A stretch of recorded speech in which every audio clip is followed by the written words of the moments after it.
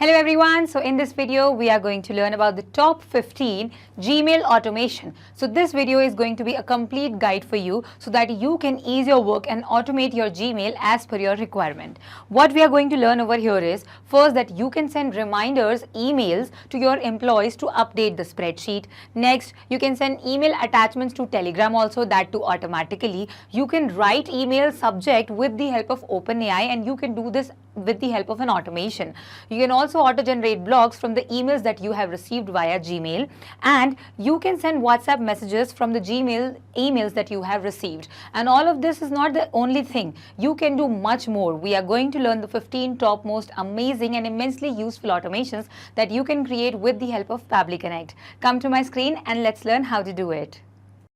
Hello and welcome everyone. In this video, you are going to learn how to send reminder emails to employees for not filling up the timesheet. Alright, so let me tell you what is happening here. You have a record of your employees added in a Google Sheet, and according to that record or data, you are going to send emails to your employees automatically. Okay, so Google Sheets is a spreadsheet application in which you can create spreadsheets and save and manage your data. And Gmail is a free email service provider by which you can send emails and receive emails also. Now suppose that you are running a company and you have many employees working under you, and you have created a Google Sheets in which you want that your employees should fill the incoming timings, the outgoing timings of their office and the daily working hours of theirs in this Google Sheet on regular basis.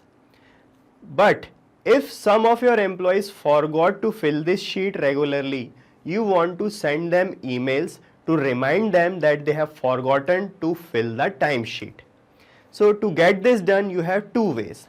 One is to manually sort out the data of your employees from Google Sheets, then compile an email on Gmail and send them to each and every employee who forgot to fill the timesheet. So guys, this process can be very repetitive and time consuming. So we have a better way for you. What if I tell you that as and when your employee forgot to fill this timesheet here on Google Sheet, a reminding email from Gmail get automatically delivered to them, reminding them that they have forgotten to fill the timesheet. Yes guys, this can be done. And this can be done by connecting Google Sheets with Gmail. But the issue is there is no direct connection or integration present between Google Sheets and Gmail. So to connect these two applications, I am using a software called as Pabbly Connect. So guys, Pabbly Connect is an automation and integration software, and the best part of it is that you will not require any coding skills and programming knowledge to make this connection between Google Sheets and Gmail. So guys, first of all, let me give you a demo on my screen of how this connection between Google Sheets and Gmail is going to work in real time. So guys, this is the timesheet that we have created for our employees. Here you can see we have these columns, the time in, the time out and the working hours.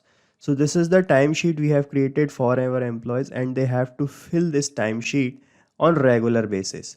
But if any one of our employees fails to do so or forget to fill this timesheet, we want to send them email reminding them that they have failed to fill this timesheet on a particular date. So here are our employees, and these are the email IDs of our employees, and these are the incoming timings and all other details that they have to fill. And this is one of the email ID of our employee, and his name is Nitin Pandey. This is the email ID of Nitin. So you can see Nitin have failed to fill the working hour today. All right, he have filled time in, time out, but forget or failed to fill this column.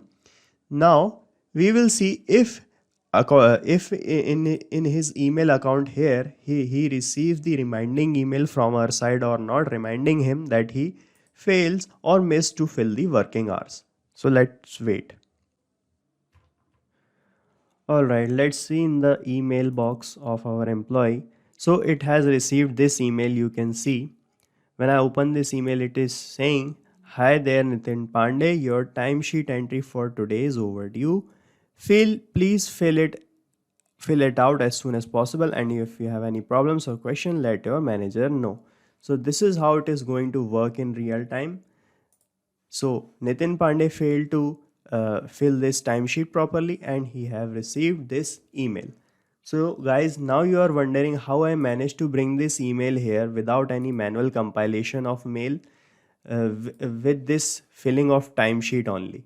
So let me give you the quickest and easiest steps by which you can also make this automation or connection between Google Sheets and email and send these reminders. So guys, these are the 4 easy steps by which you can also make this integration or connection between Google Sheets and Gmail. So step 1 is schedule reminder emails on Pabbly Connect. So first of all, we are going to open Pabbly Connect, and then we will schedule the emails that we want to send to our employees.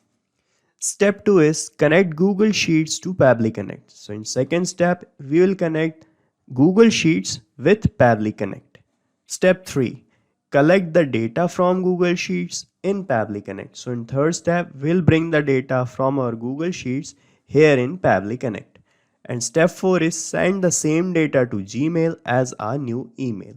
So in step 4, we'll bring the collected data from Pabbly Connect to Gmail in the form of a new email that we are going to send to our employee. So first of all, let's jump to our step 1 and open Pabbly Connect. So guys, first of all, you have to open your browser and type in the search bar Pabbly, that is pabbly.com. So this is the landing page of Pabbly. From here, come to this products icon and then click on connect. So guys, you can set up your free account in just 2 minutes by clicking here on sign up free button, which I have already done. So I am clicking on sign in directly. So this is the all apps section of Pabbly. From here, you have to come to this connect panel and click on access now. Alright, so this is the dashboard of Pabbly Connect. To start working here, you have to create workflows, and to create a workflow, you have to click here on this create workflow button, and then it will ask for a name to your workflow. So you can give any name. Now I am giving it as Google Sheets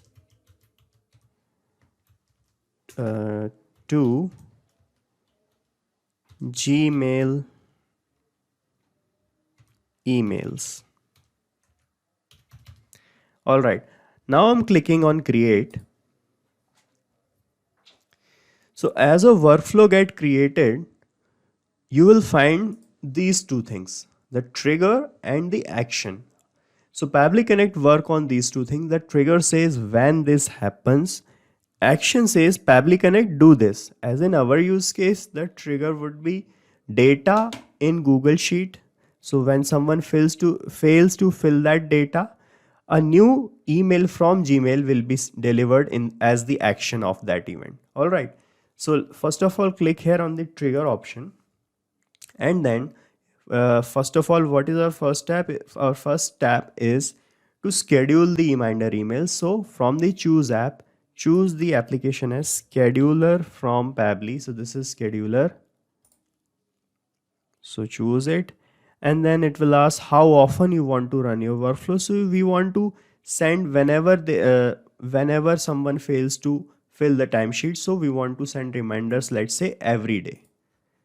And in the time, please take care of the time. You have to fill it in UTC format. So UTC format is the universally time converted format. So why it is asking the time for? So we want to send them reminder emails at the end of the day. All right, because our employees are filling the timesheet at the end of the day only. So we want to send them reminder emails if they fail to fill the timesheet after the working hours. So we have to put the time here about the working hours, or the time when we want to send the reminder emails. So you have to fill in the UTC format. So UTC format, lags behind IST format or the Indian Standard Time format by 5 hours 30 minutes. So you have to take care, whatever the time you want to fill, you have to decrease that time to 5 hours or 5 hours and 30 minutes to convert it into UTC format. Or you can take the help of internet online converters, so you can convert it easily. So after filling the time, you just have to click here on save. All right, let's fill the time. Let's say, let me convert.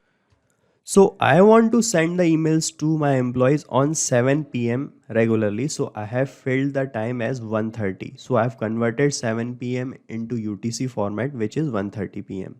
All right. So our first step is complete. We have scheduled the emails. Let's see what is our next. So our step 2 is connect Google Sheets to Pabbly Connect. So now we are going to connect our Google Sheet with Pabbly Connect. Let's do that. So you have to click on this action window here, and from the choose app you have to choose your application as Google Sheets. So this is Google Sheets. After this it will ask for the action event. So the action event would be get rows. This is get rows. And now it has started showing this connect button. So click on connect, and from this window you have to select this add new connection and then click on connect with Google Sheets. So after this it will ask for the email ID by which you have created that Google Sheet. So select your email ID from this window, and then it will ask for a few accesses, which is completely safe. So just click on continue. Alright, it is showing authorization is successful, and now it is showing connected. That means we are connected with our Google Sheet. After this, these fields will open up, and the first field is the select spreadsheet field. So here you have to select the spreadsheet that you have created for this task. So let me show you. So this is the spreadsheet we have created for our task, and the name of the sheet is Sigma Textiles. Alright, so this is the name of our company, and here are the employees of this company. So when you click here, you will find a list. So this is the list of all the spreadsheets that I already have in my Google Sheets account. Let me show you. So this is my Google Sheets account, and here you can see these are the sheets I have created for various purposes. Alright, so these are all the sheets that I have. And in Pabbly Connect, when you click here on select spreadsheet field, you will find the list of all the sheets that you have created. So for this task, I have this sheet. So I'm going to select this sheet like this. And then now it is asking for the select sheet.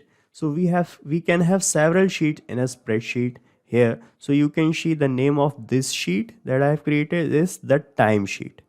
So this is the name. So I'm going to select this timesheet like this, and then it will ask for the range of the data that you have in that sheet. So to get this range, you have to go to your Google Sheet like this, and you have to select the data only like this. Leave this first row because these are the titles we have, and from the second row you have to select this data like this, like this. All right, and then copy this name box thing like this, and then come to Pabbly Connect and paste it here like this. So we have entered the range of the data. So this pattern is for the static data, like we have these employees which are not adding or decreasing. So we have pasted the range like this. But if you have any kind of data which you update regularly, all right. So when you are updating your Google Sheet regularly, adding any row or subtracting any row, so you have to select the range like this. So you have to map the range of the column, and you have to leave the last range of your row like this. All right. So what does it means? This means we are selecting A2 to G2. Now it is showing A2. That means column A, row 2 to G2, that means column G, row 2.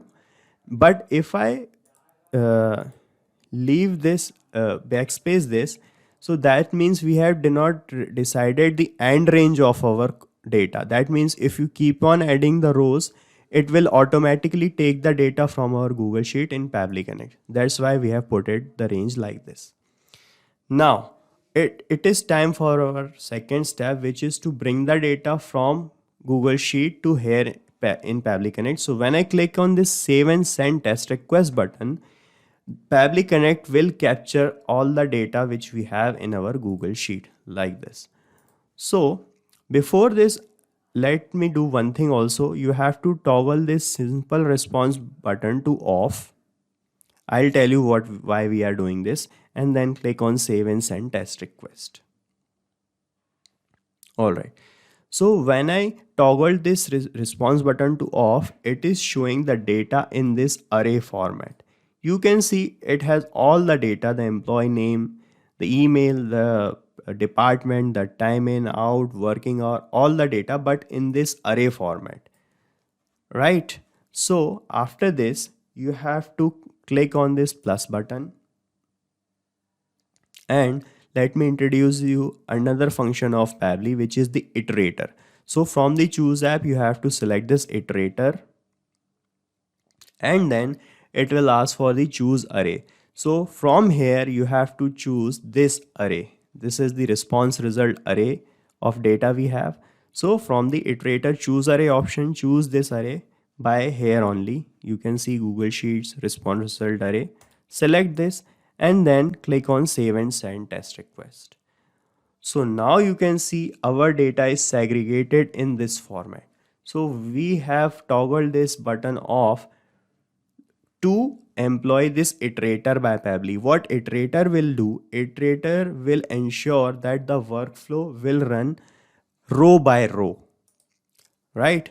So when it will run row by row, it will check the information about every employee of our we have, and it will make sure that our workflow will run up to the end of the rows we have. That's why we have employed iterator here, and we segregated the data like this. So this will help in mapping the data also. I'll show you. So now you have to click on this plus button again,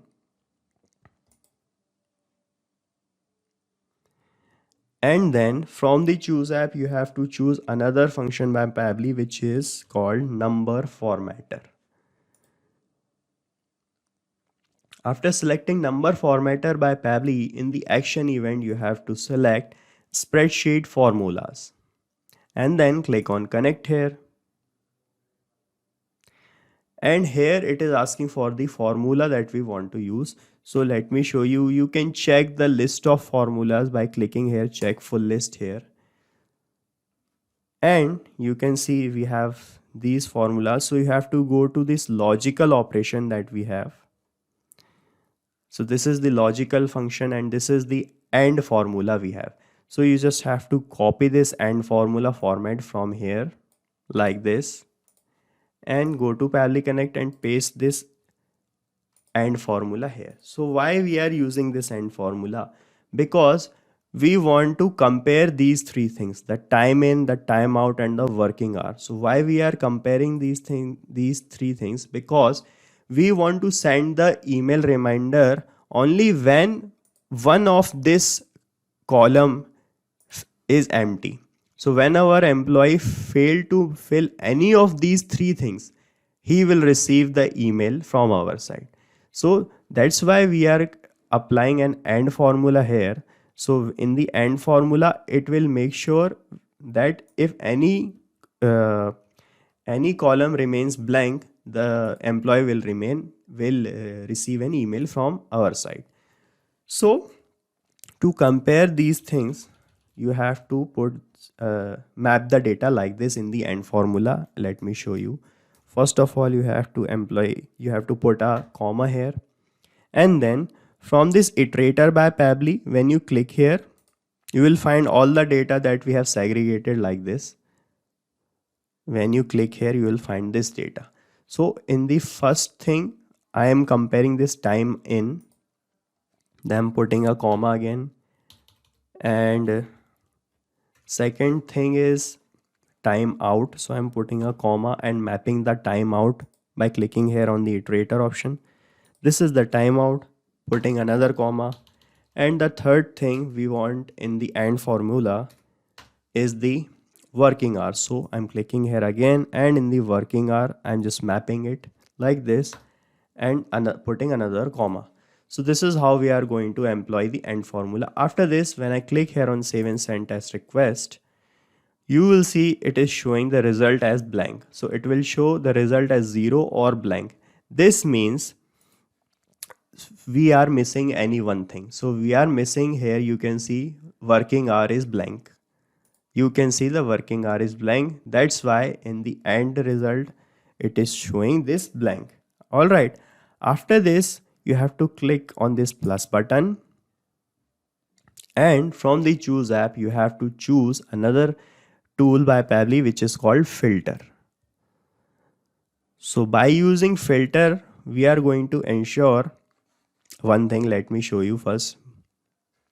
So in the select label, you have to select this number formatter, and you have to select this result as a label. All right. So click here on number formatter and select result as a label. And then in the filter type, put it does not equal to, and put it here. The entry should be 1 like this. So typically when we have all these things filled, the AND formula result shows as 1 here. When all these things are filled, it will show the result 1. So when it will show the result 1, we do not want to send the emails, because if it is showing the result as 1, that means all the details have been filled by employee like this. But when it is showing blank or 0, we want to send the email reminder. So I am applying a filter and telling him that when the result is not equal to 1, we are going to send the reminder email. So this is why we have employed the filter. So click here on save and send test request, and it is showing the condition is true, success. That means the workflow is going to run. Why? Because we have blank here. This result is not equal to 1. This condition is true, so the workflow will run. Now it is time for our last step. So let me show you what is our last step first.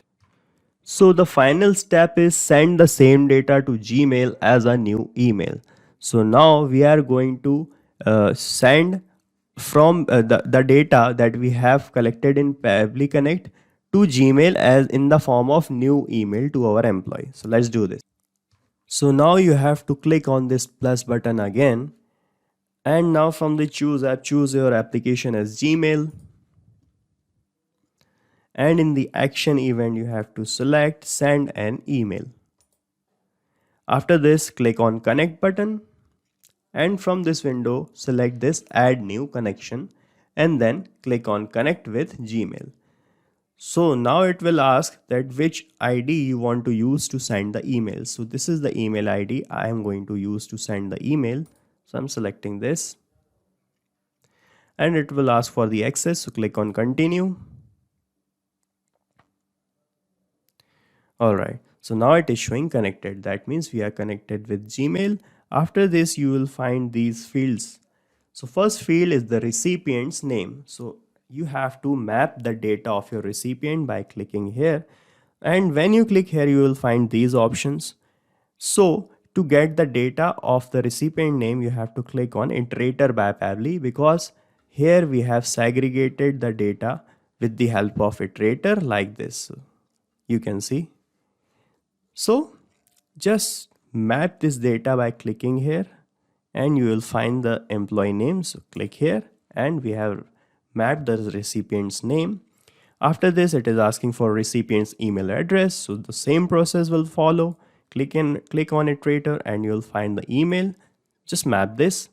And in the sender's name, you can put Sigma Textiles or your name,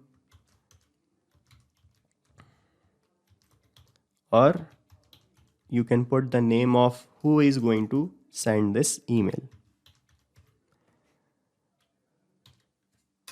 All right. After this, it is asking for the sender email address. So the sender email address is the ID that you have connected here. That will be the sender's email address. So you can enter the sender email address manually. After this, it is asking for reply to email address. So I do not want to reply. And here it is asking for the email subject. So here you can fill the subject. So I am filling the subject as timesheet filling reminder.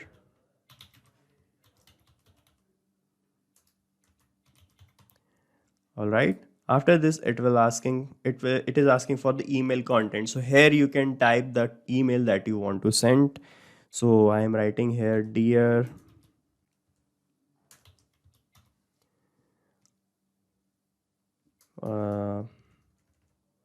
or let's say hello, and then I'm putting a line break. A line break means I want to add another line in my email. So to put another line in your email, just put this angle bracket and type BR and then close it. So it will bring another line to your email. So after hello, I want to tell him dear, and you can map the name. And then I want to add another line break like this. And I'm typing this is to notify you that you have failed to fill the timesheet completely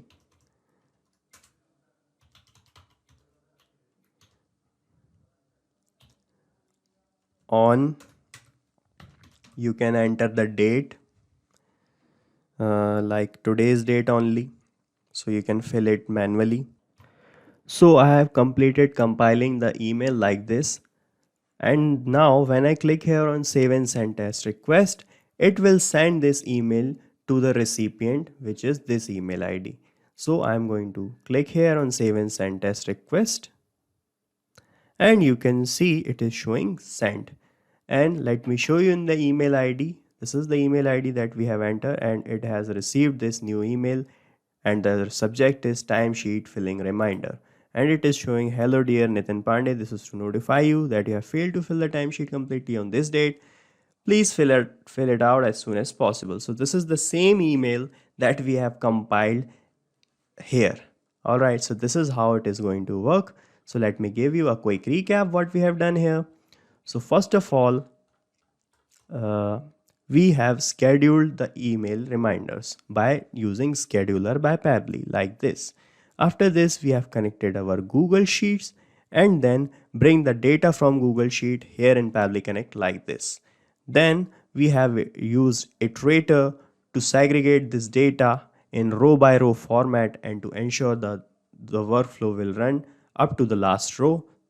And then we use number formatter to compare, to apply the AND formula to these three things to ensure that if any one of these three things remain unfilled, we will going to send the reminder email. Then we apply the filter, then this result. When this result does not equal to 1, we are going to send the mail. After this, we connected our Gmail, compiled filled these details, compiled our mail, and then click on save and send test request to check if the connection is working properly or not. So we are done. Hello everyone, I am Arpit Kumar Sharma and welcome back to Pabbly. So today I am going to tell you how you can create an issue in your Jira software automatically when a specific type of email is received in your Gmail account. Now let me give you an example. Why would you need this automation? Suppose you are a game developer and you have specific type of games. For example, you have one game as car racing, one is arm wrestling, and third one is fighting. Okay, for example, now somebody is facing issue in the car racing game and he is sending you emails regarding that issue on your Gmail account. Now we want the issues related to car racing game only filtered from your Gmail account and to be shared in your Jira software as an issue. So whenever somebody will send you issues related to car racing game, that issue will be sent to the Jira software and an automatic issue will be created right there. Okay, now how are we going to do this? First, we will be receiving an email related to a particular term. After that, that email will be sent to the Jira software as an issue, or I should say that email will be sent to the Jira software and an issue will be created in the Jira software. And to do that, we are going to use an automation and integration service, Pabbly Connect, which will help us to connect our Gmail and Jira software together. Now, how are you going to do this? To learn that, you have to come with me to the screen. So we are now at our screen, and now we are going back to our address bar and we will type Pabbly pabbly.com/connect, and as soon as you do that, you will be redirected here. And here you have two options: either you can sign in or you can sign up. If you're not already a member of this beautiful family, just go for sign up, and signing up is absolutely free, and we are also giving you 100 free tasks every month to practice these workflows. Now, I already have an account, so I will go for sign in and I will go for access now. Now what we are going to do, we are going to create Jira issues through our Gmail. Now, how are we going to do that? First, I am going to go and create a new workflow.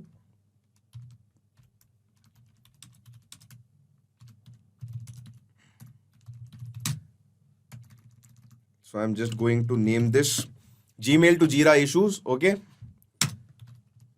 Workflow. Let me add this one for my memory. So Gmail to Jira issues workflow, I am just gonna create this. You can give any name. It is not necessary that you use the same name. So here are two windows, trigger and action, which in turn means trigger is basically when an event happens and that event will give command to the system interface to go further. So trigger is when something is happening and action is when something happens, do this, which means that task will be done in the action part. Now what are we going to do is, first we have to select our trigger application, which is the Gmail, but you cannot directly go on and connect Gmail right here, right? So what are we going to do? So we are going to use a technique which is called email parser, or I should say a feature which is called email parser. I will just select this. Now how to use this?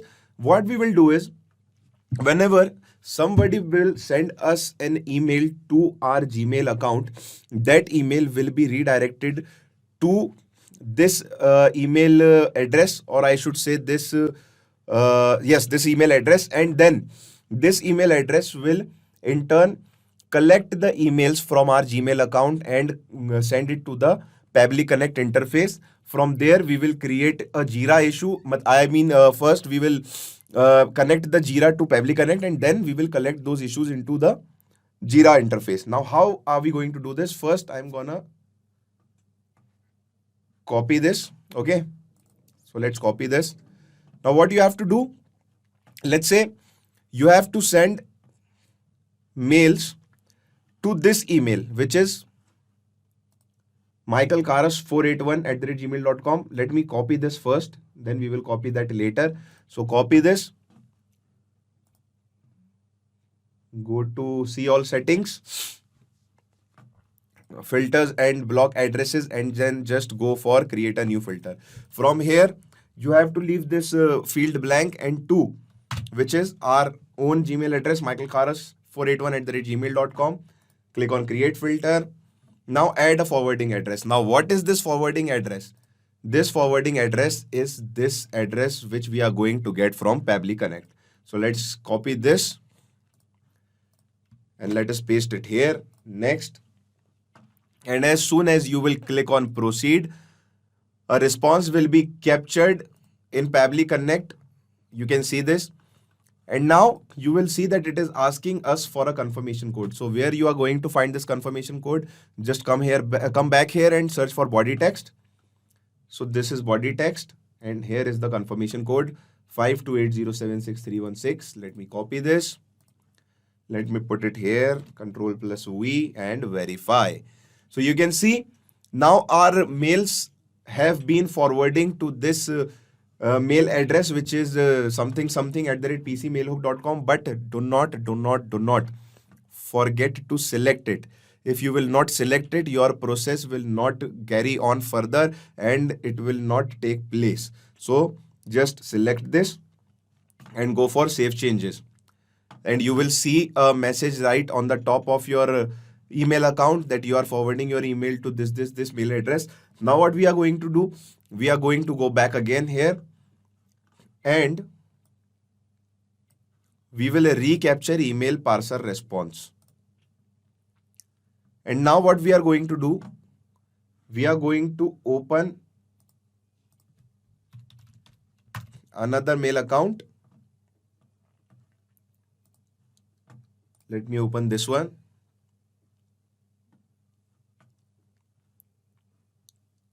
Okay, and let me compose a message and send it to Michael Karas.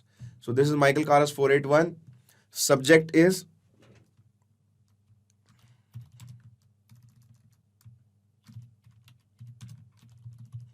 Pabbly issue. Pabbly issue is the subject. Hey, I am having some issues in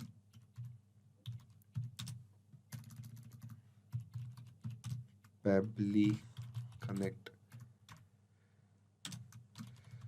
Please have a look at them. Okay. Now what we are going to do is we are going to send, and then we will see here in Michael Karas account, do we have this mail or not? And we did not get this. Let me refresh it one more time. And you can see I have this message from the Social Fever Pabbly issue. Hey, I'm having some issues in Pabbly Connect. Please have a look at them. Okay. Now I'm again going back to Pabbly Connect and you can see another response. I'm really sorry for that. Another response has been received where I have forwarded for Michael Karas, forwarded from where did you get this message? What is the subject? This is the address, the socialfever2020@gmail.com. So we have successfully taken this information right here. Now what we are going to do, we are going to connect it with our Jira account. But before that, obviously you do not want every mail to be sent to your Jira account, right? Or to your Jira interface. So what we are going to do is, we are going to put a filter right here. Okay. And the filter is in the subject field, Pabbly issue. Now, contains. I will select the term contains. Now, whenever someone will write the term issue in your address, not the address, in your subject field or the body text, that mail from your Gmail account will come to your Jira interface, or that issue will be created in your Jira interface. If it does not have the keyword issue in your subject line or your body text, the mails will not be forwarded to your Jira application. Now save and send test request. So success, condition is true. Okay. And I have written here Pabbly issue. It doesn't mean that you only have to resolve Pabbly issue. It can be issues of any kind. So this is the, term which we are integrating with for our Jira account. Now what I am going to do is I am going to select Jira here. So I'll just go and select Jira software. And now after that, I want to create a new issue. So I will just go and select create issue. And I already have a connection right here, but let me delete it once more and tell you from the start. So I'll just go on and add new connection, connect with Jira software. And you can see, again, I want to tell you that it is completely safe and your data is also completely safe with us. Now what we are going to do, we will select whatever project we want to, in which we want to send our, issue directly to. Okay. So like I have so many projects right here, and let me select Pabbly Connect project. Okay, so I am selecting a random project, Pabbly Connect project, and you can see this is the base URL.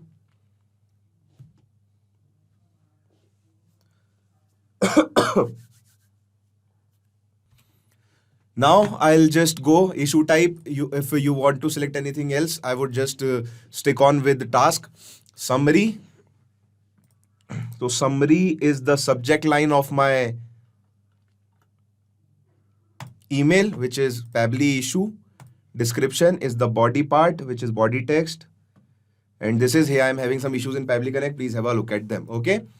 Priority, whatever the priority you want to set, highest, high, medium, low, lowest, it is up to you. And after that, just assignee ID. You can assign anyone to this ID. I am just assigning Ashi Rai to this one, and save and send test request.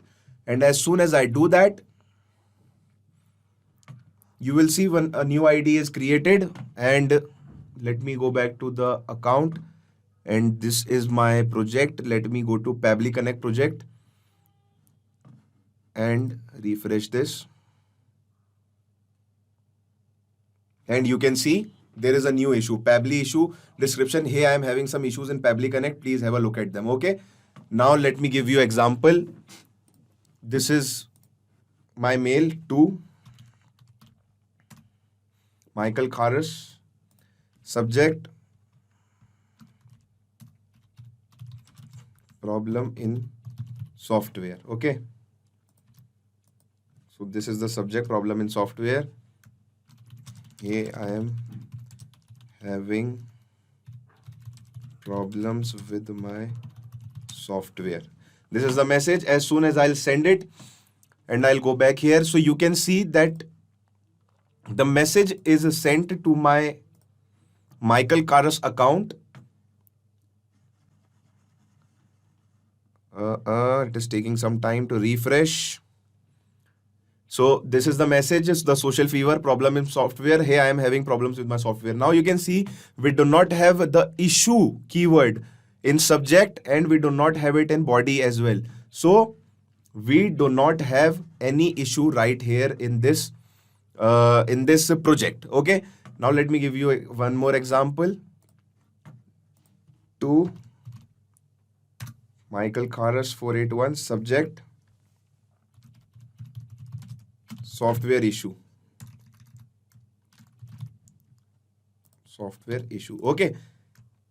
Hey, I am having some issues with my softwares.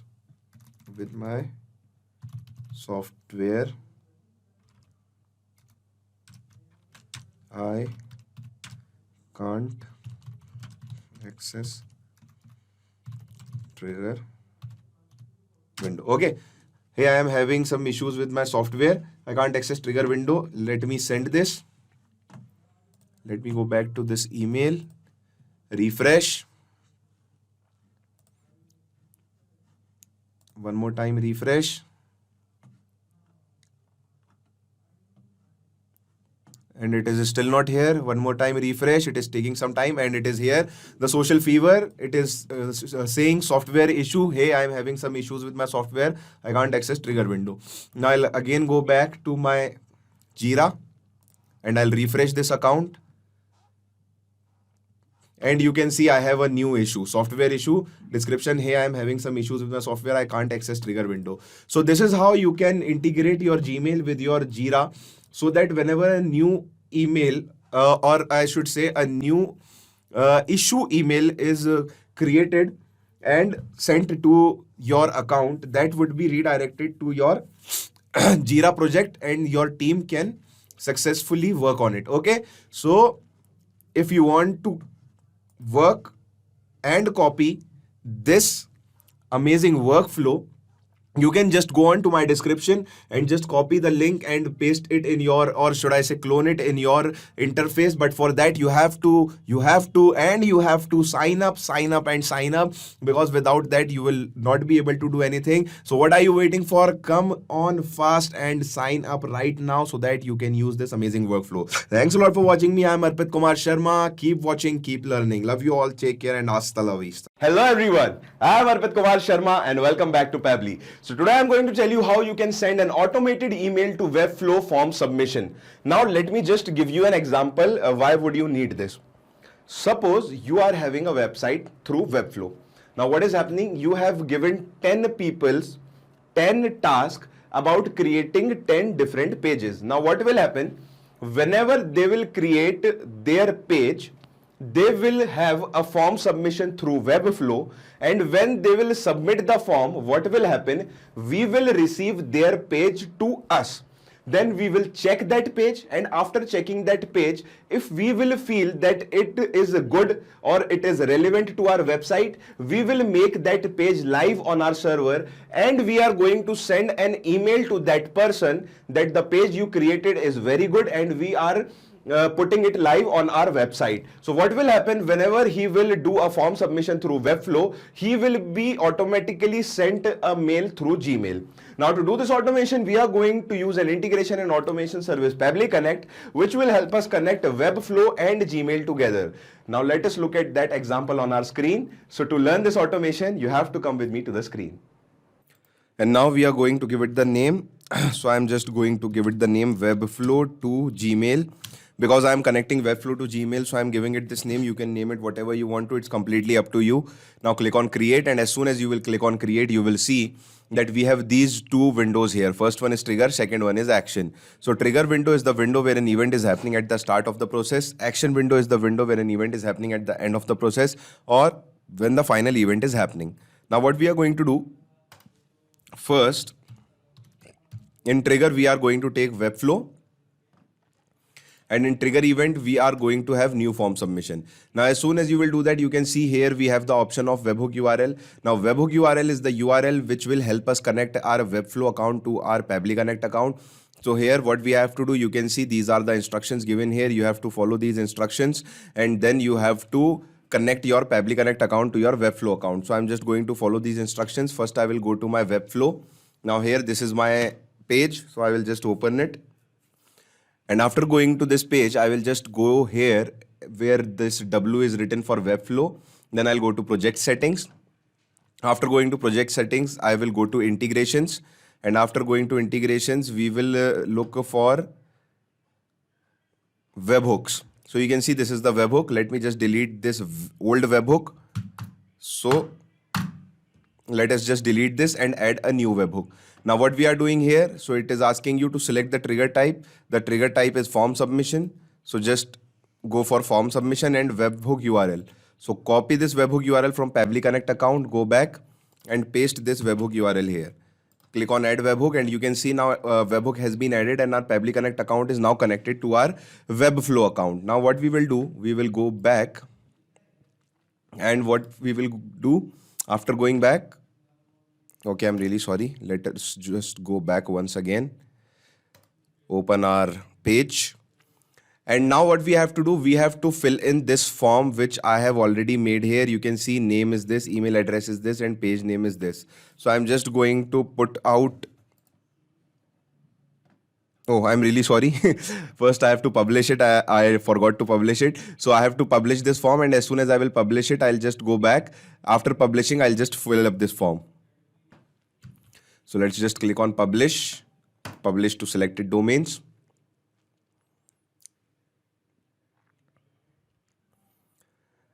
And as soon as you will do this, you can see here the option is published successfully. Now let's go here. And now just fill out the form. So here I'm just putting in my name, Arpit Sharma. Email address. So I'm just putting in my email address, which is the social fever 2020@gmail.com, and page name. Now you can see here it is already given and written use hyphen for space and in lowercase. Now, why am I using this? Because whenever somebody is making a page for my website, I want that page name to be added into a link which I can share everywhere and to that user as well. So for that, I need everything in lowercase letters and no space at all. And that is why I am going to use hyphen for that. So let us make a contact us page. So what we will do, we will use lowercase letters and we are going to use it contact us like this. Now we will click on submit. Now, as soon as we will click on submit, you can see here the form submission has been done. We will go back to Pabbly Connect account and here we will have a webhook response. And you will see this is the webhook response, Arpit Sharma. This is the data email, the socialfever2020@gmail.com, and data page name is contact us. Okay. So our first step of connecting our Webflow to our Pabbly Connect account is complete. Now what we are going to do, we are going to use Gmail. So here in action step, we are going to send a new email. So let's just click on connect. Add new connection, connect with Gmail. Now from where I am sending from this email here, ashira824@gmail.com. So I'll just select this and I'll click on continue. So you can see my authorization is successful. And now here what I'm going to do, I'm going to use a technique which is called mapping, which will let me take the data from this window here and it will let me put the data here in this window. So I'll just go here and map in the email, the socialfever2020@gmail.com. And I have this CC/BCC field. I do not want to put anything here. Sender name. So sender name is Ashirai. And now email subject. So we are just going to put the subject website page. Okay. And now what we are doing, we are not filling up this reply to email content is plain and email content. So now I am going to write the email content. So let me just write the email content and come back at you real quick. Okay. So this is the data which I have. Hi. And now here what I am going to do, I am going to map in the name of the person, Arpit Sharma. So hi Arpit Sharma. This is line break. Thanks for submission. Line break. Check your web page by this link, line break, and here page URL is this fantabulous site.webflow.io/ and here we have to map in our result. What was our result? Contact us. So just data page name, contact us, and here also https://mundles fantabulous-site.webflow.io/ and here also you have to map in contact us. Okay, so this is the page. And this is the mail. And now what we are going to do, we are just going to click on save and send test request because we do not want to put any attachment and all. And as soon as we will do that, you can see that the email has been sent. And now let us just open the Gmail and see if we got our mail or not. So let's just open the socialfever2020@gmail.com. And here you can see we have hi Arpit Sharma, thanks for submission. Check your web page by this link. Page URL is this, and we have to just click on this. And as soon as we will click on this, you can see it is saying the page you are looking for doesn't exist or has been moved. So you can see, and as soon as you will click on this, you will see a new web page will come. Hey everyone, welcome back. Guys, in this video, I am going to show how you can easily save your email attachments inside your Google Drive automatically. And for this purpose, we have designed and created an automation for you. Let me show you how it is going to work.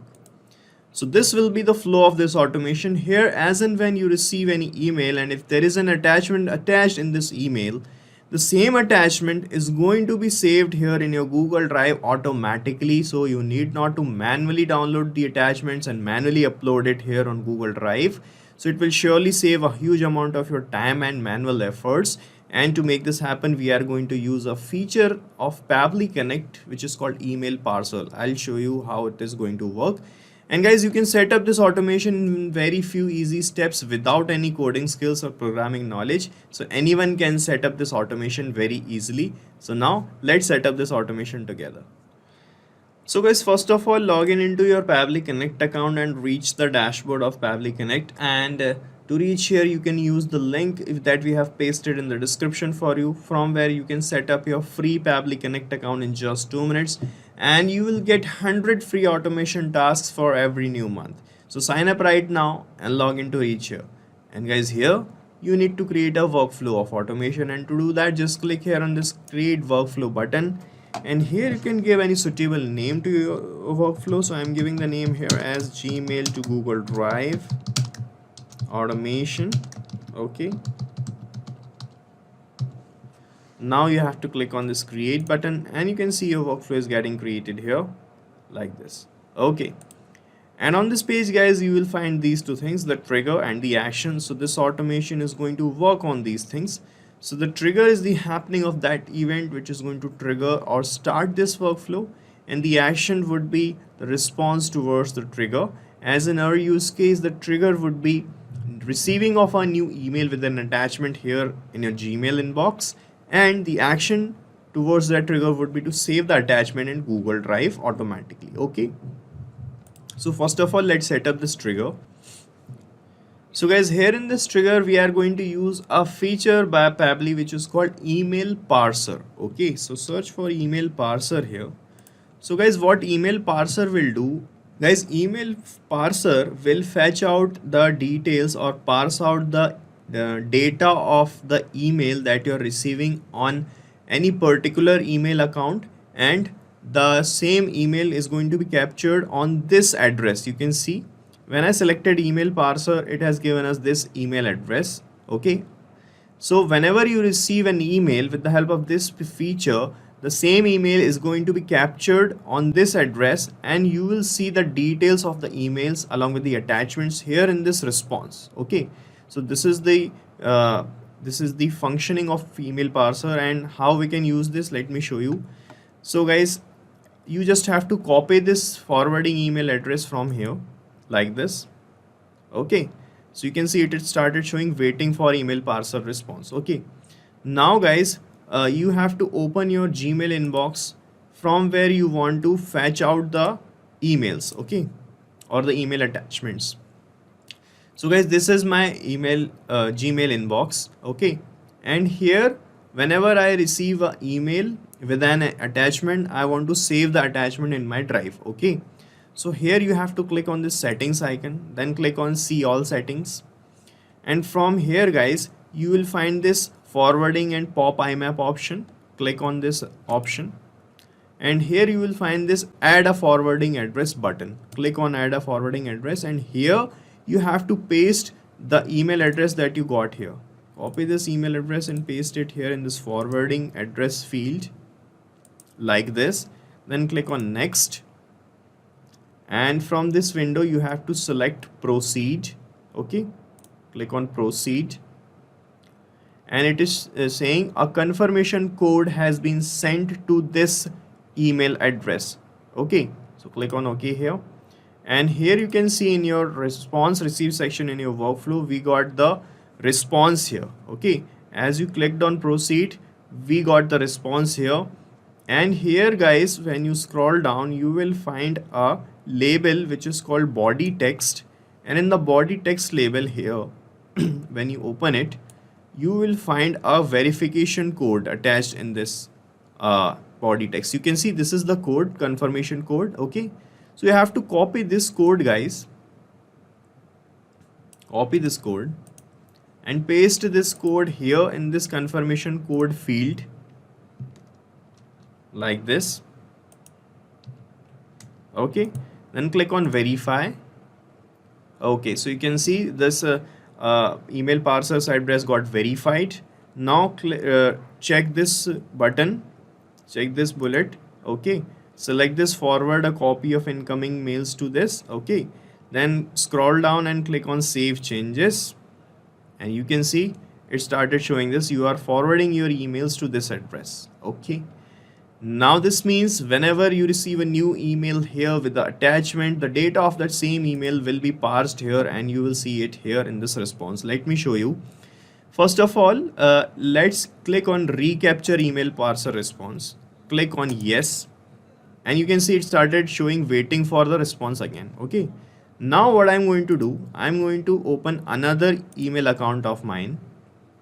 Okay, and this email account belongs to Mr. Akib Khan. Okay, and this is the email address where we have attached the parser, and this email address belongs to Miss Ashi Rai. Okay, now I am going to send an email from this account to this account where we have attached the email parser. Okay, so let me compose a mail here to Miss Ashi Rai. Subject is new email with attachment,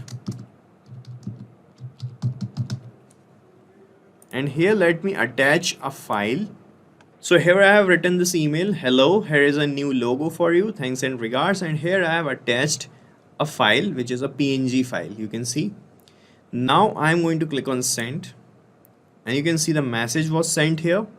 Now let's check if we got a new email, and here you can see we got the new email from Akib Khan with this subject, or a new email with attachment, and this is the text, and this is the file attached. Now guys, let's check in Pabbly Connect if we have received the data of this email in our response or not. And here you can see we have received the response like this. It is showing from name. We have received this mail from Akib Khan. This is the from person's address. Okay, and here is the subject. The subject is new email with attachment. Okay, and here when you scroll down, you will find all the things related to this email, and you will find the attachment also. Here in the body text you can see we got the emails data. Okay, and in the attachment link you can see we got the attachment, which is this. Okay, so here you can check, this is the same file that I have sent, which is received here in the parser's response. This is the same file I have attached here in this email, you can see, right? So now we got the data of the email received here in Pabbly Connect. Now I want to save this same attachment inside my Google Drive. For that to happen, you have to connect your Google Drive here in the Sections tab. So search for Google Drive here, and in the action event select upload a file option, then click on connect, and from this window select add new connection, and then click on connect with Google Drive, and from here you have to select your drive's account. Okay, then you have to provide some additional access to Pabbly Connect, so click on continue here, and you can see we are getting connected here, right? Now it is asking for the URL that you want to upload, the file URL, the folder ID, and the file name. Okay, so guys, this is my drive, you can see, and here is a folder I have created named as yours wedding. Okay, so I want to, let's say, save the attachments here only. Okay, so guys, here in this URL field I am going to map this file URL that we have got here in this first step. Okay, so this is the attachments URL, so I'm going to map this here. So to map it here, you just have to click here and you will find this email parser step in the drop down, and from here only, when you scroll down in the last, you will get this attachment link, map it.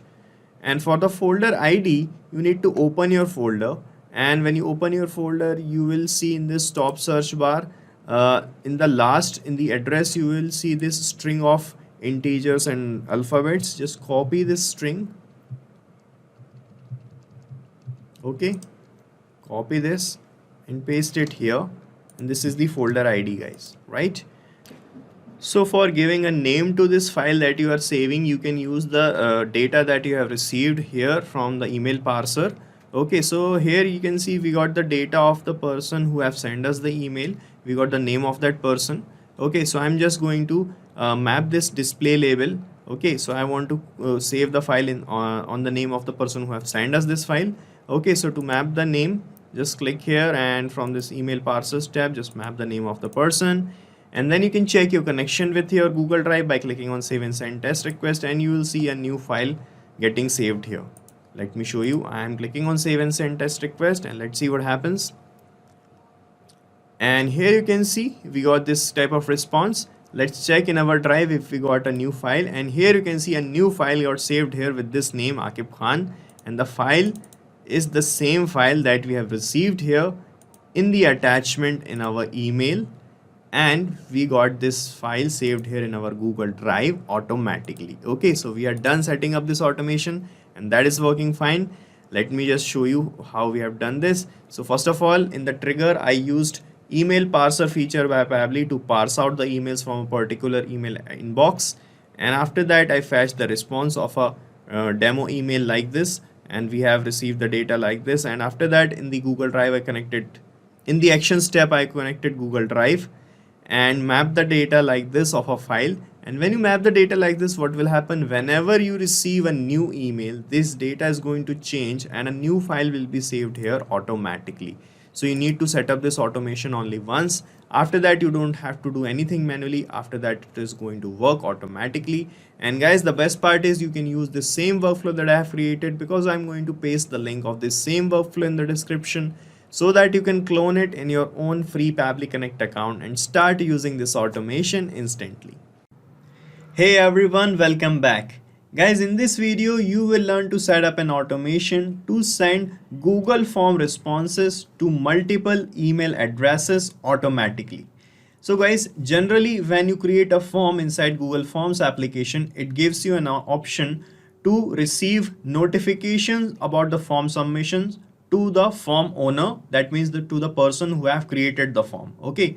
But guys, sometimes we want that the notifications of the form submission should be delivered to the form owner and also with some other people, like the team members of the form owner, or to some other people. Okay. So guys, here we have an automation which is designed to send not only the notification but also the actual form responses to the form owner as well as some other people whom you want to send the notifications and the responses. Okay, so let me show you how this is going to work. So guys, this is my Google Form application, and here you can see in the responses section, when you click on these three dots, here it gives you option that get email notifications for new responses. Okay, so when you click on it, it starts sending you the notification of the form submission. But we want that we can send not only the notification but also the responses to multiple people on their emails. Okay.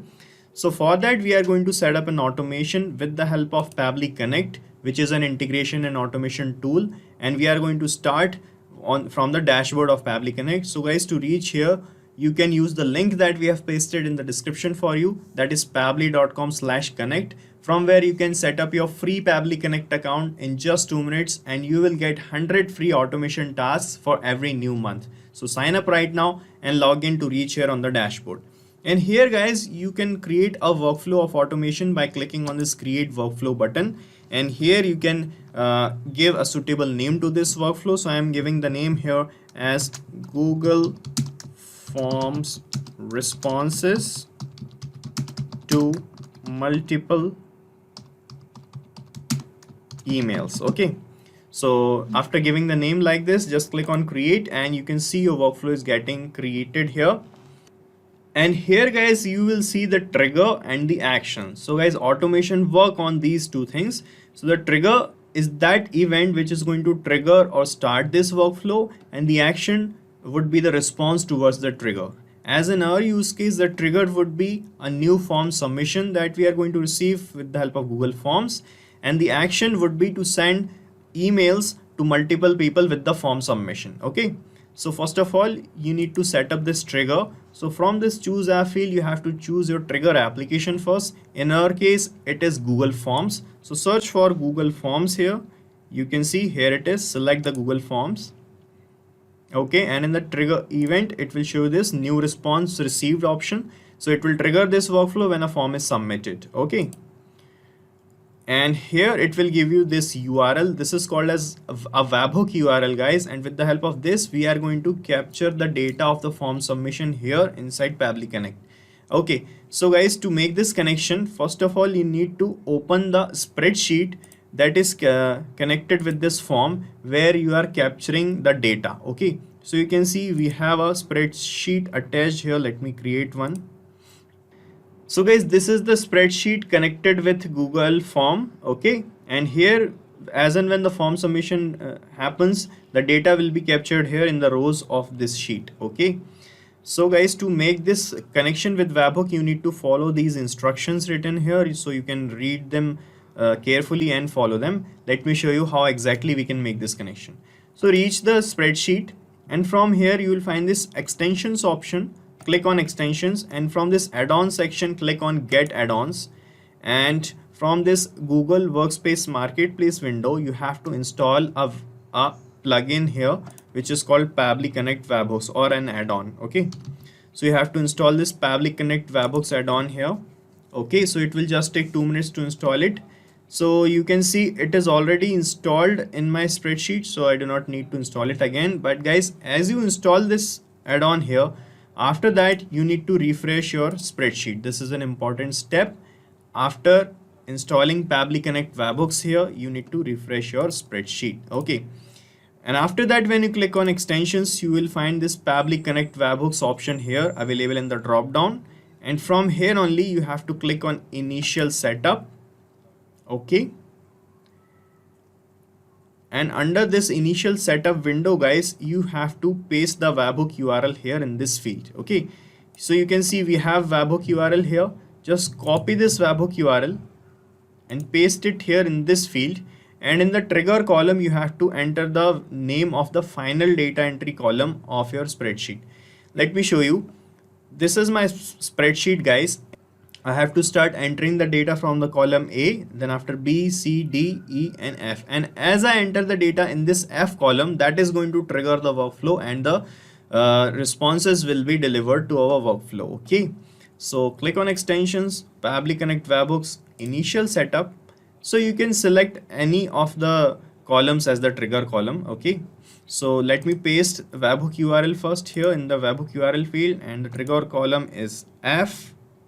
Put here F. Okay, right, so we are done making the connection, and in our workflow you can see, as I have copied this webhook URL, it started showing waiting for the webhook's response. So this means now we have to perform a test submission. Okay, so we are going to capture the test data out from our spreadsheet to here, and with the help of that test data we are going to move forward in the automation. Okay, so to get this test data here, you need to click here on the send test button, and the data of the first row that you have will be delivered at this as the test data in our workflow. But currently we do not have any data, so let me quickly fill this form. So you can fill in the details as you want. So these are the demo details of any person. Okay, so guys, I have filled in the details here inside the form, and I'm going to click on submit here, and you can see the form is submitted. And let's check in our spreadsheet if we got the data, and you can see we got the data of the form submission here as this. Okay, so now click on extensions, and from Pabbly Connect webhooks initial setup here, let me enter the details of the webhook URL. Okay, this is the webhook URL, this is the trigger column. Okay, and I'm clicking on send test now, and you can see it has written here test data sent successfully.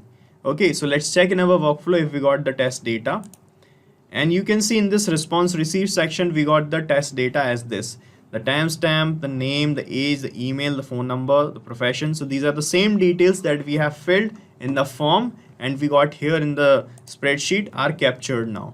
Okay, so now click on submit, and we are done making the connection. Now click on extensions again, and from Pabbly Connect webhooks option, just click on this send on event button also. Okay, so when you check this send on event button, what will happen whenever you receive any form response, it is going to trigger the workflow and the data will be transferred. Okay, now what we want is that we want to send the notifications as well as the responses to multiple emails. Okay, so for that we are going to use this action step, and from here we are going to use Gmail application to send those email notifications. Okay, so from this choose app field, search for Gmail, which is this. Okay, select it, and in the action event select send email option, then click on connect, and from this window select add new connection, and then click on connect with Gmail. Okay, so from this window it will ask from which Gmail account you want to send those emails. So you have to select that Gmail account by which you want to send those emails. Okay,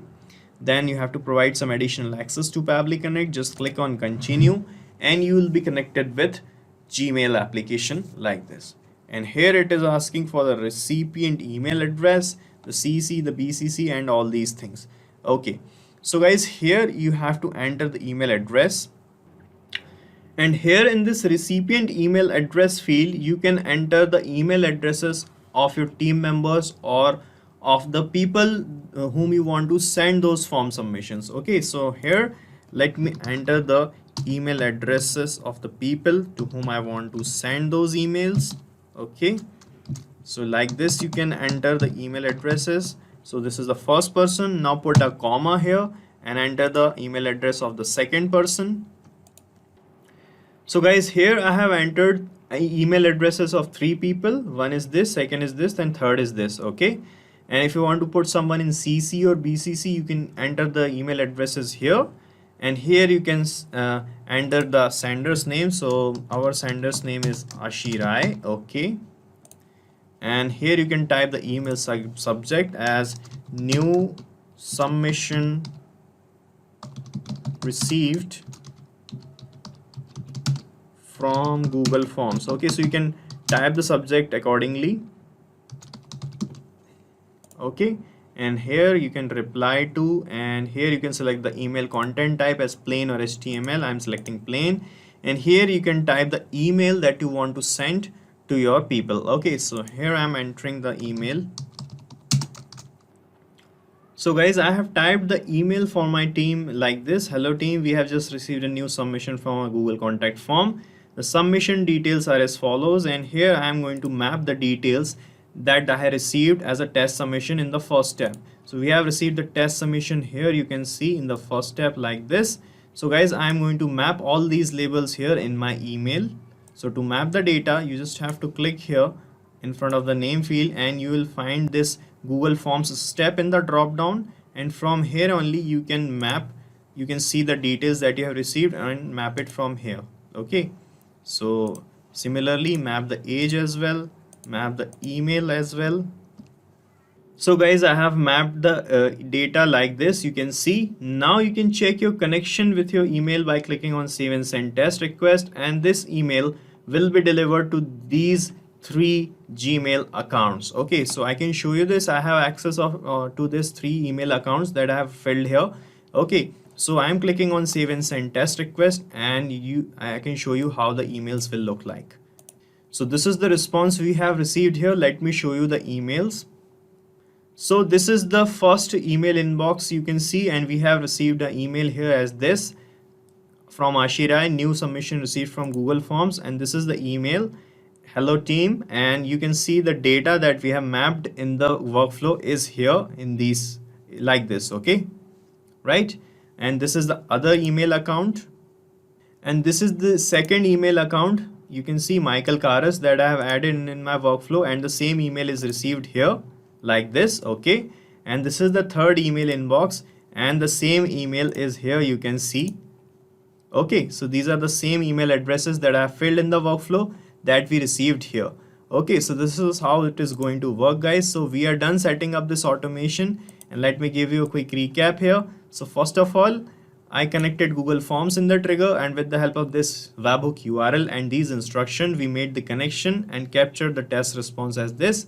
Then we connected Gmail application to send emails, notifications, and the form submission on multiple email accounts. So we have added the accounts here in this recipient email addresses field, and then we typed the email and mapped the content like this. So guys, when you map the labels like this, what will happen after setting up this automation? Whenever you receive a form submission, these labels are going to change automatically with new data, and you will receive a new email always. Okay, so you have to set up this automation only once. After that, it is going to run automatically. And the best part is you can use the same workflow that I have created, because I'm going to paste the link of the same workflow in the description so that you can clone it in your own free Pabbly Connect account and start using this automation instantly.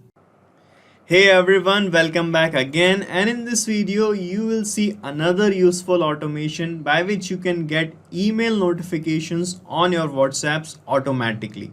So guys, emails is one of the most widely used communication medium for us, and since we are using emails so extensively, it became very difficult for us to keep the track of those emails. Okay, so we started subscribing to many things via emails like newsletters, magazines and all.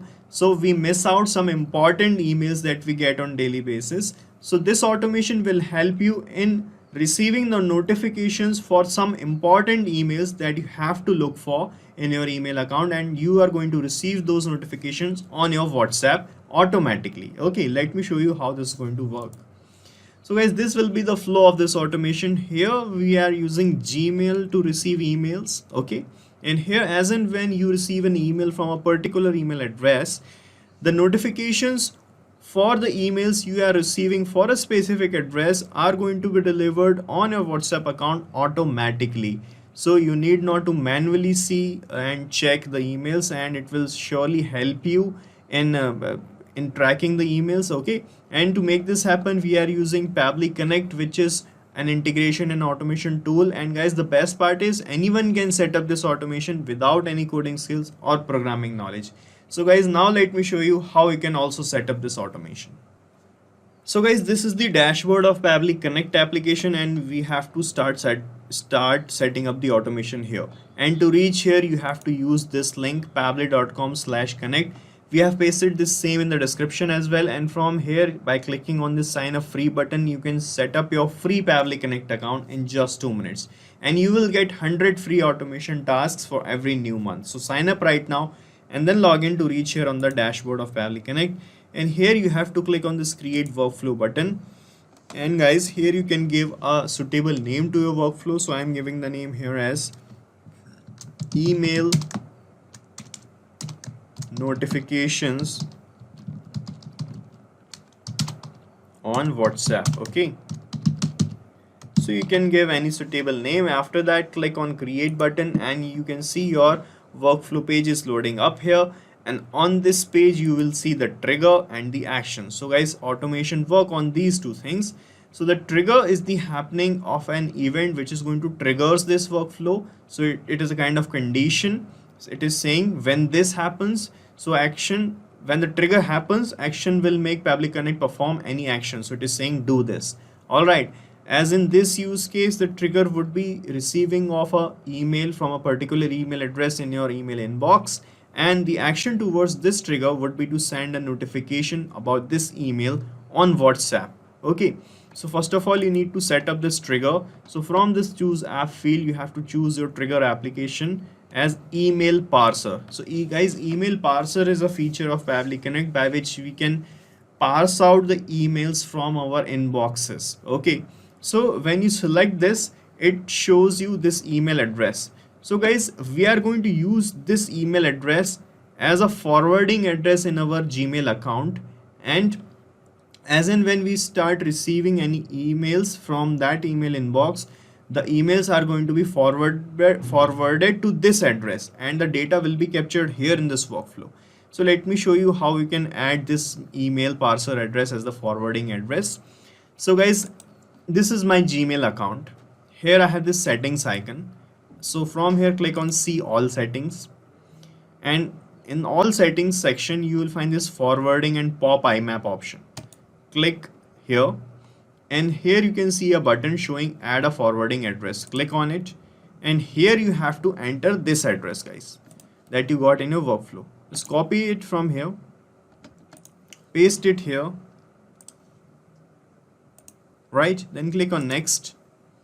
All right, and here you can see it is showing here in this window forwarding email to this address. So it will when you click on proceed here, a forwarding email will be delivered to this address here, and that email will be captured here. Okay, so you have to click on forwarding address, paste it again here, click on next, and from here click on proceed. All right, so you can see it is showing a confirmation code has been sent to this email parser address to verify permission. So you receive a confirmation code here in this response section like this. Okay, so here in the response you can see a test email has been sent to us, and in this email we have a body text here, and in this body text you can see we got this body text, and here we got the confirmation code. Okay, so here you have to fill this code in this confirmation code field. Just go back to your workflow, copy this confirmation code and paste it here in this confirmation code field like this. Okay, then click on verify. All right, so the parser's address is verified here. Okay, and if you want to keep a copy of your emails in the inbox, you can keep the copy in the inbox. You can select this option.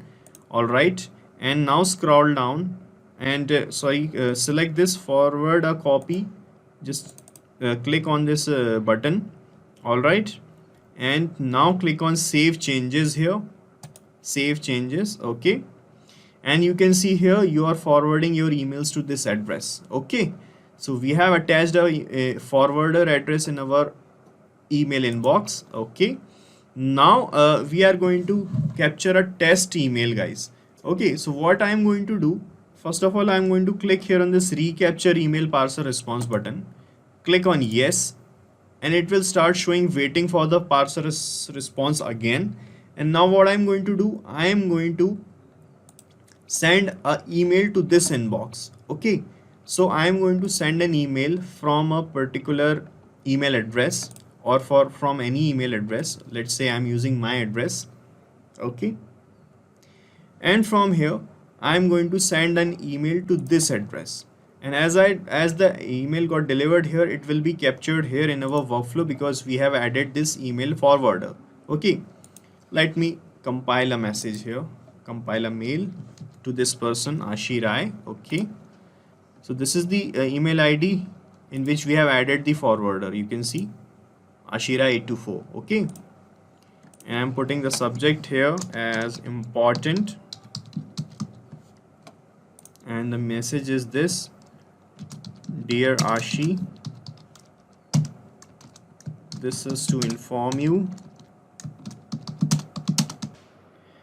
So guys, this is a demo email I have written, I have typed to send to this person Ashi. Okay, so guys, let's suppose that I want to have notifications for the emails that I'm receiving from this email address to here. Okay, so this is my email account in which we have attached the forwarder, and as I receive emails here in this inbox from this particular email address, we are going to receive some notifications about this on WhatsApp. Okay, so you have to send this test mail from that email address from which you want to get the email notifications off. Okay, so here I am sending this email. Okay, you can see the message has been sent. Okay, and now let's check in our workflow if we got the data of this email or not, as I have added a forwarder here. So, and here you can see we got the response captured here like this. Okay, so it is showing to display label in which you can see to which email the to which inbox the email has received. So the inbox is of this person, to address is this, and from which email address we have received the email. So this is the from address. Okay, and this is the from person. Okay, and this is the subject, important, and you can see in this inbox we have received this email as this from my side. Okay, right, and we got the data captured, and here you can see all the details, and in the body text you will see the whole email that I have sent. You can see in the body text label we got the details of the whole data, the whole text that I have sent to this person is here. Right, now guys, what I want that whenever I receive an email from this particular address that I have just received, I want to have notifications on WhatsApp so that I can quickly know that I have received an important email. For that to happen, I am using a filter condition here. We do not want to have notifications for all the emails that we are receiving on a particular email address. Okay, we can get some spams, we can get some social emails, some promotional emails, some newsletters, some magazines, but we do not want notifications for all of that. We want notification for some particular important emails. Okay, so for that to happen, I'm going to apply a filter condition here. So in this action step, I'm going to select filter, and now it is asking select your label. So here I'm going to select this label, guys. Here you can see in this response received section in the first step, we got this label in which we got this from address label. So here we can see from where we got the email. So I want to ensure that whenever I got an email from this particular address, a notification will be sent to me on WhatsApp. Okay, so I'm going to select this label here in this filter step. Select, just click on the select label option, and it will show you the email parser step in the drop down, and from here just map this from label address, from label, make the filter type equals to, and here in the value just copy this email address and paste it. Okay, paste it in the value.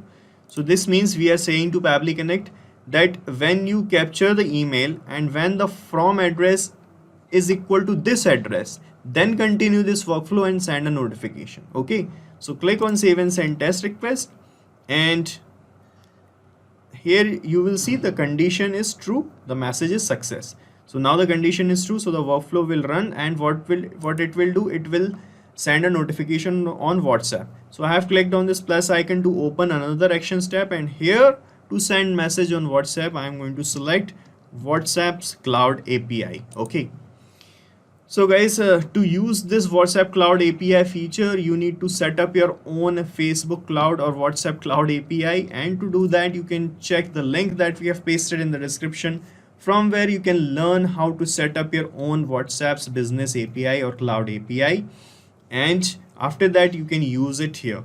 So in the action event, you have to select send template message option, then click on connect, and from here select add new connection, and then it will ask for the permanent access token of API, the phone number ID, and the WhatsApp business account ID.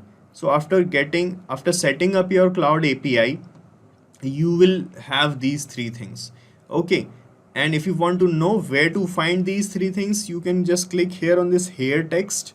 You can see as explained here, click on this text and you will reach this forum page of Pabbly, forum.pabbly.com, and in the threads you can watch these videos on how to set up the WhatsApp Cloud API, how to generate a permanent token for your Cloud API, and here you can clearly see the instructions along with the screenshots on how to find the things to make the connection and how to set up your Cloud API inside Pabbly Connect. You can see, okay, so you can follow these instructions.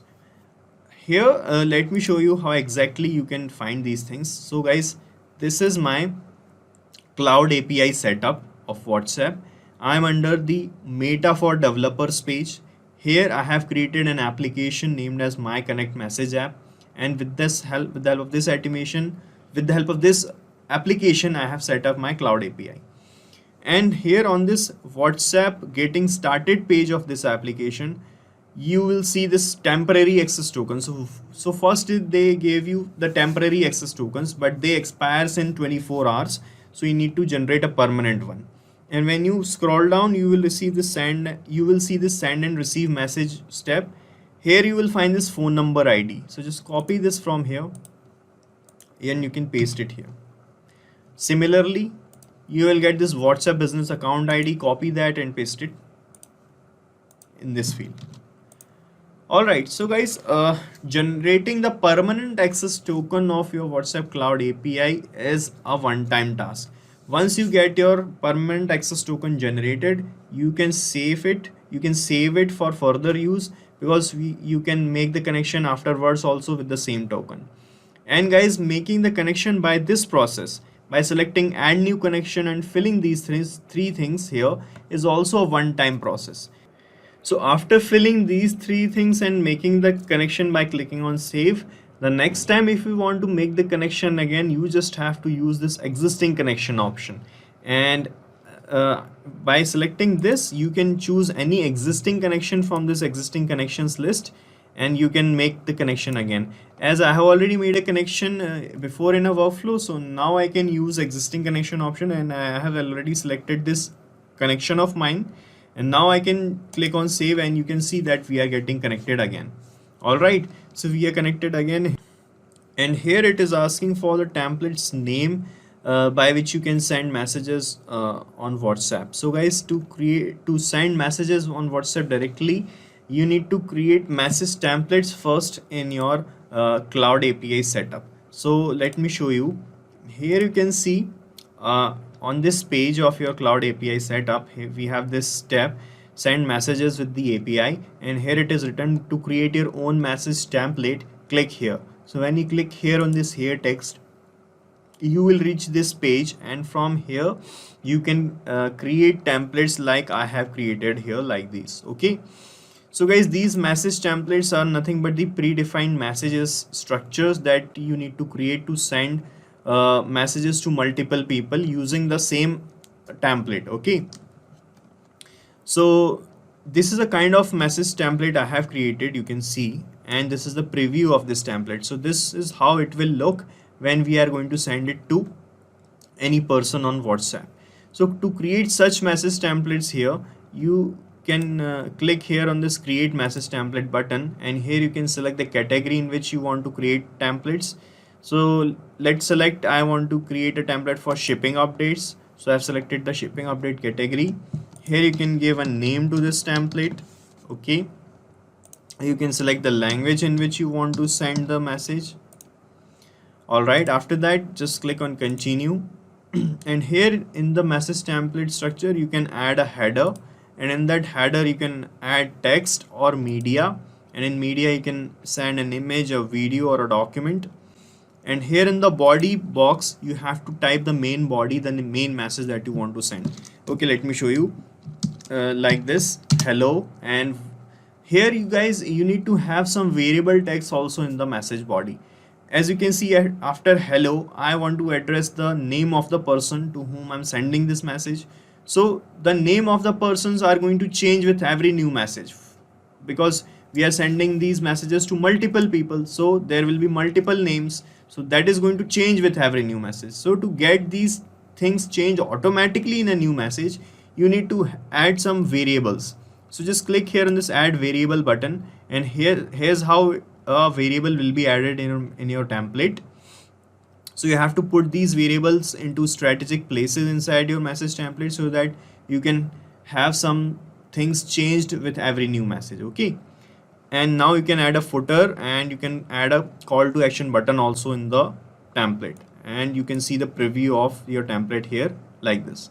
After that just click on submit. After completing your template just click on submit. Right now I'm canceling it, and your message template will be submitted, and Facebook will review your template in just few minutes and approve it.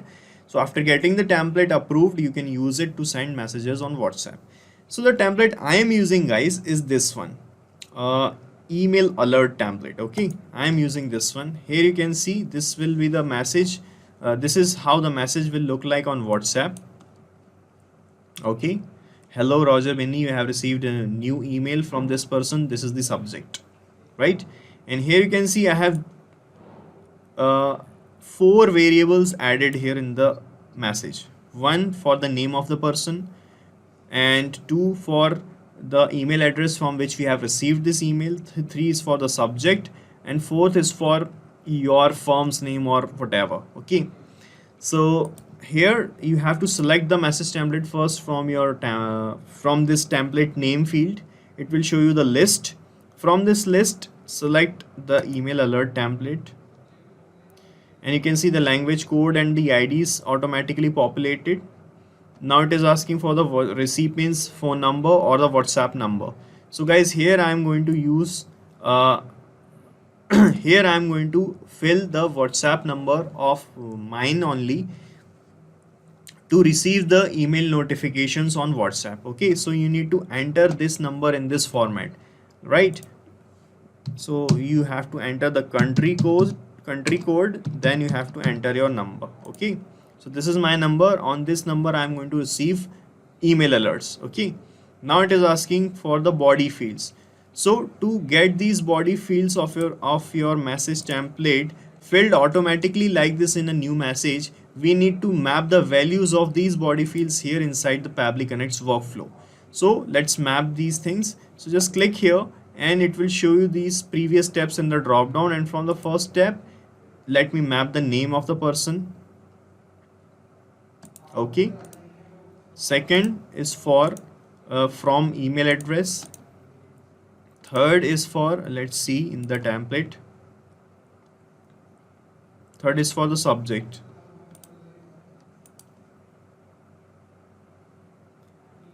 Third. Okay, so in the third body field, I am going to map the subject of the email. This is the subject label. Okay. So in the fourth body field, you can enter the name of your company or your firm in which you are working. So I'm just putting here Pabbly. Okay. Right. So we are done mapping all the data, and now you can check your connection by clicking on save and send test request, and you will receive a test message on your WhatsApp account here. Let me show you.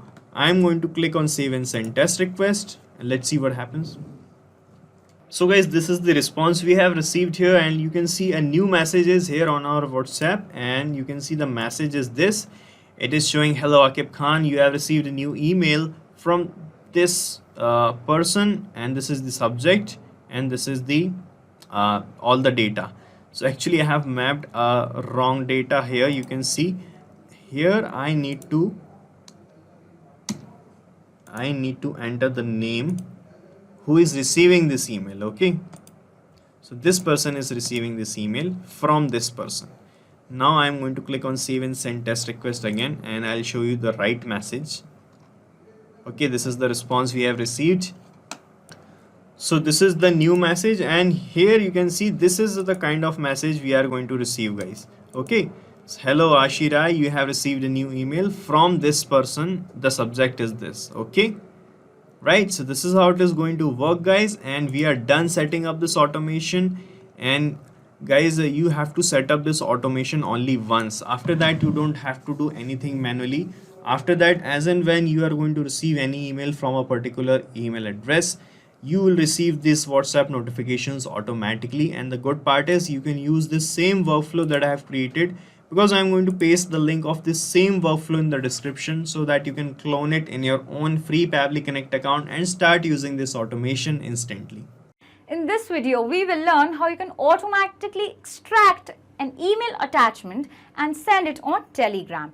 Now, let's say you run a business and you want every time you receive an official file or document in Gmail, it should be sent to your teammates or customers on Telegram. So we will automate this entire process using Pabbly Connect. So come to my screen to see how we do it. To automatically send an email attachment on Telegram, let us first go to Pabbly's website. You can see the landing page of Pabbly. On the top right, you can see two options, sign in and sign up free. Well, if you sign up free, you will get free tasks every month. So do not forget to sign up. Since we already have an account, we will just sign in. Pabbly Connect. On the top right, you will see a create workflow button. It will ask you to name. We will simply write Gmail to Telegram. You can use it with any other mailing application as well, but we'll be using Gmail here. Okay, here you will see two windows, trigger and action. Trigger is basically when this happens. Action says do this. So our entire automation process would be based on these two steps, trigger and action. Let us understand this with the help of an example. A trigger can be, let's say, an order is placed. An action can be, those order details should be added in a Google Sheet. Similarly, in our case, a trigger can be, when an email is received, an action can be, send the email attachment to Telegram. Okay, here for our trigger application, we will select email parser. Okay, so email parser by Pabbly is an application that helps to extract details or attachments from a mail. All right, here you will see an email address has been generated. So let us copy this and now go to the mail. Now let us go to your mailbox. Here it is. On the top right corner, you will see settings icon. Click there. Now you will see all settings. Now come here in the center, forwarding and POP IMAP. Here, yes, and you will see add a forwarding address column. Just click on the button. So now remember the email address that we had copied. Yes, this one. Just paste it here. Next. Proceed. Forwarding mail to. Okay, add a forwarding address. Yes. So it is added. All right, before that, it says we will have to give a confirmation code. So now let us come back to Pabbly and you will see here we have received a response. If you will scroll down in the body text, you will see a confirmation code is here. Just copy it and paste, verify, and now it has been added like you can see. So what will happen is whenever you receive a mail, it will forward a copy of incoming mail to this address as well as it will keep the Gmail's copy in your inbox as well. So now all your incoming mails will be forwarded to this address and can be accessed by Pabbly. And don't worry, your information will be 100% safe with Pabbly. All right, now let us just save changes and we are good to go. Now let us see here. Okay, now let us just click on recapture email parcel response. Yes. Now you can see it's waiting for the response. So let us quickly go and do a test submission from a different mail ID. All right, here like you can see. So we have to send a travel brochure. I have attached a travel brochure here. So we have to send a travel brochure. So now let us send it. And go to Pabbly Connect. Just waiting for the response. So you will see we have received the response. You can see the subject travel brochure. And if you'll scroll, you can see the person from who it was sent. From demo lead to Ashi Rai. If you'll scroll down, you can see it has also generated the attachments link, that is the travel brochures link. Now I'll quickly take you to my inbox and you will see we have received this very same message, travel message here, this mail, travel brochure here. Okay, so this means we have successfully integrated Gmail with Pabbly. Now on to our action step. Here we will select Telegram bot. For action event, we will select send a document /image. Okay, connect the two, add new connection. So here it will need your token. So for that, you can follow the instructions here. We will go to Telegram bot father and create a new bot type like this. So we will just copy this. Let us come to Telegram. Here you can see my bot father's chat. I will just press this. I will just type this and send. So it says, all right, a new bot. How are we going to call it? So basically we have to give it a name. You can give it any. I will just write Parser sample new. Okay, good. Now let's choose a username for your bot. Must end in bot for this example. Okay. So we'll just copy this and write this underscore bot. It has to be in this format. So, okay, it says congratulations on your new bot. Now, if you will see here in the second paragraph, you will see the token. Let us just, yes, copy this token, come to Pabbly and paste the token here. Save it. And it's connected. So now it needs chat ID. So here pay a little attention as we go through this process of acquiring chat ID. So now we have to make a new group and make our bot the admin of that group. But before we create a new group, let us activate this bot. So how will we do this? We will just click here and click on start. So as you can see, we have got our bot in conversation. Now after this, we will create our new group. For that, you can just click here, new group. It will ask you to add members. Make sure you add your bot as one of your members. So I'll just, yes, this is my bot. I've added it as a member. Now it needs a name. So I will just write sample group. You can name as per your want or need. All right, the group has been created. You can see the two members, it's me and my bot. So now what we want is, we will have to promote our bot as our admin. You can do this using your mobile phone, like how I am doing. All right, so I have promoted my bot, which is Parcel Sample New, to admin of this group. So now you will see this URL here, this code right after hashtag. Just copy this, yes, and come back to Pabbly and paste it, and make sure it is in this format. That is, this dash is here, like you can read in the help text. Enter the chat ID for the target chat in this format. So make sure this dash is here. Okay, now you can select the caption. You can write it manually if you want.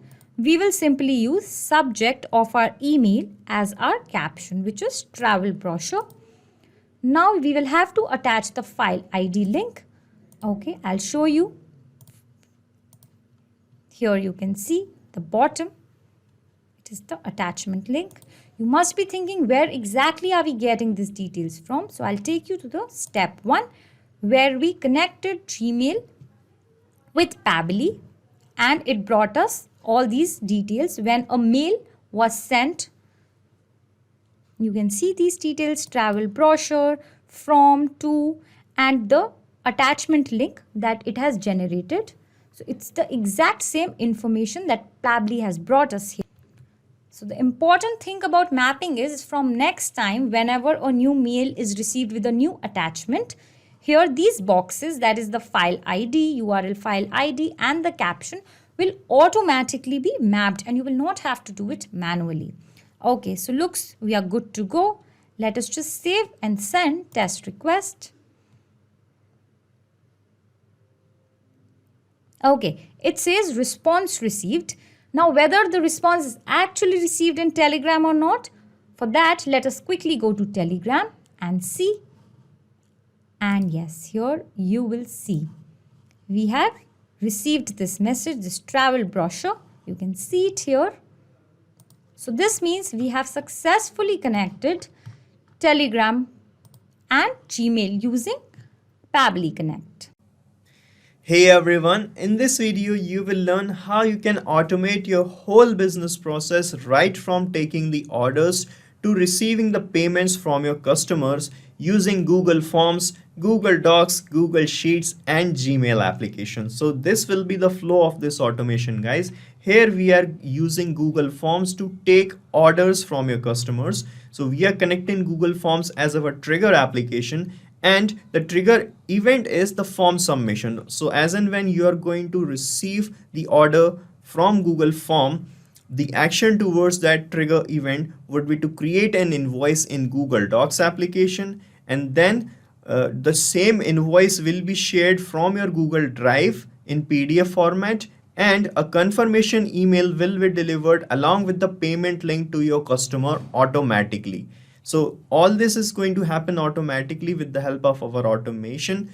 So you can set up this automation very easily without any coding or programming, and can save immense amount of your time and manual efforts. Let me show you how. So guys, first of all, you need to reach this link pabbly.com/connect. We have pasted the same link in the description as well. From here, you can set up your free Pabbly Connect account by clicking on the sign up free button, and you will get free automation task to test your automation. Okay. So sign up, then log in to reach here on this dashboard of Pabbly Connect. Here you have to create a workflow of automation. For that, just click on this create workflow button, and here you can give any suitable name to your workflow. So I am giving the name as automate your business or business automation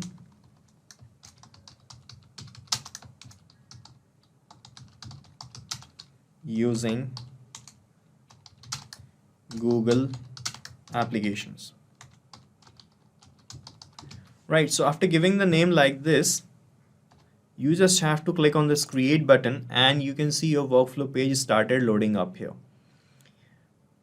And this is the workflow page. Here you will find the building blocks of this automation, which are trigger and the action. So here trigger is that event which is going to trigger this workflow. So it is saying when this happens, and action is the response towards the trigger.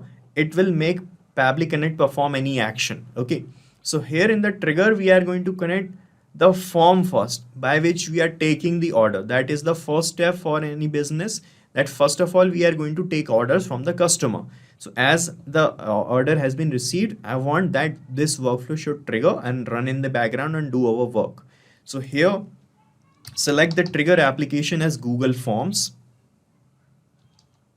Google Forms, where it is? Here is Google Forms, select it. And in the trigger event, select this new response received option. Okay.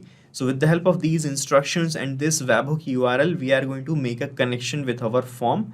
After that, we are going to capture the response of that connection. So let me show you my form. This is the form I have created for medicines business. I just have taken the example of medicines. You can create this form for any kind of business using Google Forms application. So here we have attached a spreadsheet with this form to collect the responses or the orders from the customers. So this is a spreadsheet. Let me show you. This is a spreadsheet I have connected with this form named as medicine order form final. Okay. So what I'm going to do here, I'm going to make a connection. So by reading the instructions, you can do that. Let me show you directly how you can do that. So guys, I have opened my same form in incognito mode also, because when you connect Google Forms or Google Spreadsheets with Pabbly Connect, and if you are using multiple Google accounts, there can be some issues in connection. So it is better to open your form or your sheet in incognito window, right? And here, this is my collection spreadsheet in which I am collecting the responses from the form. So guys, here what you have to do in this spreadsheet, you have to click on extensions, and you will find this add-ons option. From here, click on get add-ons, and you have to install an add-on here from Google Workspace Marketplace. Search for Pabbly Connect Webhooks add-on. Pabbly Connect Webhooks. Okay. And you have to install this add-on here. So it will just take 2 minutes to install it. As you can see, as I have already installed it, so I do not need to install it again. But once you install it, you have to refresh your spreadsheet. This is an important step. After installing Pabbly Connect Webhooks add-on, refresh the spreadsheet. And after refreshing, when you click on extensions, you will find Pabbly Connect Webhooks option available here in the drop-down only. So from here, you have to click on initial setup. And under initial setup, you will find 2 fields here. First is the webhook URL field and the trigger column field. So in the webhook URL field, you have to paste this webhook URL that you got here in the workflow. You have to copy this and paste it here in the initial setup webhook URL field. And in the trigger column field, you have to mention the name of the final data entry column that you have in your spreadsheet. So final data entry column means the column in which when you enter the data, that is going to trigger the workflow. That is called final data entry column. So our H column is the final data entry column. So as the data submitted here in this H column, the workflow will be triggered. So H our final data entry column. So first let me copy this webhook URL from my workflow, guys. Just click on copy from here. Go back to the spreadsheet, extensions, Pabbly Connect webhooks, initial setup. All right, and here a webhook is already pasted. Let me remove this and let me paste this new webhook URL. And the trigger column is our H column only. Okay. And here you can see, as I have copied this webhook URL, it started showing waiting for the webhook's response. This means our workflow started listening to the data. And now what we are going to do, we are going to capture the data of the form response that we have in our spreadsheet here in this workflow. So that will act as a test data for us to set up this automation further. Okay. So here you can see we have this send test button in this initial setup. So guys, when you click on this send test button, the data of the first row or the first response that you have collected in this spreadsheet will be delivered to your workflow as the test data. Okay, let me show you. I am clicking on send test here, and you can see it is written here test data sent successfully. Okay, and this is the data that is sent. Let me show you in my workflow. Here you can see in this response section, we got the data. The full name is showing demo person, the phone number, the email address, and all the things that we have in our spreadsheet. You can see here got collected here in the workflow, right? So according to the form, we have received the medicine's name, we have received the address of the person, we have received the email address of the customer, we have received the quantity ordered. Okay, so that these are the things that we have asked from our customer via this form: full name, phone number, email address, medicine name, mode of payment, and the quantity. And these are all the things that we have received here, you can see, right? And that's how we can capture the test data. Now go back to your spreadsheet, and from this initial setup, click on submit. So we are done making the connection. Now we have to do one thing more here. Click on extensions, and from this Pabbly Connect webhooks option, check this send on event button also. Check send on event option. So when you check send on event option, what will happen? Whenever there is a new response in this spreadsheet, the workflow will be triggered and your workflow will run. Okay. Now guys, what I want after taking the order, I want that invoice will be created automatically using my Google Docs application. So in Google Docs, I have created a template of invoice. Here you can see in this template, I have created this kind of invoice. You can create your invoices or bills accordingly. I am just showing you the demo. And in this invoice, you can see we have this order number here in double curly braces, name of the customer, medicine's name, quantity, price, total value, email addresses, date. So I have put these things in double curly braces here. So this means these are the variable tags I have added here. So this means these are the things which are going to change with every new invoice. With every new invoice, the customer's name, the order number, the medicines, the quantity, the price, the total, everything is going to change. Okay, so that's how you have to create a template with these variable tags. Okay, now here you can see we have this price and total fields here. Here I want to mention the unit price of the medicine and the total price according to the quantity. So to place these values here, we have to calculate these values. So guys, to calculate these total prices, we are going to use this data that we have received in our workflow. But guys, here you can see we have just received the quantity and the product's name. We do not have the price mentioned here anywhere. But we do have the price list here in my spreadsheet. You can see in this spreadsheet, here I am collecting responses, and here I have another sheet named as price list. So here I have the list of the prices of these medicines. Okay, so what I'm going to do here, I'm going to use a feature of Pabbly Connect which is called lookup table, and with the help of lookup table we are going to create a table by which you can you can create labels like the quantities and their prices, and you can pass those labels later on in next steps. Okay, let me show you what exactly I mean to say this. Here, search for lookup table module, lookup table, okay. And the action event, select lookup table only, then click on connect, and here it is asking for the lookup key, the fallback value, and here you can create labels and pass on values. Okay, so guys, what I want here, first of all, let me show you how to create labels.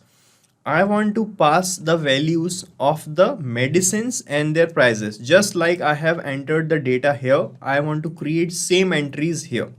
So here you can just put the name of the medicine like this. I have Corflam, okay, and here in the value you can put the price like this, okay. Then you can add another column or row here by clicking on this plus icon, and here it will create another label. Here I am going to mention another medicine's name. Just copy this value from here, put the value here, and then put the price. What is the price? 110. Okay. Similarly, I am going to create two more labels because we have given 4 options here in our form. We have 4 options here. So next medicine is this Novamax. So guys, here you can see I have created this a kind of table here, in which in the first column I have mentioned the medicines names label, and here are the values of the price of these medicines. Okay, and here now what I'm going to do here, it is asking for the lookup key.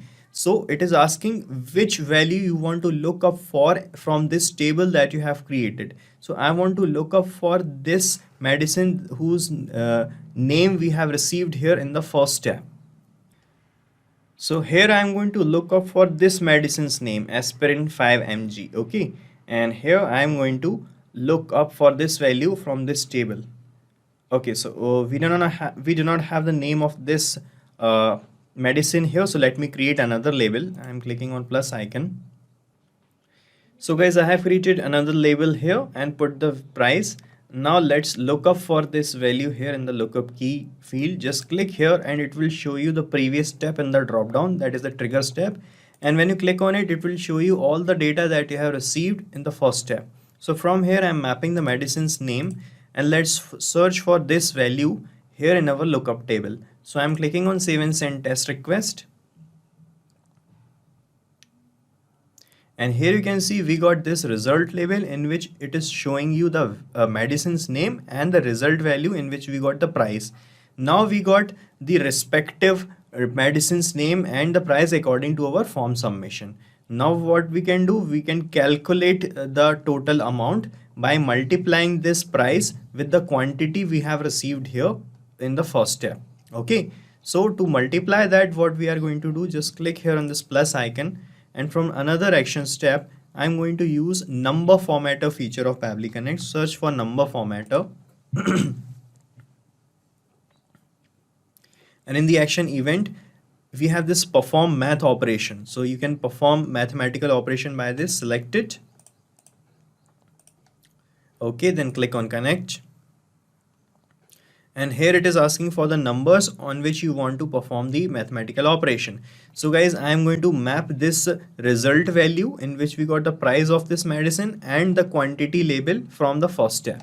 So to map the data, just click here, and from the first step map the quantity label, then put a comma, and from this lookup table step map the result value label. Okay, and then select the operation as multiply. Okay, and then click on save and send test request. And here you can see in the result label we got the total amount. Okay, multiplied. Now we can use this data to put the value here in your invoice in the total field. Now guys, it is time to create the invoice, to generate the invoice from our template, and for that just click here on this plus icon, and from this action step search for Google Docs application. Here is Google Docs, and in the action event you have to select create document from template option, then click on connect, and from here select add new connection. If you're making the connection with Google Docs for the very first time, select this option, And this connection that you're making here by selecting new connection option is going to be saved in your account. So if you want to make the connection again in future, you can use the saved connections also by selecting the existing connection option. All right. Right now, let me show you this process. Just click on connect with Google Docs. So from this window, you have to select that Google account by which you have created that template. Okay. Then you have to provide some additional access to Pabbly Connect. So just click on continue from here and you can see we are getting connected. All right. So we are now connected and here it is asking for the template document's name. So guys, this is my template document. The name is invoice medicine template. So I'm going to select this template's name from this list. Okay, here you can see all the documents that you have in Google Docs. From here, I'm selecting this one, the medicine invoice template. Okay, and here it is asking for new document's name and the new document's location. So guys, from this location field, you have to select that Google Drive's folder in which you want to save this created invoice. So guys, this is my Google Drive and here I have this med invoices named folder. So here I want to save the newly created invoices.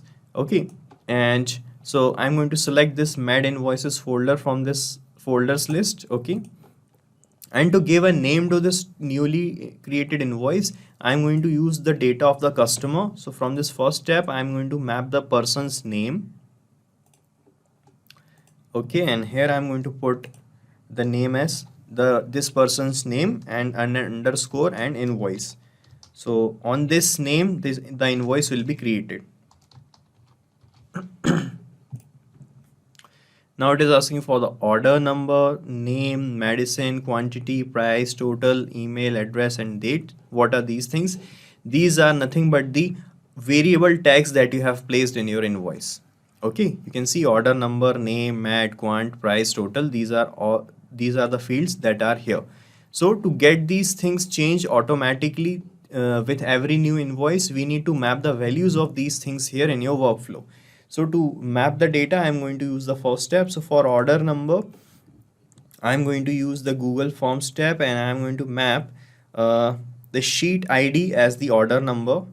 And along with sheet ID, I'm going to place an underscore and I'm going to map the row index as well.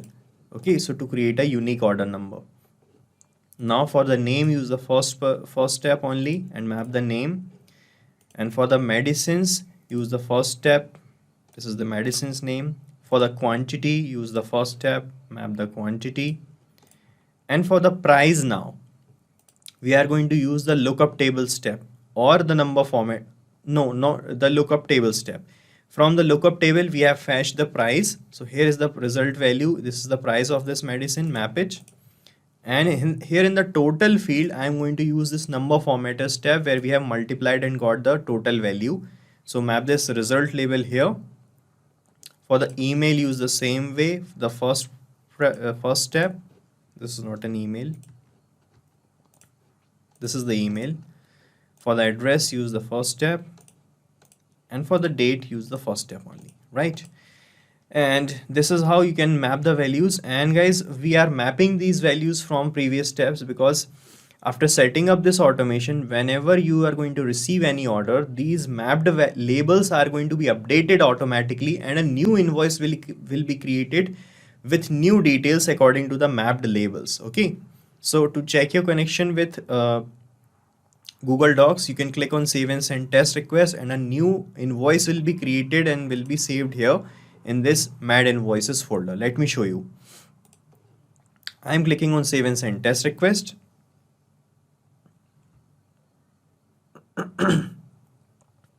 So this is the response we have received here. Let's check in our folder in Google Drive and you can see a new invoice is created here with this name demo person underscore invoice. And let me open this for you. And here you can see guys, it is showing thank you for your order. The order number is this. In place of this variable tag, we got the order number placed automatically. Hi demo person. Okay, in place of the name tag, we got the name. And you can see in the description, we got the medicine's name, the quantity, the unit price, and the total amount. And all the things are placed here automatically because we have mapped the values of these things here in our workflow. All right. Now guys, we got this invoice saved in our Google Drive, and I want to share the PDF format of this invoice with my customer. For that to happen, what I'm going to do, I'm just going to click on this plus icon, and here I'm going to connect Google Drive now, and with the help of an action event of Google Drive, we are going to create a PDF link of this document that we have created. So search for Google Drive here. Okay, and in the action event, select this share a file with anyone option. Share a file with anyone. Okay, then click on connect, and from here select add new connection option, then click on connect with Google Drive, and from this window select the Google account by which you have the access of the drive. Okay, and then give the additional access to Pabbly Connect. Just click on continue, and you can see we are connected with the drive now, and here it is asking for the files ID. So guys, here you can see in the previous step where when you have created the document with the help of template, it has given us a document ID here. This is the document ID. So I'm going to map this document ID label here in this step. So just toggle this map button to on first. Okay, then erase this field, and from this fourth or the last step, map the document ID label like this. Okay, then click on save and send test request, and you will get the shareable links of the file. Here you can see we got these links, and here we have this PDF link also. Let me show you. This is the PDF link of our file or the invoice, right? Now we can send this link to our customers via email.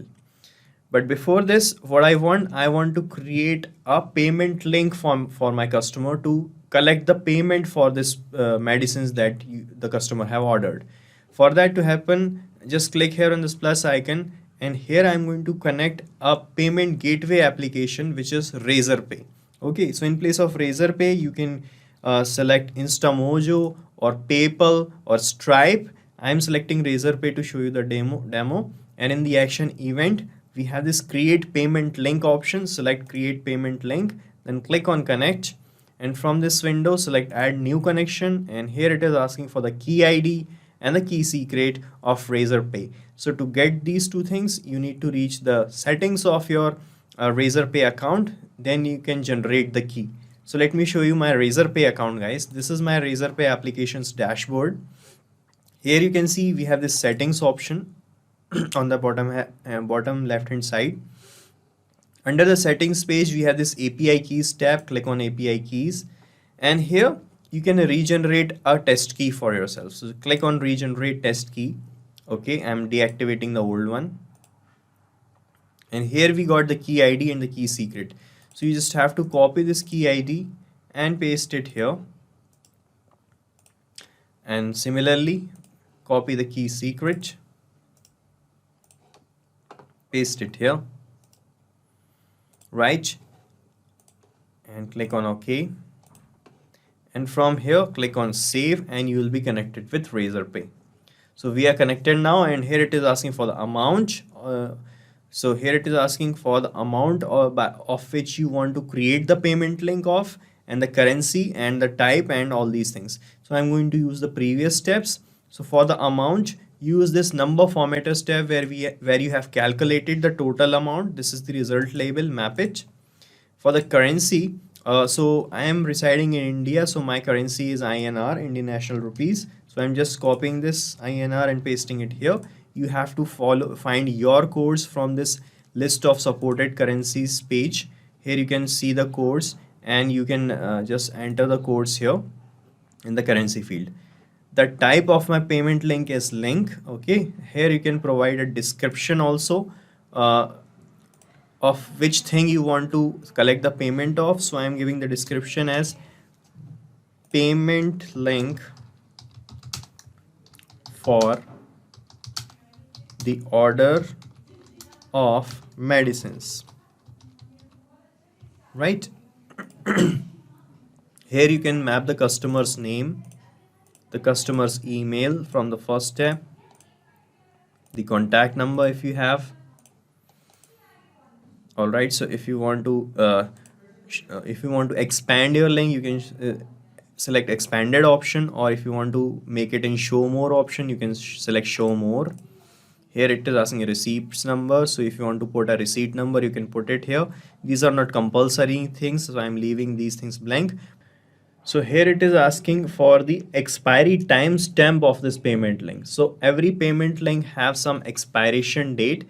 So let's say you want that your payment link that you are sending to your customer should be expire in 24 hours. So you want to give the time of 24 hours to your customer to collect the payment.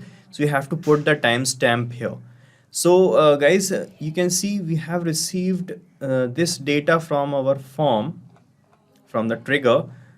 And in the data from the trigger, you can see we have this timestamp in which we have the time and the date in the value field. Okay, but guys, we want the timestamp in Unix format here. Okay, in Unix format. So to convert this time and date in Unix format, what we are going to do, what we just are going to add some action step, add some action steps here in between these two steps, or before razor pay step. Just click here on this plus icon, and from here I'm going to use a feature of Pabbly Connect which is called date time formatter. So guys, we are going to put the timestamp which is 24 hours ahead in the future, so that our customer can get the time span of 24 hours to complete the payment. So first I'm going to add one more day or 24 hours to the date and time at which we have received the form response. Okay, so I'm going to add one more day to this date, then I'll convert it into timestamp. Okay, so first of all, just come here. So from this date time formatter, select the action event as modify current date option. So it is going to modify the date on which you have received the form submission or the order. So click on connect here. And here it is asking for the dates format. So you can select any date format, let it be as it is. And here it is asking for the time zone. So my time zone is Asia Kolkata. Alright, and here it is asking for the operation. So I want to add one more day to the current date. So select the unit as days and put the value as 1, and then click on save and send test request. Alright, and here you can see we got this date time label here like this, right? So this is the date ahead and future, one day after. So now I want to convert this date into timestamp. So just click here on this plus icon, and from this action step, search for date time formatter again. Alright, and now select format date with time zone as the action event. Then click on connect. So here it is asking for the date. So I'm going to use the previous step, and I'm going to map this date time label, but you have to map the date time in this format. Okay, but we have the date in this format, so let me change the format here one more time.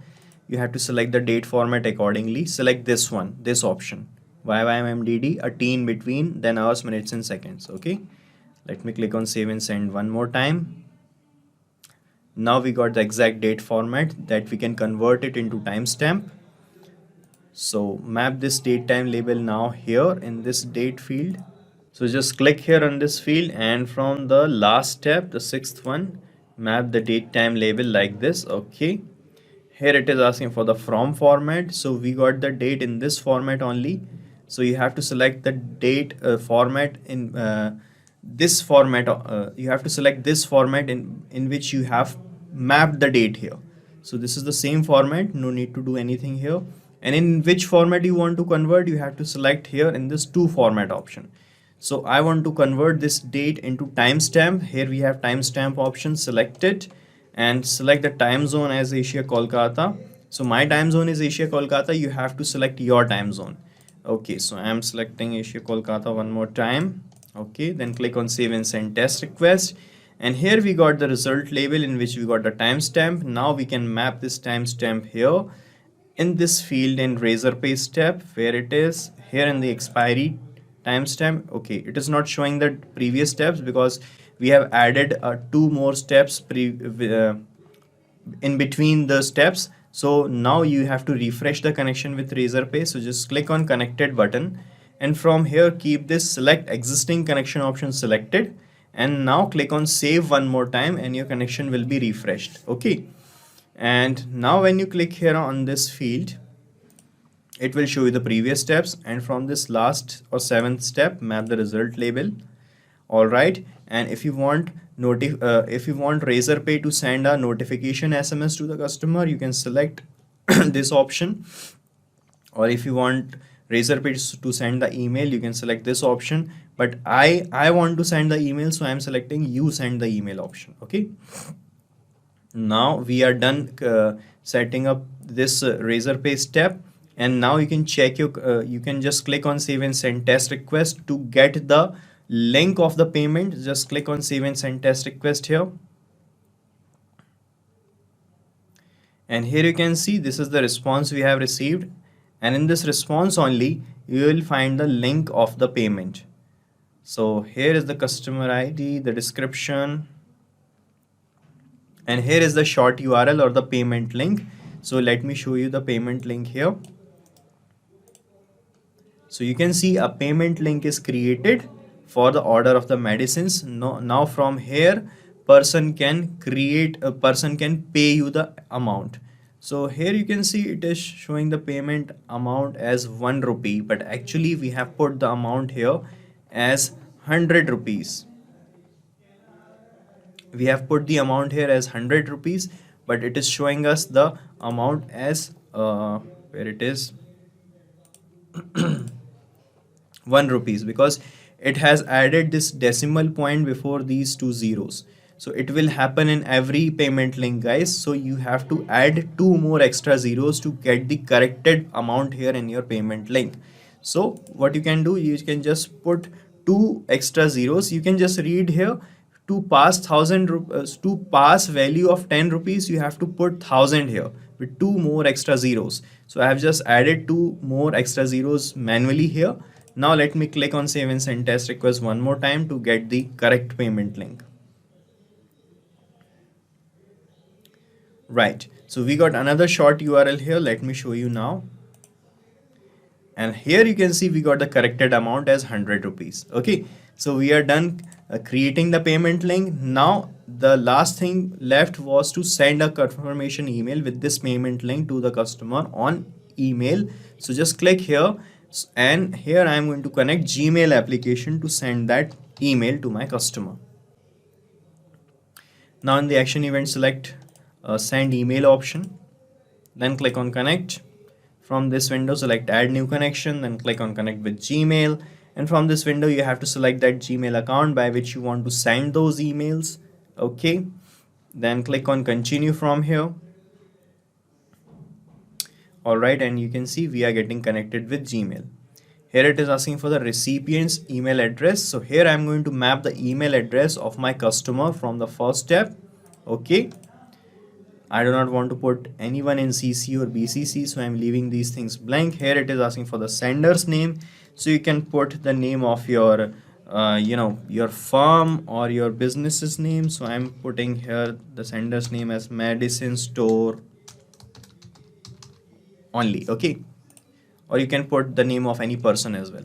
Here it is asking for the email subject. So the subject of this email is for sending the confirmation. So here I am writing order confirmed for medicines. Okay, here you can select the email content type. I am selecting plain, and here you can type the email for your customer. So I am typing the email here. So guys, I have written this standard email for all my customers. So here you can see I have written dear, and after dear I am going to mention the name of my customer, and here I am going to mention the order details, and here I am going to place the link of the payment, and also in this attachment field I am going to attach the invoice that I have created. So I am going to use the previous data, the data from the previous steps. So after dear I am going to map the name of the customer from the first step. So when you map the details here like this, what will happen with every email, the labels are going to change and the new email will be delivered with the new data. So for the medicine's name, I'm going to use the first step only. For the quantity also. For the price, I'm going to use the lookup table step. For the total amount, I'm going to use the number formatter step. And for the payment link, I'm going to use the razor pay step, where we have created the payment link. So this is the short URL. Okay. Here in the file name of the attachment, I'm going to use the Google Drive step, where we have created the shareable links. This is the file's name, and from the same Google Drive step, I'm going to map the PDF link of the file. Right. So we are done mapping the whole data. Now I can show you how the email is going to look like. By clicking on save and send test request, you can send a test email to this particular email address. So I have the access of this email address. Let me show you how the email is going to look like. So this is my demo customers inbox or test customers inbox, and here I am going to click on save and send test request, and you can see this is the response we have received here. Now let us check in the inbox if we got a new email, and we have received a new email from the medicine store, you can see, and the subject is order confirmed for medicines. And here you can see, dear demo person, thank you for your order. The order details are this: medicine's name aspirin, quantity 10, total amount is this. This is the payment link, and this is the same payment link that I have created. And here is the invoice, and you can see this is the same invoice in the PDF format that we have created and have here in the Google Drive. So this is how it is going to work, guys. So we are done setting up this automation. Now you don't have to do anything manually here. So we are done here, and you have to set up this automation only once. After that, you don't even have to touch this workflow. After that, as and when you are going to receive any order from your Google Forms, the invoice will be created automatically, and the same invoice along with the payment link will be delivered to your customer like this automatically. This workflow is going to run in the background. You don't have to do anything. Okay, so you can use the same workflow that I have created, because I'm going to paste the link of this same workflow in the description so that you can clone it in your own free Pabbly Connect account and start automating your business today.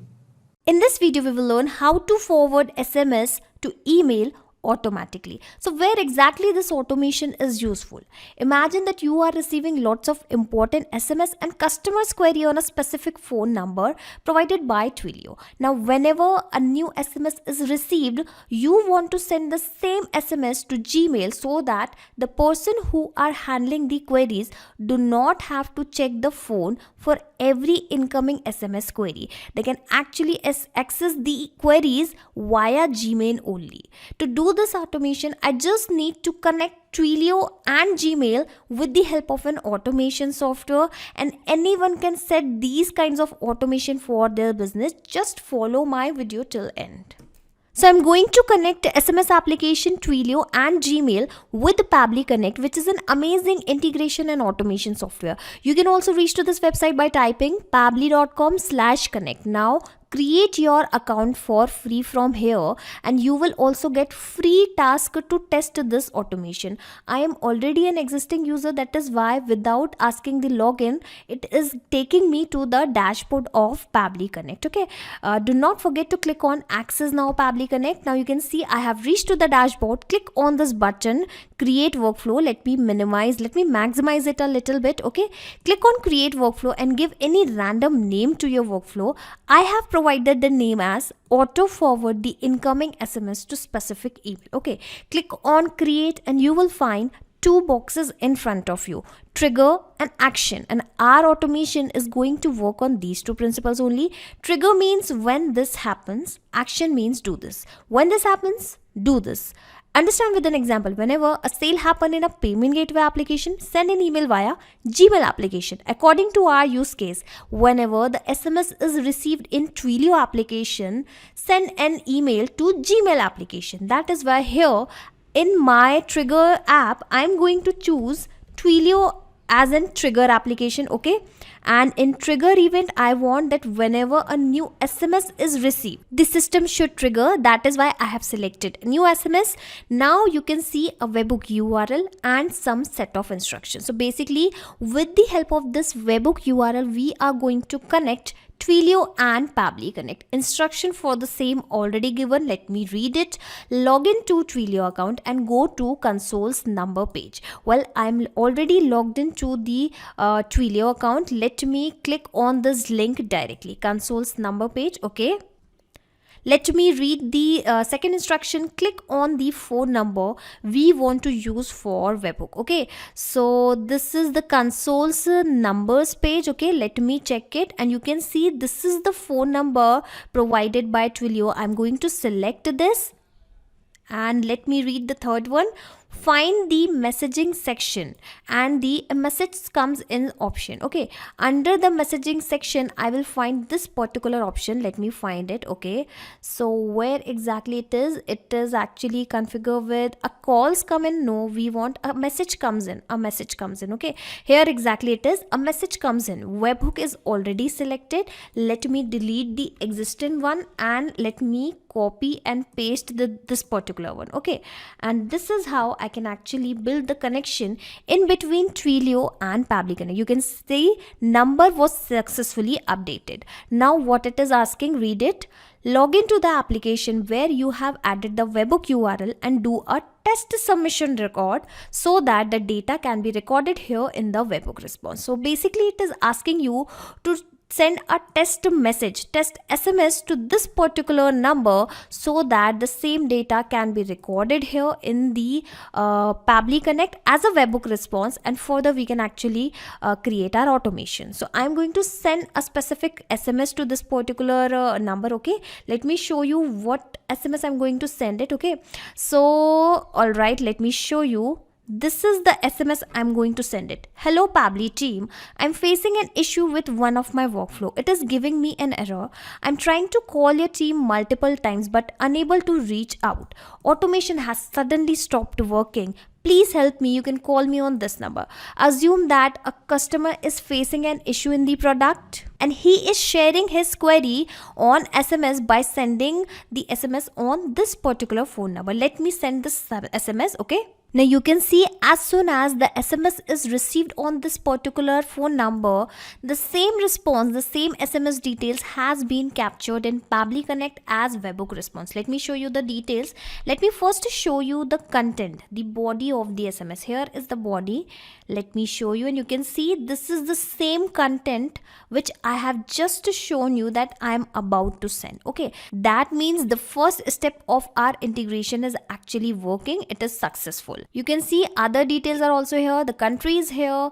All right, here is the city. No, there is no city. From country to number, every detail is here. Now my next step is to send the same SMS to Gmail. That is why here I will click on this plus icon, and in action application I'm going to choose Gmail. Okay, I have selected Gmail, and in action event I will be selecting as send email because of course I want to send the email. Click on connect, click on add new connection, connect with Gmail. Connect the Gmail account via which you would like to send the email. So this is the account. All right, provide the access. All right.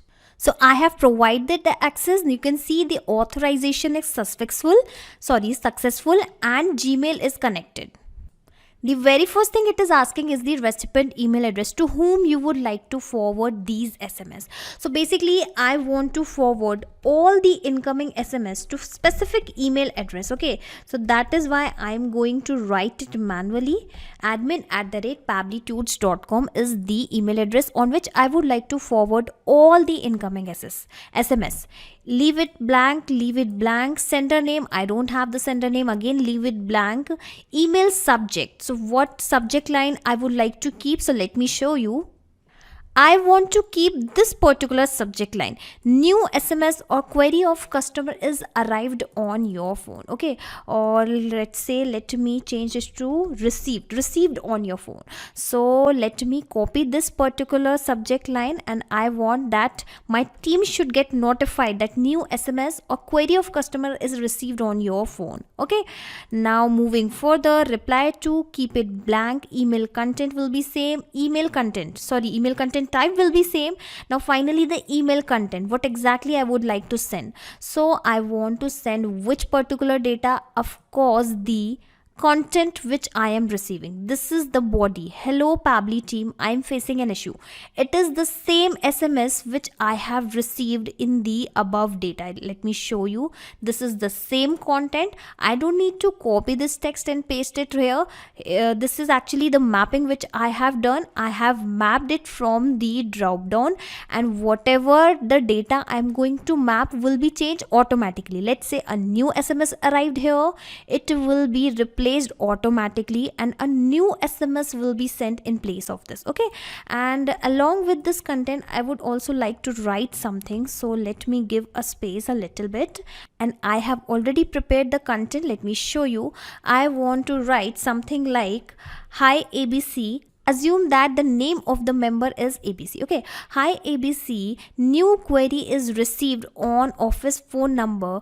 Please reply to the user and do the needful. Okay. So this is the data. Okay. This is the content I would like to send to the team.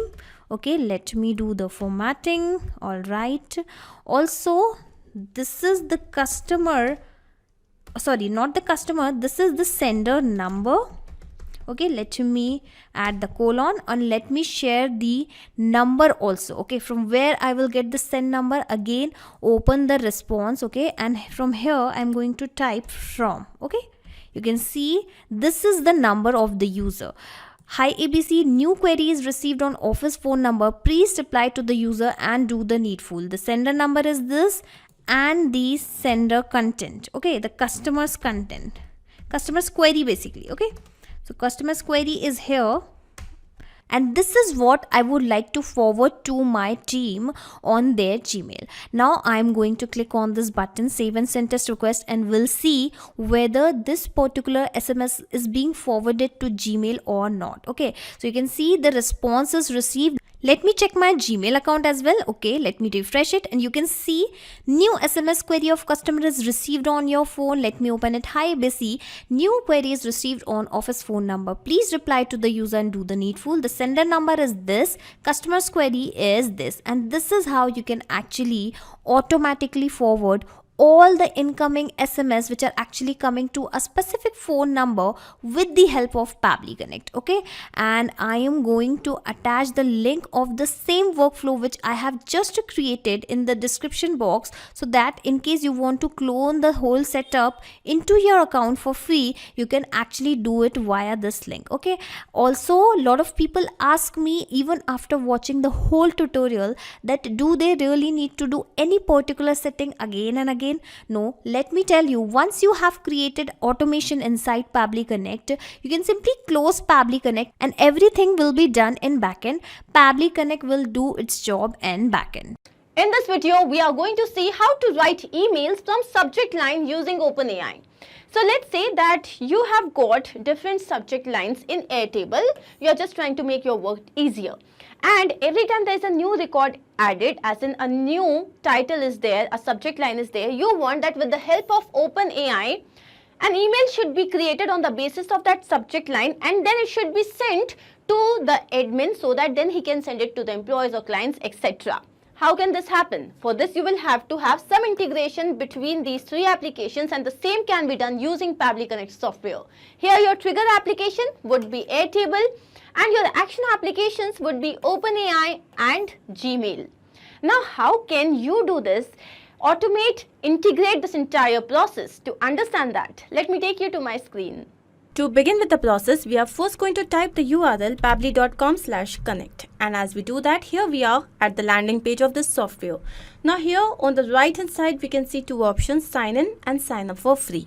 If you already have an account with us, simply sign in. And if you are a new user, then you will have to click on the sign up tab. It won't take more than 2 minutes. You would be able to create your account, and also at the time of account creation, you will get 100 free tasks. Now, since I'm already a user here, I'll simply click on sign in. And here we have reached the All Apps page. We are going to click on Access Now for Pabbly Connect. And here we have reached the dashboard. On the right hand side, you can see a tab Create Workflow. Let's click on this. And a dialog box has appeared which is asking us to name this workflow. Here my objective is that with some subject lines that are already there in my spreadsheet, I wish to create email content and then I wish to mail it to the person. So my integration will have Airtable. So I'm using this as a spreadsheet, OpenAI to create the content, and Gmail integration. So this is how I'm going to name my workflow. Let's click on create. As we do that, here we have reached another window which has got two very important events: trigger and action. Triggers and actions are basically those two principles or concepts on which this entire automation works. Trigger is when this happens and action is do this. So action here is the response of your trigger. Now I wish that the subject lines that I have in my spreadsheet, with that content should be created. So my trigger application would be Airtable and my action application would be OpenAI to create content. So here I'm going to search for Airtable. Here it is. And now comes the trigger event. This is the event that will make this workflow start. And I'm going to choose new record. Now let's click on connect. As soon as we do that, here Pabbly Connect is asking to connect itself with the Airtable account. And to set up this connection, we are going to click on add new connection and we need a token. To receive this token, we are going to go to the account section of Airtable. I have already logged into my Airtable account. Let's click on this hyperlink. And here, this is the account overview of Airtable. If I come down, this is my API key which is going to be used as a token here. Let's click on this and copy, save. So once done, here you can see it is asking me for base, table and trigger field. To understand what is this, I'm going to take you to my Airtable account once again. And here you can see this is the dashboard. These are the different workspaces, and within this Pabbly Connect workspace, again you have got different bases. These are actually tables. So here I already have created a base, OpenAI responses. Let me open this and show you. So here you can see that the name is OpenAI responses and the name of the table is content Gmail. Then here I have this column field subject line. So one is leave request for brother's marriage. Another one is salary revise. You can have multiple. And now what I'm going to do is I'm going to click on this icon. Here I'm going to name the field as created, and then I'm going to look for a field which is created time. Here it is. Let's click on this. Now here this means that every time data is added, it will show exactly the date and time of that record. Now I'm going to click on create field. As soon as I've done that, it is showing me the time and date. Now I'm going to go back to Pabbly Connect, and here I have to provide this information. The base here is OpenAI responses. Let's click on this. Now the table here, content Gmail, since there was only one table, it has already been captured by the system. And here you can see the trigger field has been captured, which is created. Remember that this field that we have just created is extremely necessary. If you do not have a created field in your table schema, your workflow will not work correctly. So make sure that you have to create this, and I've already shown you how to create. Now let's click on save and send test request. See, as soon as we have done that, here we have received the last data that we have entered in the table. So this is salary revised, and here we have the created time. Now what do I want? That with this subject line, content should be generated for my email. So I'm going to choose my action application as OpenAI. This is an extremely interesting application. And now the action event would be to generate content. Let's click on connect.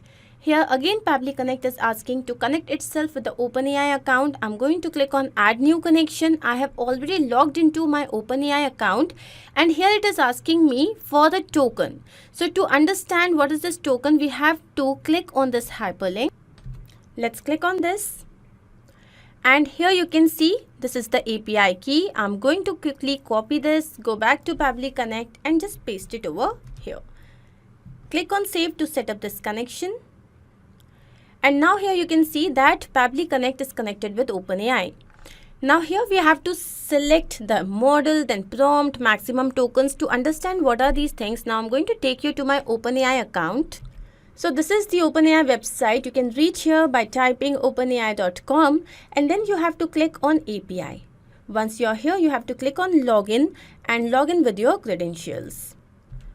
Once you have logged in, you will reach this particular page which has got certain tutorials, examples. OpenAI is an extremely interesting application. It is an artificial intelligence and deployment company which really helps us a lot for content creation. So automatically it can generate content. So now I'm going to go to playground here. Once we are here, I'm going to show you some magic. So if I say that write a blog on the title, and let's say the title is Life is Beautiful.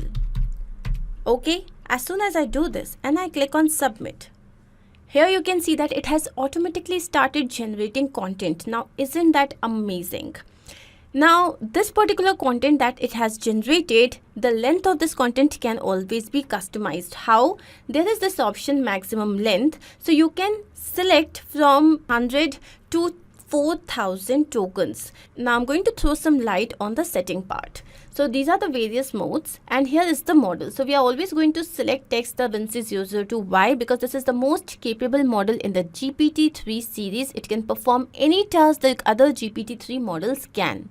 The next is temperature. Remember that it controls randomness. So if this temperature number is 0, then it will become really repetitive, your content, and if it goes towards 1, then it will become really random. So it controls randomness. 0.7 is the default value. Then you have the maximum length. As I just told you that the maximum number of tokens generated can be 4,000. Stop sequence. Now this is important to make sure that your API stop generating further tokens. So here let's say the sequence is backslash and double hashtag.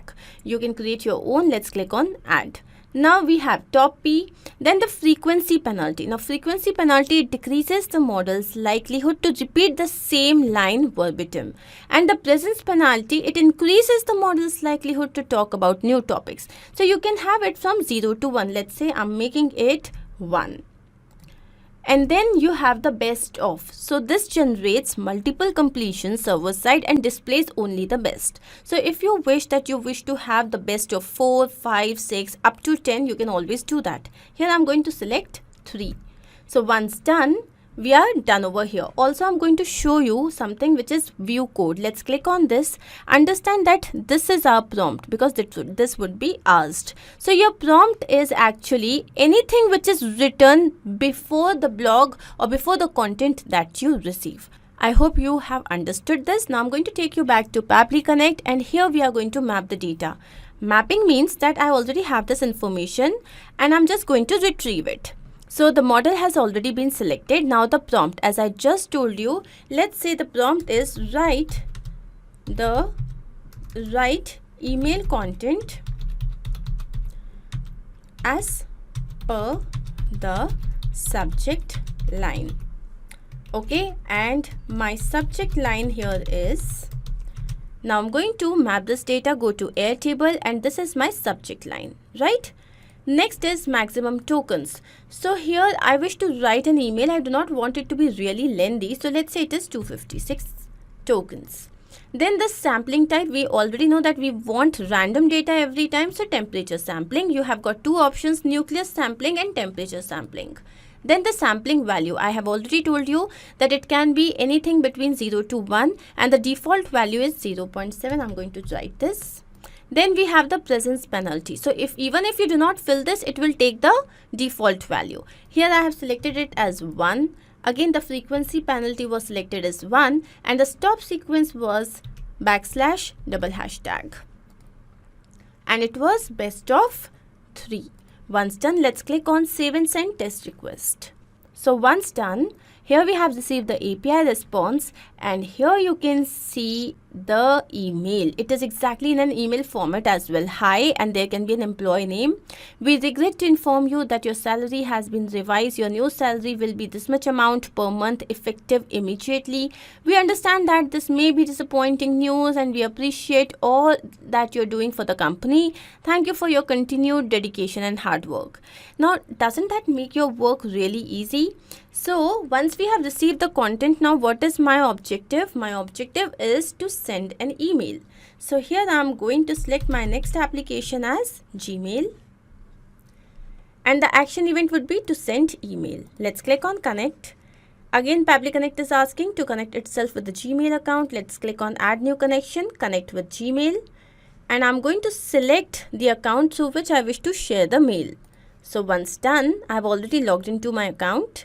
I'm going to provide it the authorization by clicking on continue, and here you can see that the authorization has been successful. Here we have to provide the recipient's email address. Now this content generation that I'm doing is for my help. So I am going to provide a static email address which is going to be like that, like all the emails which would be created would be sent to the admin. So here, let's say the email address is, here is the email address and then the sender's name. So let's say the sender's name is Pabbly Connect. Then we have the email subject. So the email subject here is email content, right? This is the email subject. Then if I come down, the email type is plain. Email content is again required here. So subject we have written, now the email content. So this email content would be, I want to have the subject line and then the content. So this is my subject line. Then I'm going to press enter, and here is my content. So once we have done this, now I'm going to go down and just click on save and send test request. If you have any attachment, you can always attach. And here it is saying that the result is showing that the mail has been sent.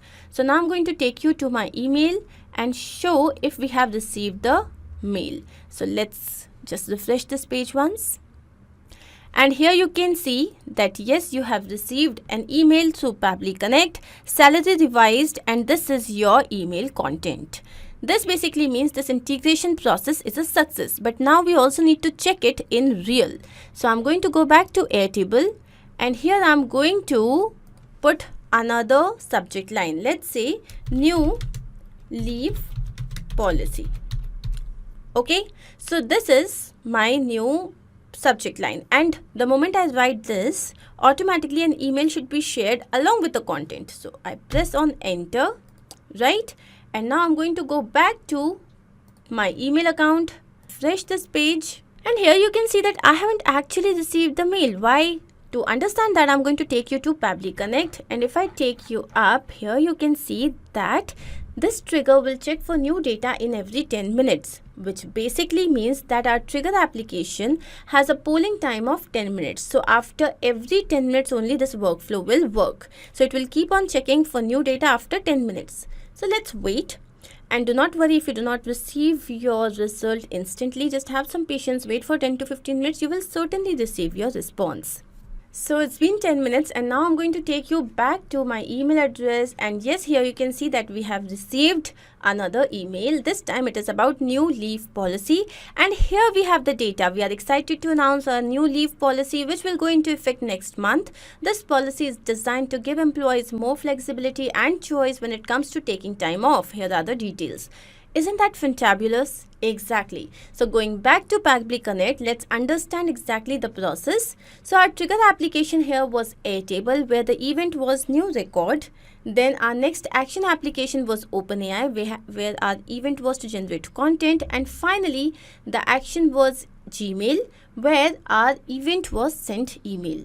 I hope that you are through with this. If you have any doubt, you can refer to the workflow. The same workflow that we have worked on is there in the description box. You can clone the same and even process immediately. Apart from this, if you have any other suggestion or advice for us, you can always write to us. Guys, in this video, you will learn how you can send automated email reminders to the policy holders for getting their insurance policies renewed. So guys, for this we are going to connect the Excel sheet as the trigger application, and in that Microsoft Excel sheet we are managing the details of the policy holders and the renewal date of the policies.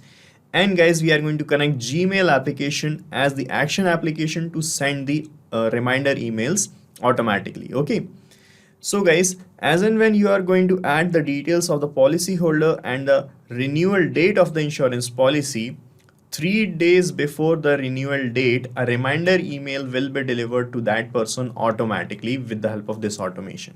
Okay, and we can set up this automation without any coding very easily. Let me show you how.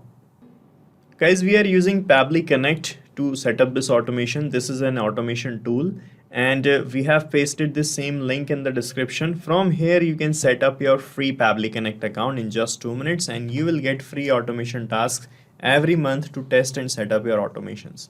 Okay, so you can just sign up right now from here, and after that you have to sign in and reach the dashboard of Pabbly Connect, which will look like this. And guys, here you have to click on this create workflow button to set up the automation workflow. And here in this name field you can give a suitable name to this workflow as well. So I am giving the name here as automated reminder emails.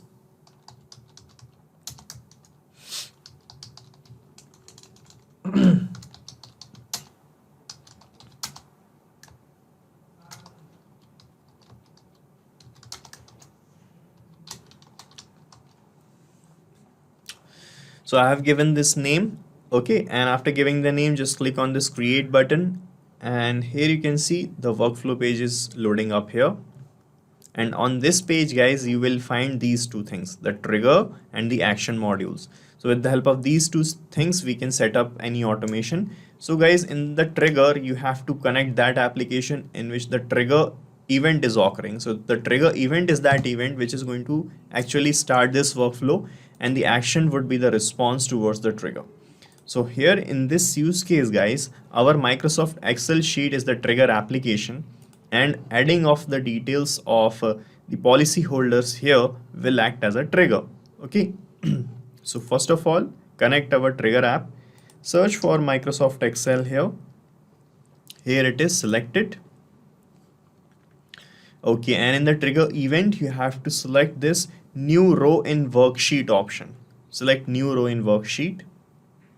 Okay, and here you can see it is showing every 8 hours.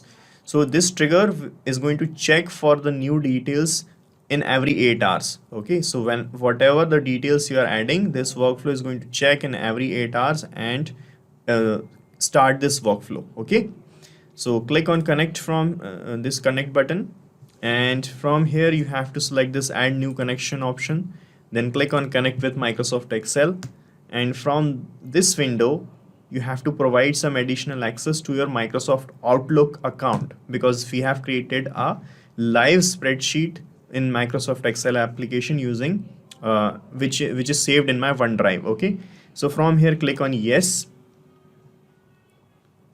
Okay, and you can see the authorization is successful.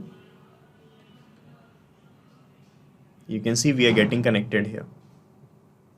Alright, so we are connected, and here it is asking for the workbook's name. So this is my workbook, you can see, and the name of this one workbook is Insurance Renewal List.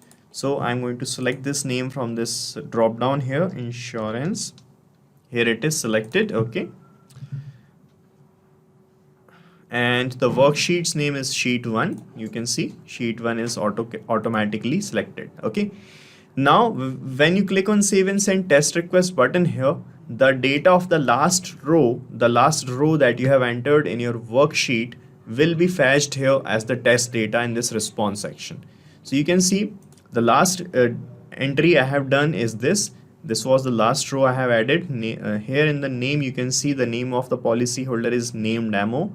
This is the email, this is the insurance policy name, medical cover, and these are all the details, and this is the renewal status, guys.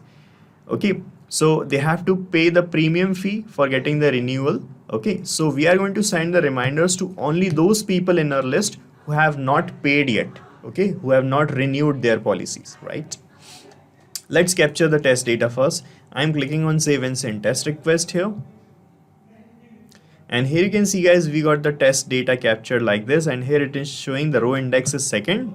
That means the data is coming from the second row. Okay, and you can see the data, name, demo, medical cover plan, and these are all the details that I had here is captured. Okay. Now guys, we are done getting the test data. Now with the help of this data, let's move forward. Here in this actions tab guys, now what I'm going to do, I am going to apply the condition that we want to send the reminder emails to only those people who have not yet renewed. That means the renewal status is written here as not paid. Okay, so here for applying this condition, we have filter feature. So filter is going to filter out the people who have not paid yet. Okay, so here you can see it is asking to select the label. So I have received these labels here, and here we have this row data 5 label in which it is showing the payment status. Okay, so I'm going to select this label from here. You just have to click here and it will show you the previous step in the drop down, and when you click on it, it will show you all the data like this. From here I am mapping this row data 5 label, and I am making the filter type equals to, and here in the value I'm going to put not paid. Okay, so this means whenever this renewal status is equal to not paid, then only continue the workflow, otherwise do not. And you have to put the value here in this exact same format as you have written here. You can see here the N and the P of not paid is in capitals, so I'm going to change this, put the P in capitals. Okay, then click on save and send test request. Alright, and here you can see it is showing the condition is false. Why it is showing like this? Because the label we have received, it is showing us paid. Okay, so that's why it is showing us false. But in real time, when this condition matches true, the workflow is going to continue and send the email reminders. Okay, so let's move forward here. Now guys, to send the reminders, we should have the date on which we want to send the reminder. So guys, let's say you want to send the reminder emails 7 days before or 3 days before the renewal date. For that, what we can do, to get the date, just click here on this plus icon, and from this action step, search for date time formatter feature. Date time formatter. Okay, and in the action event guys, I am going to select this option, add/subtract time. Okay, select this, and guys, here you can see we have received the renewal date in this row data 4 label from my Excel sheet. This is the renewal date, and I have selected here date time formatter, in which I have selected the action event as add or subtract time. So with the help of this feature, I am going to subtract 7 days from this date. Okay, let me show you how. Just click on connect here, and here it is asking to enter the date from whom you want to perform any operation of addition or subtraction. So I'm going to map the date label from the first or the triggers tab. Just click here and map the date like this. Okay, and here it is asking for the expressions. So to subtract 7 days, you need to put these kind of expressions. You can see -2 days. So you can just copy this format from here, from the help text, paste it here, and in place of 2, backspace and put 7. Okay, and here it is asking to which format you want to convert it. Okay, so here I'm going to select a format which is this. Let me show you, YYMMDD, that we generally use. Okay, and from which format we got the date? We got the date in this format. This is actually DDMMYY format. So from here, from this from format field, choose the format in which you have received the date, which is this. Okay, and then click on save and send test request button, and guys, here you can see we got the date like this. The date is 11 now, YYMMDD 11, and the date I have mapped here is this. You can see. Alright, so the date was 26th 11/2022. That means 26th of October 2022. And after subtracting 7 days, it is showing 11. So it is not showing correctly because we have selected the wrong date format here. So the date format I have entered here is DDMMYY. Okay, and I have mapped here MMDDYY. So let's change it. It should be DDMMYY. Okay, then click on save and send test request. And now you can see guys, we got the date as 19 October 2022. Okay, exactly 7 days less from this date, 26th. Okay, so this is working fine. Now we got the date on which we can send the reminder emails. Now to send the reminder email exactly on this date, we have to stop this workflow here. And I want that from here, the workflow should continue at this date only and send the email. So to put a halt here in this workflow, just click here on this plus icon, and from this action step, use delay feature of Pabbly Connect. So delay is going to put a halt on this workflow up till this date. Okay, so find delay here. And here it is asking how much delay you want to put in the workflow. So I am going to select delay until, and here in the delay date I am going to map this date that we have received in this result label. So to map the date here, you just have to click here, and from this last step map the date like this. And here you can read in the help text, the date should be in this format: YY, MM, DD, hours, minutes and seconds. So we have the date as this YYY, MM, DD, but we do not have the hours, minutes and seconds. So you can manually put the time on which you want to send those messages, and you have to put the time in UTC time zone, that is universally coordinated time zone. Okay, so you can check the UTC format by clicking on this help text. So I am residing in India, and UTC lags behind IST by 5 hours and 30 minutes. Okay, so I have to put the time accordingly. Let's say that I want to send the messages 9 a.m. in the morning, so I have to put the time as 3:30. Okay, so let me put the time here, just put a space here, and let me put 3:30 like this. Okay, now we got the exact date format matched here. Click on save and send test request, and here you can see it is showing the message that your workflow is delayed until this date and this time. Okay, and what we want to do at this date, I want to send a reminder email to my customer. For that, just click here on this plus icon, and from this action step, search for Gmail application to send the reminder emails. And the action event would be send email, then click on connect. From here, select add new connection, then click on connect with Gmail. From here, you have to select that Google account by which you want to send the email. Then provide some additional access to your Google account. Just click on continue. That is completely safe. Okay, and you can see the authorization is successful and we are connected. Right, and here it is asking for the recipient's email address. So we have received the details of policy holders from our Excel sheet in the trigger, and in that data we have received the email address as well. So I'm going to map the email address from the trigger step like this. Okay, I do not want to put CC or in BCC anyone. So in the sender's name, you can enter the sender's name. I'm leaving this blank for now. In the email subject, I am putting here reminder email for renewal of, and you will find the policy name from the trigger step. Here you can see the medical cover plan is the policy's name. So I'm mapping the name of policy in the subject from the trigger. Okay, right, so the labels that you map, guys, are updated with every execution of the workflow. This means that whenever this workflow is going to run and see the newly added rows in your Microsoft Excel sheet, this word, this term here is going to change in every new subject with every new email. Okay, because we have mapped the label here, right? That's why it is important to map the data.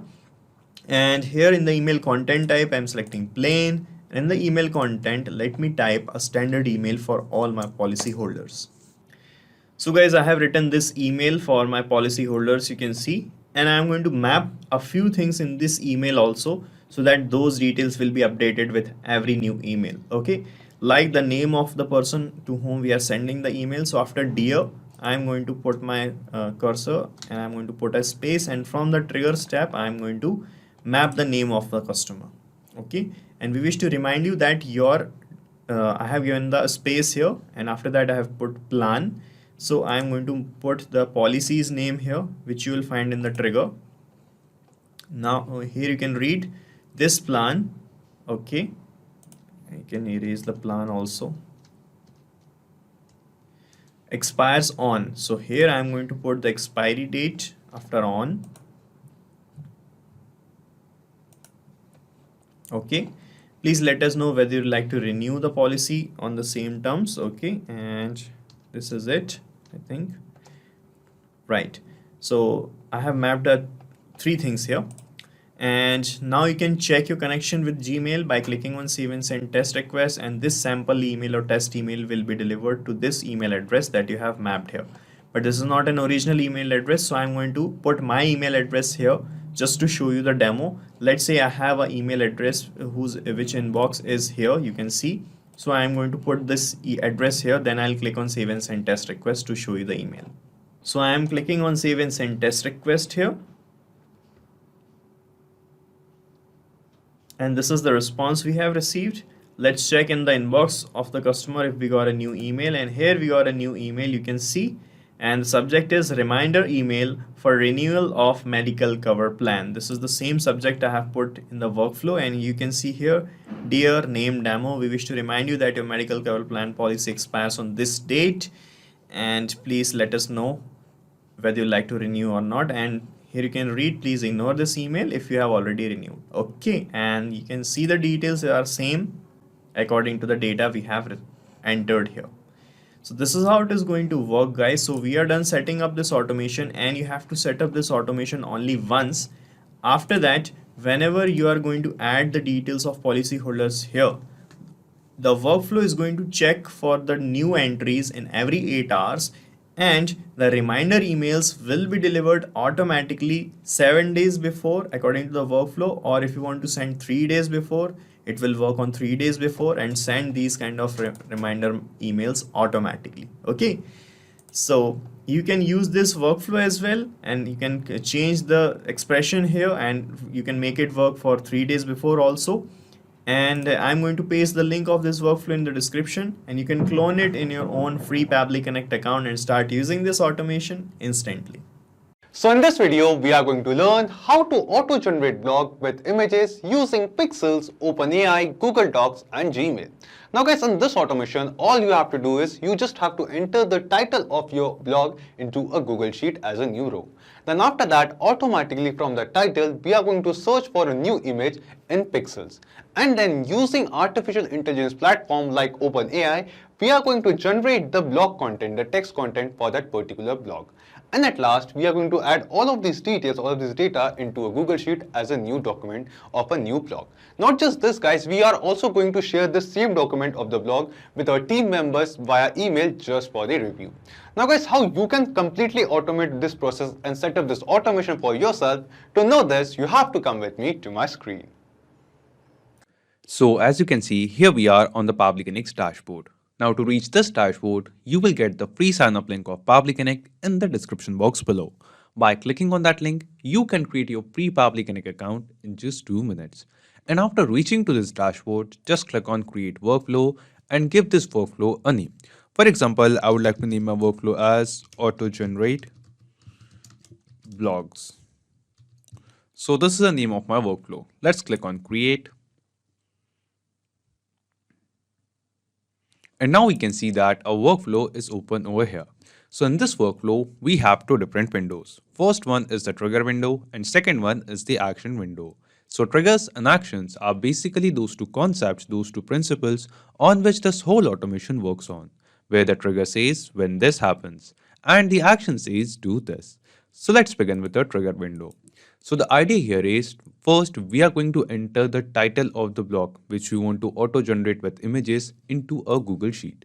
So here guys, first we have to connect this Google Sheet, and whenever we are going to enter this title into this Google Sheet, we have to get that data in Pabbly Connect. Then after that, whatever title we enter, according to that title, we are going to collect or auto generate an image using Pexel. And after getting those images from Pexel, we are going to add the next step of OpenAI. So OpenAI is an artificial intelligence platform, and using OpenAI, we are basically going to generate some blog content as well. So from pixel.com, we are going to get the image, and from OpenAI, we are going to generate the blog content. After that, we are going to send all of these details into Google Docs. So we are going to create a new document in Google Doc using this automation and going to enter all of these details into that particular doc. Then after that, guys, what we are going to do, we are going to update the link of that doc into a Google Sheet, and also we are going to send that document, the auto-generated blog, to our team members just for a review. So this is our complete use case. Now let's begin. So first we have to connect our Google Sheet. Now to connect your Google Sheet, here in Trigger window, in Choose App, search for Google Sheets. Select Google Sheets over here. And after that, in Trigger Event from the drop-down, select New or Updated Spreadsheet row. So as we get the trigger event, Pabbly Connect gave us a webhook URL. Now we are going to use this webhook URL to make the connection between Google Sheets and Pabbly Connect and to get the data whenever we add a new row of blog title in the Google Sheet. So here in this Google Sheet, guys, you can see I have just created 3 basic columns. First one is the title of the blog. Second one is the reference that on what date we want to update that blog or share that blog. And third one is the article link. So whatever blog with the article we are going to generate, we are going to enter the Google Doc link of that particular article or blog over here. So let me just rename it as blog. Okay. So to connect this Google Sheet with Pabbly Connect, we just have to copy this webhook URL from here, which Pabbly Connect gave us, and follow the help text given below over here. So after copying the webhook URL, just go to your Google Sheets, extensions, go to add-ons and click on Get Add-ons. After clicking on Get Add-ons, we will reach to Google Workspace Marketplace. And here in Search app, we have to search for Pabbly Connect Webhooks. Pabbly, Pabbly Connect Webhooks. And here you can see that we have this add-on named as Pabbly Connect Webhooks. Just install this add-on into your own Google Sheet and click on Continue. And done. And after installing this add-on into your own Google Sheet, just refresh your sheet once. This is a very important step. After refreshing our Google Sheet, the next step is to basically get this data from Google Sheet inside Pabbly Connect. So what we are going to do, we are just going to go to Extensions, click on Pabbly Connect Webhooks and click on Initial Setup. Now as we click on Initial Setup, here guys we can see that a box appears in front of us. And we are going to enter some details over here to connect Google Sheets with Pabbly Connect and also to get the data. So first thing it asks us is to select that sheet. So from which sheet we want to send the data. So right now in this spreadsheet, I have only one sheet named as Sheet 1. That's why you can see only Sheet 1 over here. Then the next thing it asks us is the webhook URL. So here guys, we have to paste the same webhook URL which we have copied from Pabbly Connect. So just copy this webhook URL from here and paste it over here. And at last, it is asking us for the trigger column. So what is this trigger column, guys? You must be thinking about this. So trigger column should be basically the column on entering the data in which we want to send the data to Pabbly Connect. So I'm going to enter the trigger column as column B because I want that whenever I enter the data in column B, the details or the data of that complete row till column B should be sent to Pabbly Connect. Because in column C, guys, we are going to update the blog's link, the Google Doc link of that particular blog. So I want to send the data only till column B. If you have basically multiple columns, like if you have more than 3-4 columns, any column could be your trigger column. You just have to ensure that till what column you want to send the data to Pabbly Connect. And after that, just click on Send Test. As you click on Send Test, here it is showing us test data sent successfully. Means the details or the data of the very first row is sent to Pabbly Connect. So guys, just click on Submit button. And the setup configuration is successfully done. Then once again go to Extensions, Pabbly Connect Webhooks and click on Send on Event. By selecting Send on Event, we are telling this add-on, we are telling this Google Sheet that whenever the data in a new row is added till our trigger column, instantly send that data to Pabbly Connect. And because we click on Send Test Data, we will see that the details of this first row, or should I say the row number 2, is received inside Pabbly Connect. And yes guys, here in Pabbly Connect, we can see that we have received some response. And in this response, we can see the same details. We have the same blog title, then we have the same date which we have entered. We have the spreadsheet name, the sheet name, and all the other details as well, including the row number. So in this way, we can basically connect Google Sheets and Pabbly Connect and get the titles which we are adding in our Google Sheet inside our Pabbly Connect workflow. Now let's move to next step, and what we have to do, we have to start creating our blog with images. So let's begin with image. Now we have the title of the blog, but we have to get an image for this blog as well. And we are going to use Pexels to generate or get the image. So for that, just scroll down, come to this action window, and here in choose app, search for Pexel. Select Pexel over here. And after selecting Pexels, in action event from the drop down, select search for photos, because we want to search for photos in pexels.com with this title or related to this title. Then just click on connect and select add new connection. Now here guys, we have to connect our Pexels account with Pabbly Connect. And to make this connection, we have to enter the API key or the authorization key of a Pexel account. Now you must be thinking how we are going to get this API key. Now to get it, just log into your Pexel account, go to this profile section and click on Images and Video API. Then after reaching to this page, just click on your API key button. And then this is the API key of your Pexel account. Just copy this API key from here, go to Pabbly Connect and paste it over here. And after pasting it, just click on Save. And now you can see that your Pexels account gets connected with Pabbly Connect. After making the connection, the first thing it asks us is the query. That what is the query, for what thing or what query we want to search for images. So we want to search for image with this blog title. So what we have to do, the data or the title of the blog which we have entered in our Google Sheet and received inside Pabbly Connect, we have to basically map this response of the blog title over here in this query field. And guys, the process of mapping is very simple. Simply click on this field of query, and in the drop down below, we can see all the responses of data which we have received from Google Sheet can be seen over here. And out of all of these details, just click on this response of the title of the blog and it will be mapped over here. After mapping the title, the next thing it asks us is the orientation. So in the drop down below, we can see 3 different types of orientation. First one is landscape, portrait and square. Now guys, whatever orientation you want your image to be, you can select that. I want the image in landscape, so I'll be selecting this. Then it is asking us for the image size. So we have 3 options: large, medium and small. So the large size image is 24 megapixels, the medium one is 12 megapixel and the small one is 4 megapixel in size. So guys, I just want a large image, a high quality image. So I have selected 24 megapixel as a large size of the image. Then it is asking us for the color, that what in the desired color. If you want the image to be in a desired color, you can enter that. But I don't want the image to be in a desired color, so I'm just going to ignore this field for now. And let's click on Save and Send Test Request. After clicking on Save and Send Test Request, here we can see that we have received the response. And in this response, you can see that we have received multiple images with URLs regarding to this same query which we have made. So we have made a query and we have entered the query as email marketing. So we have received some image regarding email marketing. So photo 0 URL, this is the first image which we have received. Let's copy the URL of this image. Let's go to a new tab and paste it over here. And now this is the image which we have received over here. Then after this, the first image, you will scroll down and then we will get a different formats of this same image, like the original image, the large 2 times image, the large image, medium image, small image, portrait image, landscape image, and all of those formats. So the same image with different formats, we get the URL for the different formats of the same image over here. Then after this, we will scroll down and here we will get the photo 1 URL. So this is the second response which we get from Pexels of the query which we made. Let's paste this image URL in a new tab, and this is the second image which we have received from email marketing. So in this way guys, you will keep on getting images over here.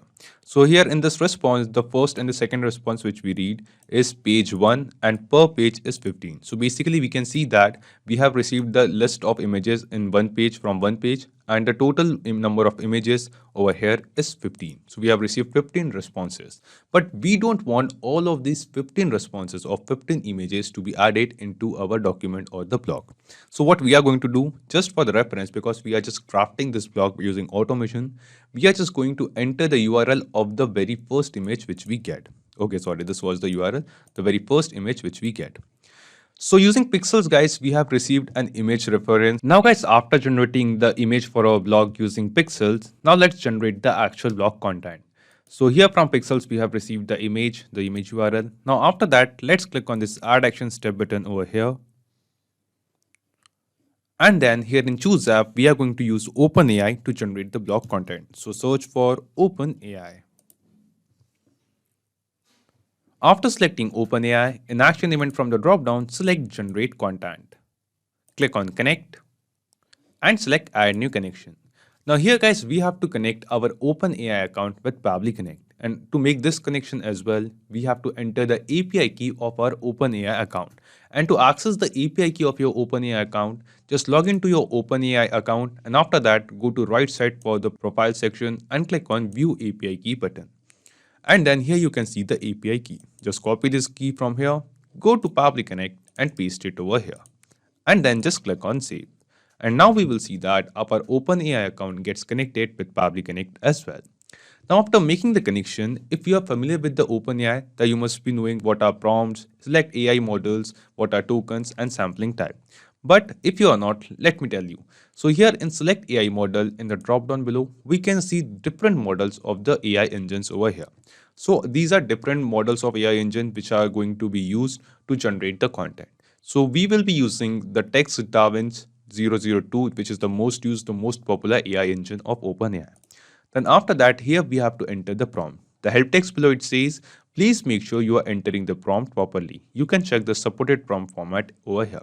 So in prompt guys, we have to give a kind of instruction. We have to define an instruction that what kind of content or what kind of things or what kind of text we want to generate using OpenAI.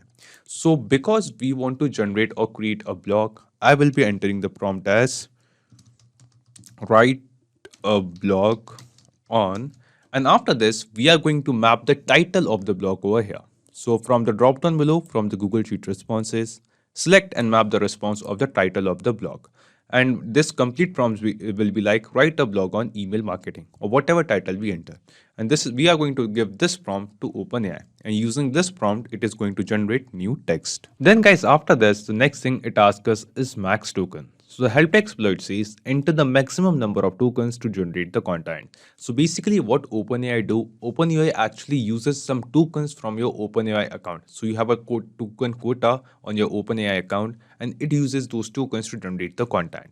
So here guys, we have to enter the maximum number of tokens we can spend for each and every block which we create using OpenAI. So here 2048 tokens is the maximum limit and 256 tokens is the default limit. So I will be using just 256 tokens for every block which we can create using OpenAI in this.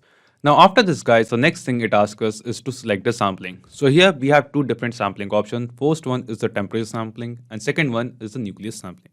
So you have to select according to your choice that what kind of sampling you want to use. Then next it asks us for the sampling value, presence penalty, frequency penalty and stop sequence. Now guys, if you are familiar with OpenAI, you must be knowing all of these things, all of these details. But if not guys, we have a separate dedicated video on what are these things and how OpenAI actually works with Pabbly Connect. And you can see basically all of these same things, same values over here in OpenAI as well. So basically you can refer to the OpenAI's documentation. You can use OpenAI to understand these things, or you can refer to the video which we have in the description box below to know all of these things. So right now all of these things are not mandatory. So I'm going to use the default value for sampling value, presence penalty, frequency penalty and stop sequence as well. And after that guys, we are just going to click on save and send test request. Now guys, after clicking on save and send test request, here we can see that we have received some response. And in this response guys, we will see we have the content for our blog being generated using OpenAI. So we have entered the prompt as write a blog on, and then we have mapped the title of the blog from the Google Sheet, like write a blog on email marketing. And in response guys, we can see that OpenAI has written a blog on email marketing for us. So this is the blog. Now guys, we have the blog content, and using Pexels, we have received the image regarding that same blog title as well. Now guys, what we have to do, we have to send all of these things to a Google Doc so that we can create a document in Google Doc using this data. For that, just scroll down and click on this Add Action Step button over here. And here in Choose App, let's search for Google Docs. And after selecting Google Docs in the Action application, here in Action Element from the drop-down, we have to select Create a Blank Document. So for every new article, for every new row of data which we have in Google Sheet, every new article title, we are going to create a new document, a new blank document in Google Doc. So we are going to use this action as create a blank document. Then just click on Connect and select add new connection. Now here guys, we have to connect our Google Docs account with Pabbly Connect. Just click on this connect with Google Docs button and then select your Google Docs account. After that, just scroll down and click on continue. And now we will see that our Google Docs account gets connected with Pabbly Connect as well. After connecting our account, the first thing it asks us is the document name. That what is the name of this new document which we are creating. So I want my document name to be blog on, and then we are going to mention the blog title. So from the Google Sheet responses from the drop down, let's mention the blog title. So blog on email marketing. Whatever title of blog I'm going to enter in the Google Sheet with the prefix of blog on, with the same title, we are going to create the new document. And then just click on save and send test request. After clicking on save and send test request, here we can see that we have received some response over here. And in this response, we can see that a new blank document with the same name is been created in our Google Docs account. So let's check it. We'll go to our Google Docs account. And yes guys, here you can see that just now a blank document has been created in our Google Docs account. After creating this document guys, what we have to do, we have generated or we have received or we have searched for an image using Pexels regarding our blog. So we are going to add the same image in this document, and after that in the next step we are going to add the content of our blog as well, which we have generated using OpenAI. So first let's add an image. Now to add an image, just scroll down, once again click on this add action step button, and once again we have to search for Google Docs. Select Google Docs over here once again.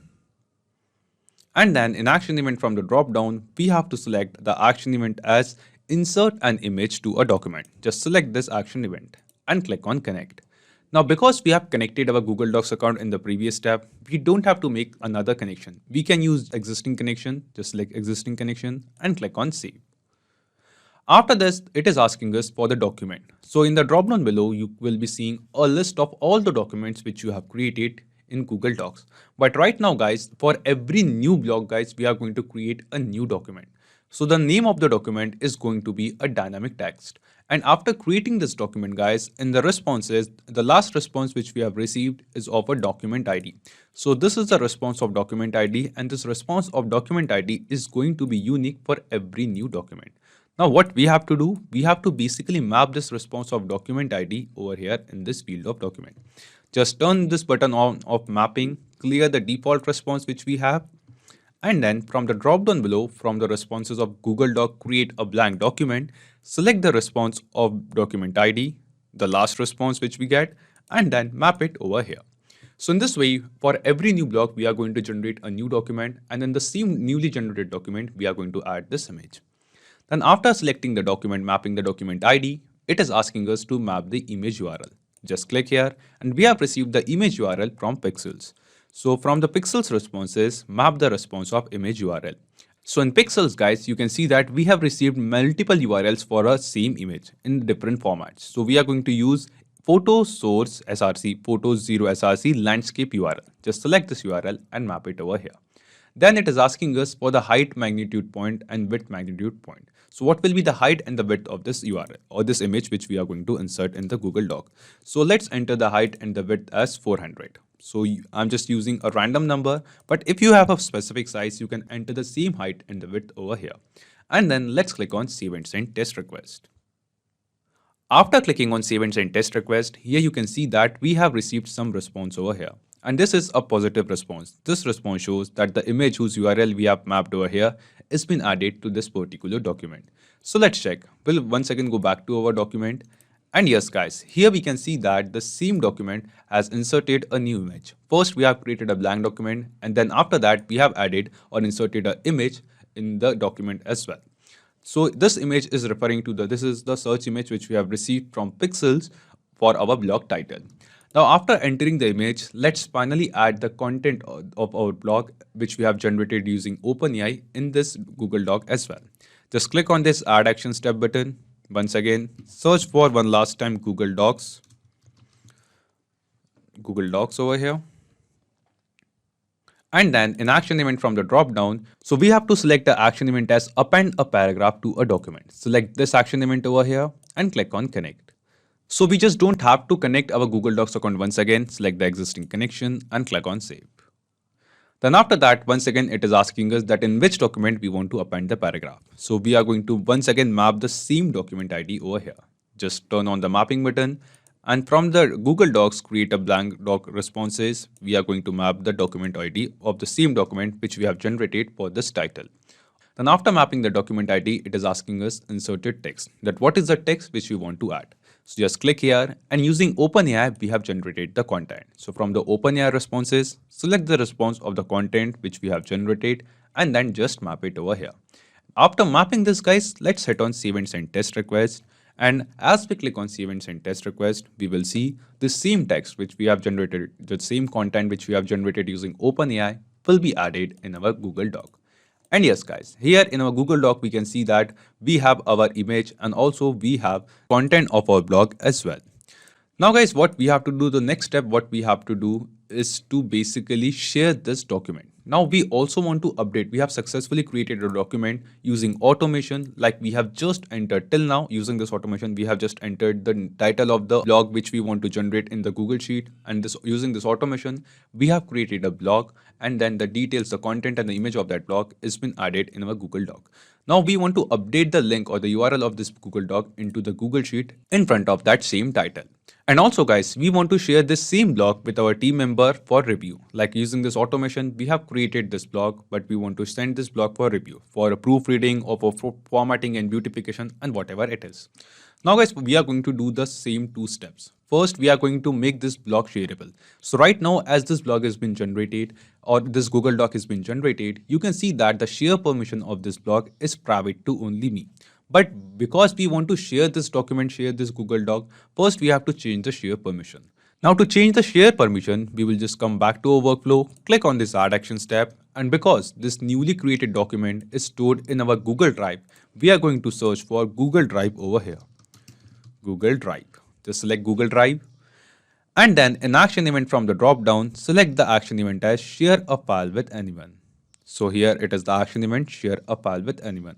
Click on connect. Select add new connection, and then connect the same Google Drive account, the same Google Doc account which we have connected. We have to connect the same Google Drive account over here with Pabbly Connect as well. Just select your account, scroll down and click on continue. And now we can see that our Google Drive account is also being connected. Now after that, it is asking us for the file ID, that what is the file which we want to share. So in the drop down below, we can see a list of all the files which we have in our Google Drive. But as you all can guess, the file ID is also going to be the dynamic text. Just turn on this mapping button, and because for every new article, we are going to have a new file. So that is why, guys, we have to map the document ID. So from the responses of Google Doc, from any of the step in the drop down below, you can see the document ID. So just map the document ID from Google Docs responses of the document whose permission we want to change. And then just click on save and send test request. After clicking on save and send test request, here we have the response which says the share permission of this document, whose document ID which we have entered over here, mapped over here, is being changed. Now let's check. We'll get back to Google Doc. And yes, guys, as you can see, within seconds, the share permission of this document was earlier private to only me. But now it has been changed to anyone with the link. Now this document is shareable, and in the drop down below in the responses of Google Drive, we can see that we have received multiple links of the same document. Like we have the zip link, we have the PDF link, HTML link, and also the web view link. So we are going to update this web view link into the Google Sheet, and also we are going to share this web view link of this document of this blog which we have created as an email to our team members. But first, let's update this URL into the Google Sheet. Now to do so, just scroll down, click on this Add Action Step button over here. And here in Choose App, search for Google Sheets. Select Google Sheets. And after that, in action event from the drop down, we have to select the action event as update cell value. Select this action event because we only want to update a cell value. We don't want to update a complete row or the column. And then just click on connect. Select add new connection. Click on connect with Google Sheets. Select your Google Sheets account. Give all the permissions, scroll down and click on continue. And after clicking on continue, we can see that our Google Sheets account gets connected with a Pabbly Connect. After connecting our Google Sheets account, it is asking us to select the spreadsheet, that in which spreadsheet we want to update the cell or update the data. So I have this spreadsheet named as new blog. So this is the same spreadsheet, guys, in which we were adding the blog title. Earlier, we have connected this spreadsheet with Pabbly Connect using the webhook URL because we wanted to get the data instantly. And now we are going to update this cell value in front of the articles or the blog's title over here. Now here, guys, we have selected the spreadsheet, new blog, the same spreadsheet. And also it is asking us to select the sheet. So here in select sheet, you can see that there is only one sheet named as sheet 1. So we are going to select the sheet 1. Then it is asking us for the range, that in what cell we want to update the value. So here, guys, the column is going to be the same. We are going to update all of this data in column C. So the column is going to be the same. So that's why we are going to manually enter the column as column C. So whatever column you have in your Google Sheet, in whatever column you want to update the blog link, you just have to manually enter the column. And after that, guys, from the responses of trigger, from the first step of Google Sheet when we get the article's detail, here you can see that we have received the row index, the row number of that article. So we are going to map the row index, the row number after the column. So here in range, we have manually entered the column, the name of the column, and we have mapped the row number from the Google Sheet responses, which we have received in trigger. After that, after entering the range, it is asking us the value, that what is the value which we want to insert, which we want to update. So we wanted to update the web view link of the document which we have created. So guys, this is the web view link, and as you all can guess, we just have to map this web view link over here. Just click on this field. From the responses of Google Drive, guys, select the response of web view link of this document, which we have created using this automation, and map it over here. After mapping it, just click on Save and Send Test Request. And that is it. Here we can see that we have received some response, and this response shows that this value has been updated in this range. So let's check. We are going to check our Google Sheet. And yes, guys, here you can see that the cell has been updated. Here we have the link of the document which we have generated. Let's open this link. Let's click on this link, and this is the very same document. Now, after this, guys, we just have to move to the last step. Till now in this automation, guys, let's summarize it, what we have done. So let me minimize all of these steps. And that is it. So first of all, we have connected our Google Sheet with Pabbly Connect using the webhook URL so that whatever blog title we enter in our Google Sheet, we can get that data in Pabbly Connect. After that, after getting the title of the article or the blog inside Pabbly Connect, we have added or sent the same title to Pexels, and using Pexels, we have searched for an image regarding the same blog title. So after getting the image from Pexels, we have entered or created a prompt in OpenAI so that we can actually generate the content of that blog using OpenAI. After getting the content of the blog, we wanted to add all of those blog details, the image and the content, into a Google Doc. So what we have done, we have created a blank document in Google Doc. Then we have inserted the image which we have received from Pexels, which we have searched from Pexels for that blog title. And then we have at the end, we have entered or appended the paragraph, the content of the blog which we have received from OpenAI into the same document. We have created a document, we have added the image, and then we have added the content, the text for that blog. After that, the document which we have created was the share permission of that document was earlier only private to only me. So the newly generated Google Docs are stored in our Google Drive. So we have connected our Google Drive and changed the share permission of that particular file. And then we have updated the URL, the link of that same newly generated document with blog content into the same Google Sheet row in front of that blog title. Now after this, guys, let's move to our last step and send an email to our team member. Just click on this Add Action Step button, and then in Choose App, search for Gmail. So we are going to use Gmail to send the emails. So select Gmail over here, and then action event from the drop down, select Send Email. Connect our Gmail account. You just have to connect the same Gmail account from which you want to send the email. Click on Connect with Gmail, select your Gmail account, scroll down and click on Continue. And as you click on Continue, we will see that our Gmail account gets connected with Pabbly Connect. After connecting it, the first thing it asks us is the recipient email address. Now guys, if the recipient email address keep on changing, you can basically create a column of recipient email address into your Google Sheet and then map the data from the first Google Sheet response of recipient email over here.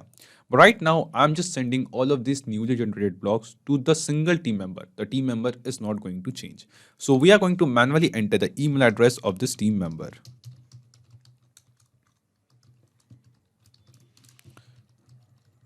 Just a second. Okay, this is the email address. Now, I don't want to add someone in CC or BCC, let's ignore it. Then we have the sender's name, that from what name we want to send the email.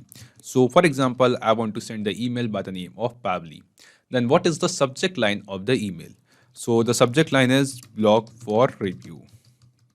So this is the subject line. You can basically create any kind of subject line. And also if you want, you can map the title of the blog over here in subject line as well. Reply to, if there is any particular reply to email address, just enter it. Email content type. So we have basically two different type of email content. First one is the plain and second one is the HTML. Right now I'm just sending a plain email. And here comes the email content. So here we have to create the actual body of the email. So let's start our body of the email as. And then after that, I wanted to mention the name of the blog, the title of the blog. We have created a blog on email marketing. And then here in front of blog link, we wanted to mention the link of the blog which we have generated. So from Google Docs web view link, just select this link and map it over here. And then let's add thank you over here as well. Thank you. After entering all of these details, guys, the next thing what we have to do is to mention the file name or file attachment. So here I'm actually sharing the web view link of this blog, but if you want, we have also received the PDF doc link of the same blog from Google Drive. Now, if you want to send the PDF of the newly generated blog to your team members, you can basically map this PDF link over here in this attachment section of Google Drive, attachment section of Gmail, and then you can send this blog's document as a PDF file as an email attachment to your team member as well. Then just click on Save and Send Test Request, and after clicking on Save and Send Test Request, we will see that we have received a response, and this response shows that the email has been sent. So the email with this body and this subject line is been sent to this user. So guys, let's check the email inbox of this email address. Let's go to a new tab, switch our Google account, let's go to Gmail. And yes guys, here you can see that on the same email address, we have received a new email. So guys, here we will see that the sender's name is Pabbly, the same sender's name which we have entered over here. Then this email says, hello, we have created a blog on email marketing. Please check this blog, and we have the blog link. And as we click on this link, we will say this is the very same blog over here. So right now guys, we can see that the automation workflow which we have created over here is working perfectly fine. Now guys, here we can see that the automation workflow which we wanted to create is been successfully created. Now guys, every time we are going to enter a new blog title into this Google Sheet, using Pexels guys, we are going to get a reference image for that particular title. Then using OpenAI, we are going to get a complete blog content, and that all of those details will be added into a Google Doc. And after that guys, we are going to update the link of that doc into the same sheet, and also if we want, we can share the same doc as an email to our team members as well. Now after setting up this automation, let's test this automation as well.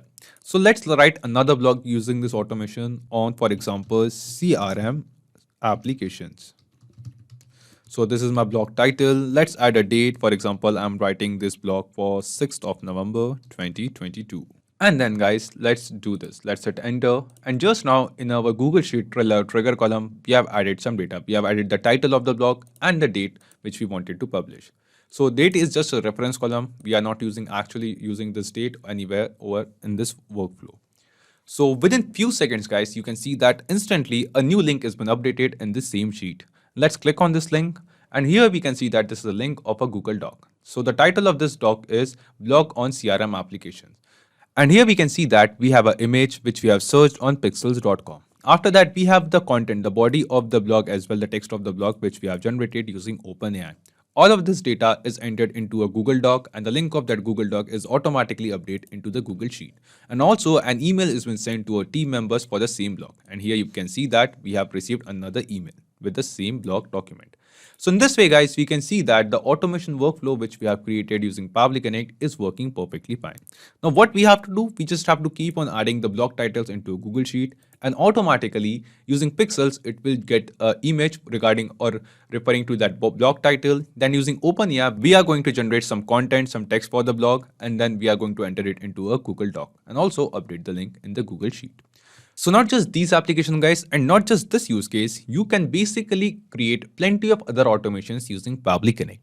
And guys, one more important thing. You will find the clone link of this same workflow in the description box below.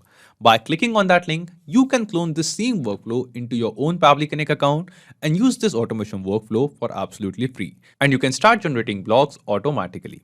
And guys, one more important thing, Pabbly Connect offers you a forever free plan. And in this plan, you get some free tasks every month into your own Pabbly Connect account. So if you want to try and test this automation, you can do it for absolutely. Hey everyone, in this video you will learn to generate a tweet for your new RSS feeds automatically and share that RSS feed along with a tweet on Twitter automatically. And we are going to set up this automation by connecting RSS feeds feature of Pabbly in the trigger, and then OpenAI in the action step, and then Twitter in another action step in the automation workflow. And we are going to set up this whole automation without any coding super easily. So let's start. So we are going to build this no-code automation workflow inside Pabbly Connect. So this is the landing page of Pabbly, and I have pasted the same link in the description as well. And from here you can set up your free Pabbly Connect account and you will get free automation tasks every month to test and set up your automations. Okay, so you can just sign up right now from the given link, and after that you have to sign in and reach the dashboard of Pabbly Connect application. Okay, and from this dashboard you have to click on this create workflow button to set up the workflow. And here I am giving the name to this workflow as share RSS feeds on Twitter using OpenAI. Okay, and after giving this name, just click on create button and you can see your workflow is getting ready here. And on this workflow page you will find these two modules, the trigger and the action. So trigger here is that application in which the trigger event is going to occur. Okay, so the trigger event is going to start this workflow, and the action would be the consequence of the trigger or the response towards the trigger. Okay, so in this use case, suppose that you are running a website and on that website you are sharing your articles on RSS feeds. Okay, so here we are going to connect RSS by Pabbly feature of Pabbly Connect, and that is going to capture the details of your RSS feeds here in this workflow. So that will act as a trigger, and the action towards that trigger would be to generate a tweet for that same RSS feed using OpenAI. And after that, in another action step, we are going to share the same tweet on Twitter. Okay, so let's build this. So first of all, I am going to search for RSS feature of Pabbly Connect. Here it is. All right, and the trigger event would be new item in the feed. Okay, all right, then click on connect, and here it is asking for the feed URL. So here you have to paste this kind of a URL. This means the URL of your RSS website. Okay, so right now I'm going to show you an example of this website. It's a news website, and I'm going to use this health RSS section. Okay, so this is the health RSS section, you can see. All right, so I'm going to go back here and I'm going to copy the link of this RSS feed like this, and I'm going to paste this feed URL here. All right, and now click on save and send test request button, and the most recent RSS feeds data will be captured here. And here you can see, guys, this we have received this title: viral video, this street food ally in Japan is straight out of a movie set. This is the title we have received. Let's check if we have this feed in the RSS. Yes, this is the most recent RSS feed we have in our website. Okay, and that the same got captured here. This is the publishing date, this is the link of the feed, and this is the content snippet. Okay, and this is the whole content actually, right? Now guys, I want to share this article that I have written in my RSS on my Twitter handle, and for that I want to create a small tweet as well. So to generate a small tweet for this article, I'm going to use OpenAI application. So OpenAI, guys, is an artificial intelligence based content generation tool. Okay, you must have known about it. So I'm going to search for OpenAI here. Here it is. And the action event would be generate content. Then click on connect. And from here, select add new connection. And here it is asking for the API key of OpenAI application. So you will find this API key by clicking on this help text written in blue. Or what you can do, you can just open your OpenAI applications dashboard like this. And from this profile section, you can click on view API keys and you will find the key here like this. Or you can generate a new key by clicking on this create new secret key button. And here's how the key will be generated. You just have to copy this, click on OK and paste this here in the token field. All right, and then click on save and you will be connected with OpenAI, right? We are connected. And here it is asking for the artificial intelligence model that you want to use to generate the content. So in OpenAI, there are several models of artificial intelligence algorithms or the codes by which you can generate the content that you want to generate. Okay, so the most used model is this Text DaVinci 002 model. So I'm going to select this only. And here it is asking for a prompt. So guys, to give a command to OpenAI to do the things for you, you have to provide a prompt. Okay, so prompt is a kind of command that you can provide to OpenAI to automatically generate any kind of content using artificial intelligence technology. Okay, so you can just click on support prompts format here on the help text and you can see how the prompts work in OpenAI. Okay, so let me show you just an example. So I want to generate a shareable, I want to generate a tweet for sharing my content that I have published on RSS feed of my website. Okay, so for that I'm going to provide a prompt here. Let me type a prompt. So guys, I have written this prompt here for OpenAI. I have commanded OpenAI to write a playful and short tweet to share my new article that has a title and the description, and don't repeat the title, only use maximum 2 hashtags, don't include URLs. That's obvious, okay, because I'm going to share the URL of my own feed on Twitter.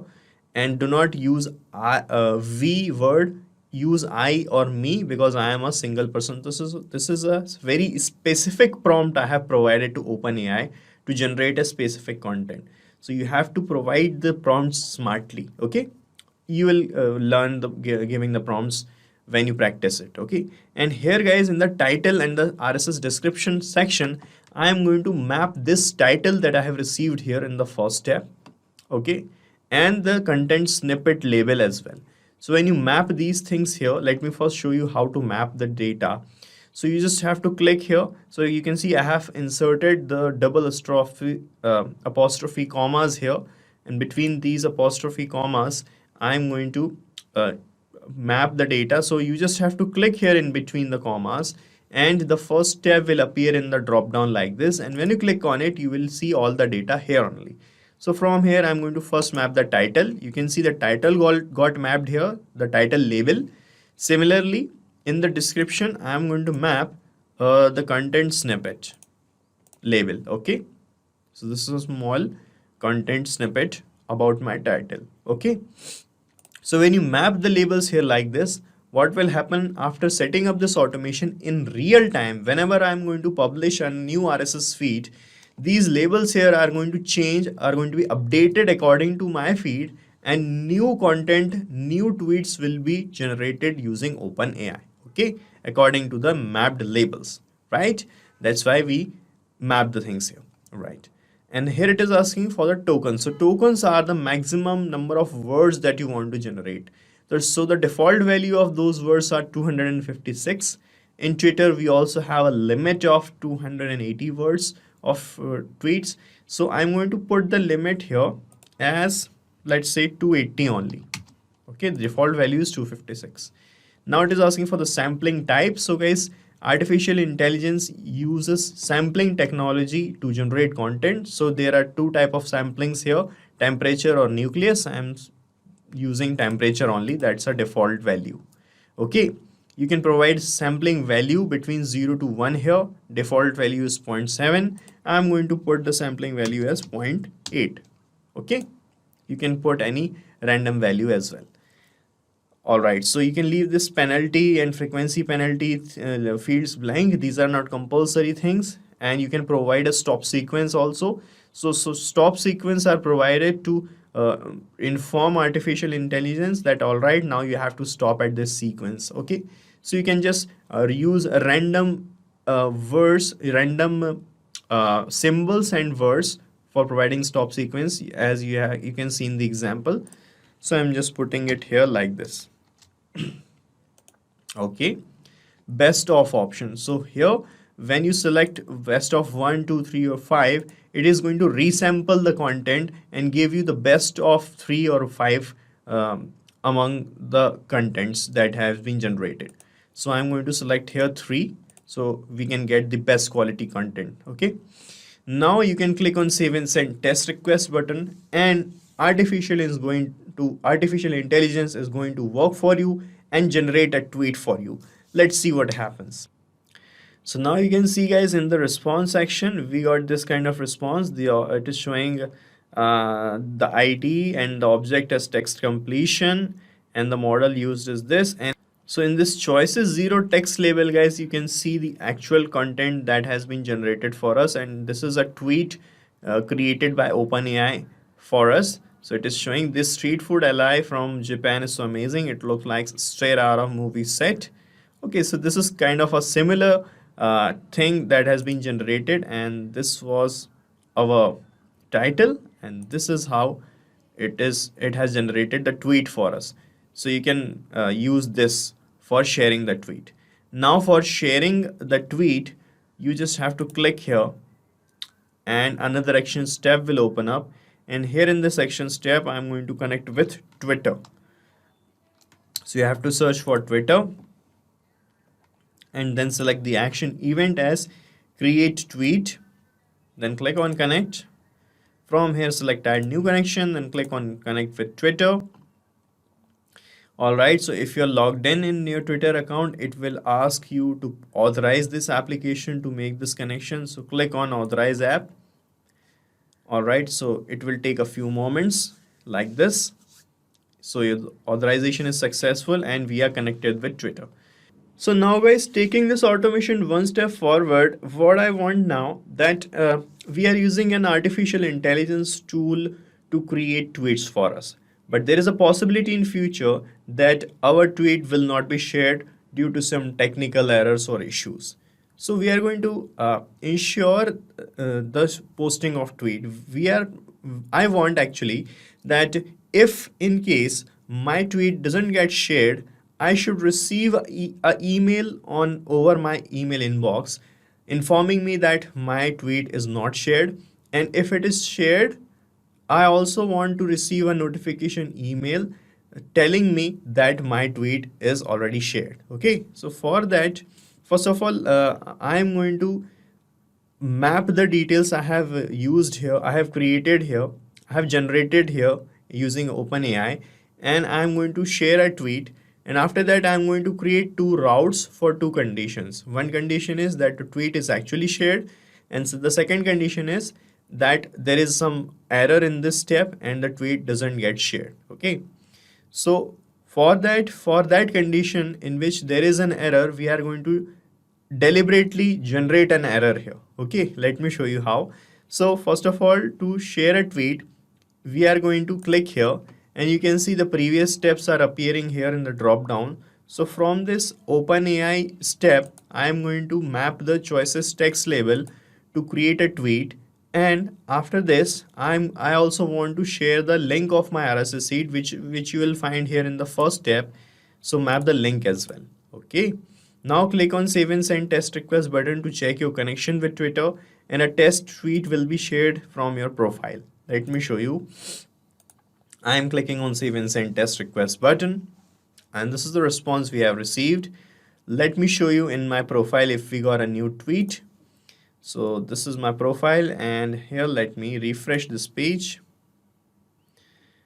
and here we got a new tweet you can see, and this tweet is saying this street food alley from Japan is so amazing. It looks like straight out of a movie set. Okay, and there is a link attached here. You can see it's not a proper link. Let me just give a space here between the text so the link will be shared properly.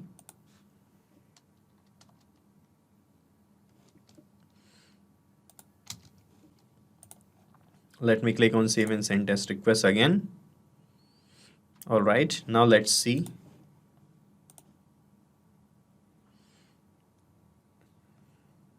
And now you can see this is how the tweet will be shared. This is the tweet. This is the content generated with the help of OpenAI with 2 hashtags, and this is the link of my RSS feed. Okay. Now guys, what I'm going to do, I'm going to click on save and send test request button one more time, and it will show me an error because our Twitter action doesn't post duplicate messages. Okay, so we have already shared this message as a tweet. Now when I'm going to click on save and send test request button, it will show me a duplication error. Let me show you. So here you can see now it is showing error code label and the error messages status is a duplicate. Okay, so we have deliberately done this because now I am going to click here on this plus icon, and from this action step I am going to use this router. So router creates conditional paths for different kind of conditions. So here you can see when you choose router, it will show you 2 routes here like this, and from this set filter and action steps button you can create conditional routes. So first condition is that we have received an error. There is a technical error and we have received this error code label here in the previous step. So when this label arrives, that means we have some error. Okay, so this is our first condition. So click on set filter and action steps, and I'm going to apply the first condition here using the filter. So I'm going to select this label here from this last step, the error code label. So whenever there is an error, this label is going to exist in the response. So I'm going to select the filter type as exist. So whenever this error code label exists, that means we got some error. So when this error arrives, let me click on save and send test request button here. You can see the condition is true. We got an error. So whenever there is an error, I want to receive an email. So to receive an email, just click here on this plus icon. And from here, I'm going to search for Gmail application to receive or send an email to myself. Okay. And the action event would be send email. Click on connect. From here, select add new connection, then click on connect with Gmail.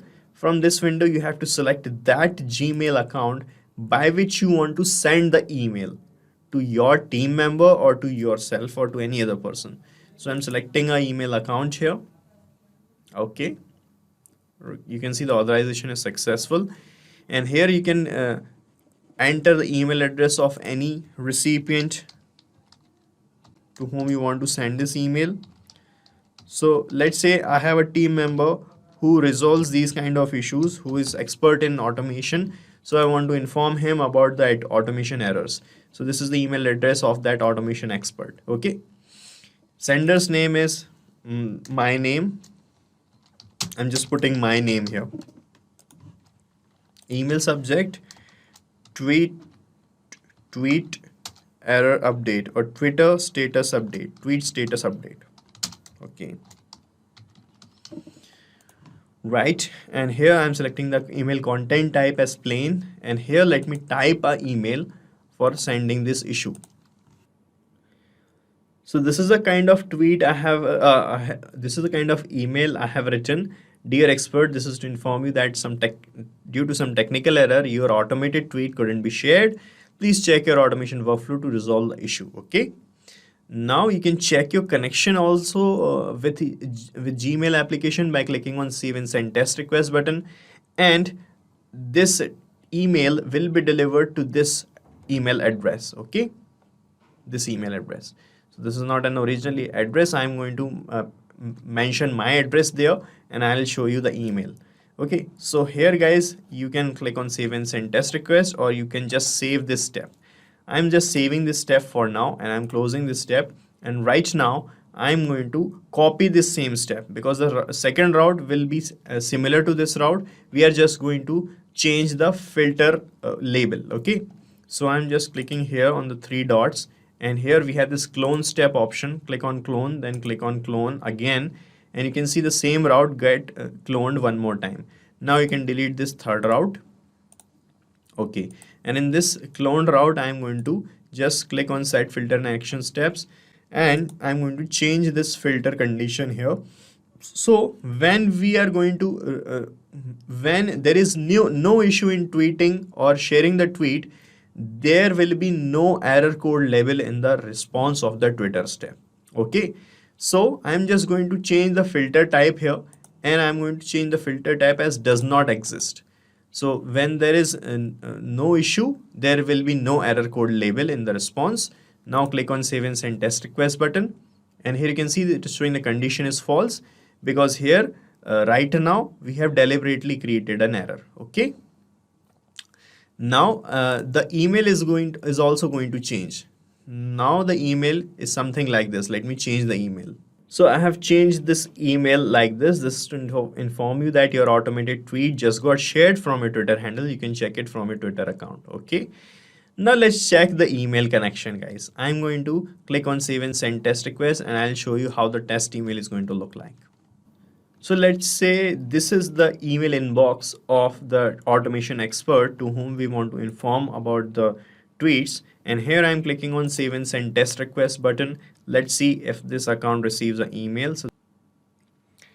So this is the response we have received, guys, and I have received a new email as well, and you can see the name is my name, the subject is tweet status update, and here you can see the mail is this: dear expert, this is to inform you that your automated tweet just got shared from your Twitter handle. You can check it from your Twitter account. So this is, I have sent this email. This is a test email. I have just sent it to check our connection, and it's working fine. And you can see we got the same email with the same subject details and the sender's name details. So our automation is complete, and this is how you can set up this. And you have to set up this automation only once. After that, you don't have to do anything manually in the workflow. After that, it is going to run automatically whenever you are going to share a new RSS feed on your website, or you can share the RSS feeds of any other websites as well. A tweet will be generated out of OpenAI application, and the same will be shared on your Twitter handle. And if there is any issue, you will receive an update on email, and also you will receive these kind of sharing confirmation emails as well. And guys, you can use the same workflow, as I'm going to paste the link of this workflow in the description, and you can clone it in your own free Pabbly Connect account and start using this automation instantly. In this video, we are going to see how to respond to feedbacks automatically using OpenAI. So let's say that every time there is a form submission, here we have taken the example of a Google form. You can choose any form builder application. So every time there is a new form submission and you have received a feedback, now what do you want? You want that automatically a response should be generated for that particular feedback, and a mail should be sent to the person. How would you do that? So as soon as you receive a response, with the help of OpenAI, which is an artificial intelligence and deployment company that helps you in generating human-like content, so it would be able to generate a reply, a response to the feedback, and then finally through Gmail, a mail should be sent to the person who has submitted the form. Now, how would you do that? For this, there has to be some integration between these applications. And the same thing can be done using Pabbly Connect software. Here your trigger application would be Google Form, and your action applications would be OpenAI and Gmail. Now how can you do this yourself? Integrate and automate this entire process. To understand that, let me take you to my screen. To begin with the process, we are first going to type the URL pabbly.com/connect, and as we do that, here we have reached the landing page of this software. On the right hand side, you can see two options: sign in and sign up for free. So if you are an existing user, simply sign in. If you are a new user, click on this tab, sign up. It won't take more than 2 minutes, and also at the time of account creation, you will get 100 free tasks so that you can easily explore the entire application. Now I'm going to click on sign in, as I'm an existing user over here. And here we have reached the all applications page. Let's click on access now for Pabbly Connect. Here we have reached the dashboard of this application. Again, on the right hand side, you can see a tab Create Workflow. So I'm going to click on this. And now a dialog box has appeared which is asking me to name this workflow.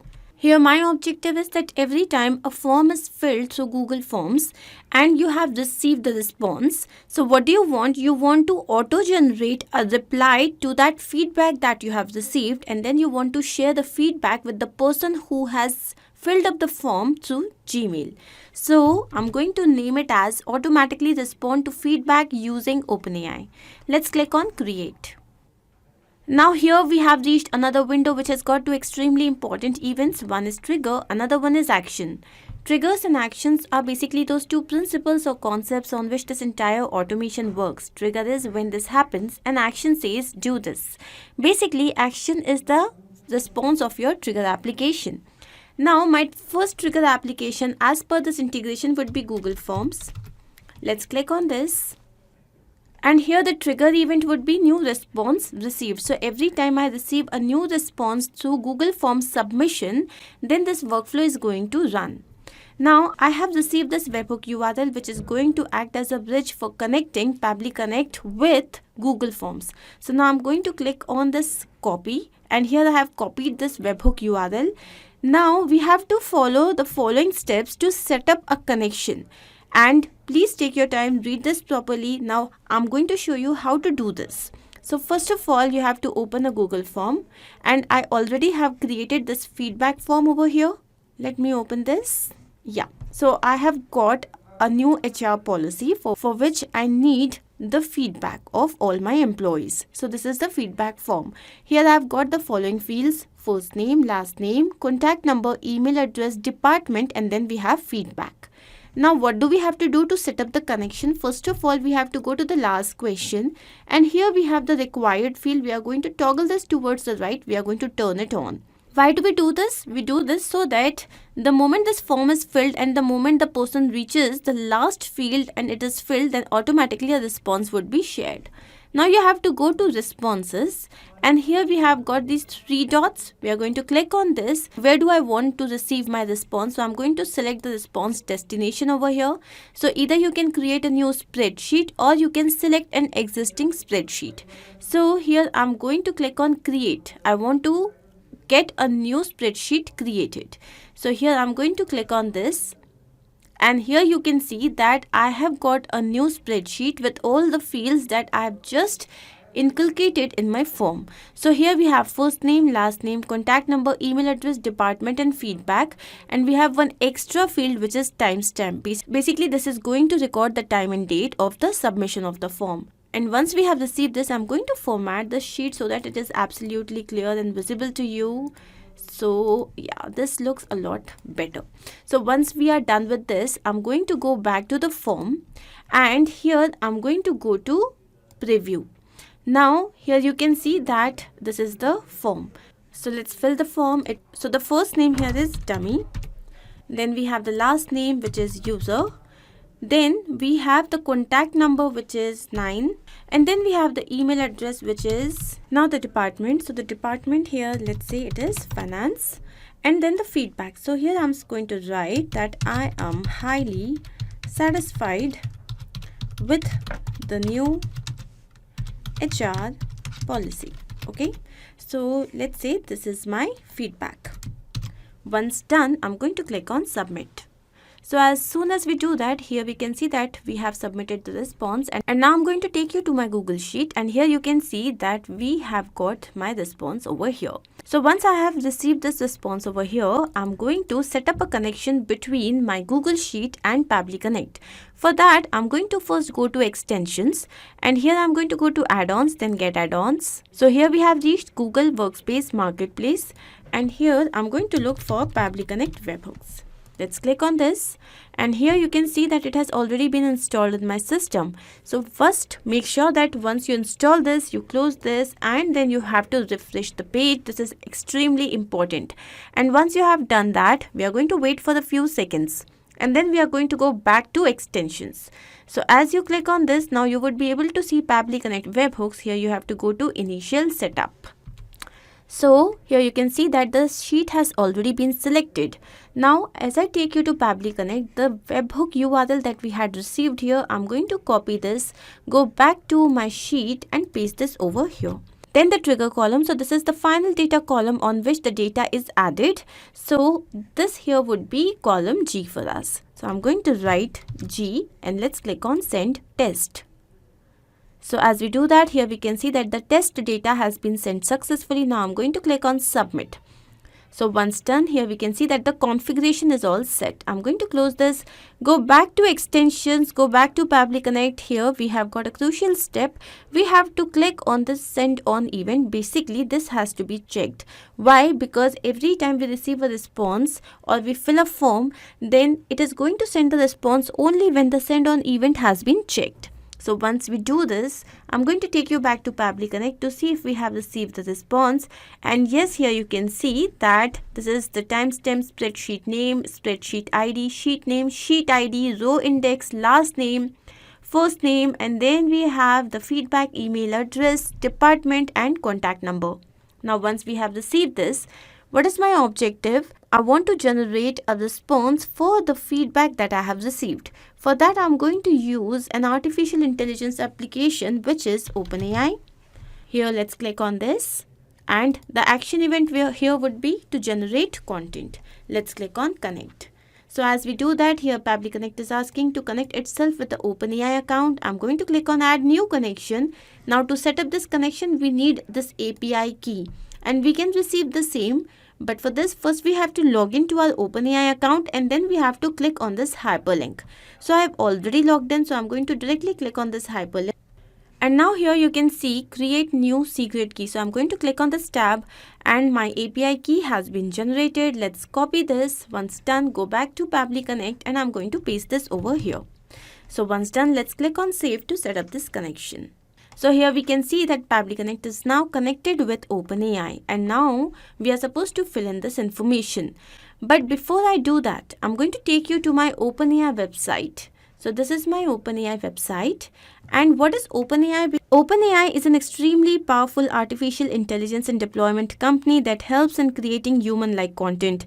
It can generate text as well as images. So I'm going to click on this API, and as I do that, here it is saying that we can build next generation apps with OpenAI's powerful models, as it has the access of GPT-3, which performs a variety of natural language tasks, codecs which translates natural language to code, and which creates and edits original images. So this is an extremely intelligent and interesting application. Now here on the right hand side, you can see the tab login. I'm going to click on this. And once we log in here, we would reach the dashboard of this application. Here I'm going to directly take you to this playground, and as the name suggests, this is an extremely interesting space where creating or generating content is a piece of cake. Let me show you how. So let's say that I write a story on a bird. So when I say write a story on a bird, and as I click on submit, then here you can see that automatically it has started generating a story. So this is definitely a boon for all the content creators over there. Here you can also customize the length of your story or the length of the content that you are generating. So I'm going to show you how. So first of all, if you will see here, so we have got different features. First is mode, and then we have insert, and then we have edit. Then we have got various models here, and we usually go with TextDaVinci 003. Why? Because it is the most capable model in the GPT-3 series. It can perform any task the other GPT-3 models can. It can process up to 4,000 tokens per request. So once this is selected, then comes the temperature. Temperature controls randomness. So as the temperature approaches 0, which means that we are going to get repetitive content. And when it approaches towards 1 or it goes towards 1, then we will get random responses.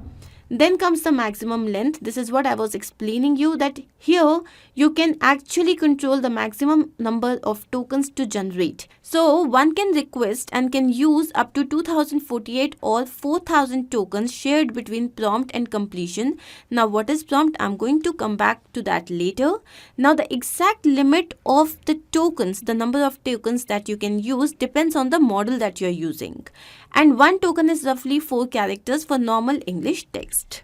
Then comes the stop sequence. Stop sequence is something that when applied, it will stop generating further tokens. So here let's say the stop sequence is // hashtag. You can add your own stop sequence.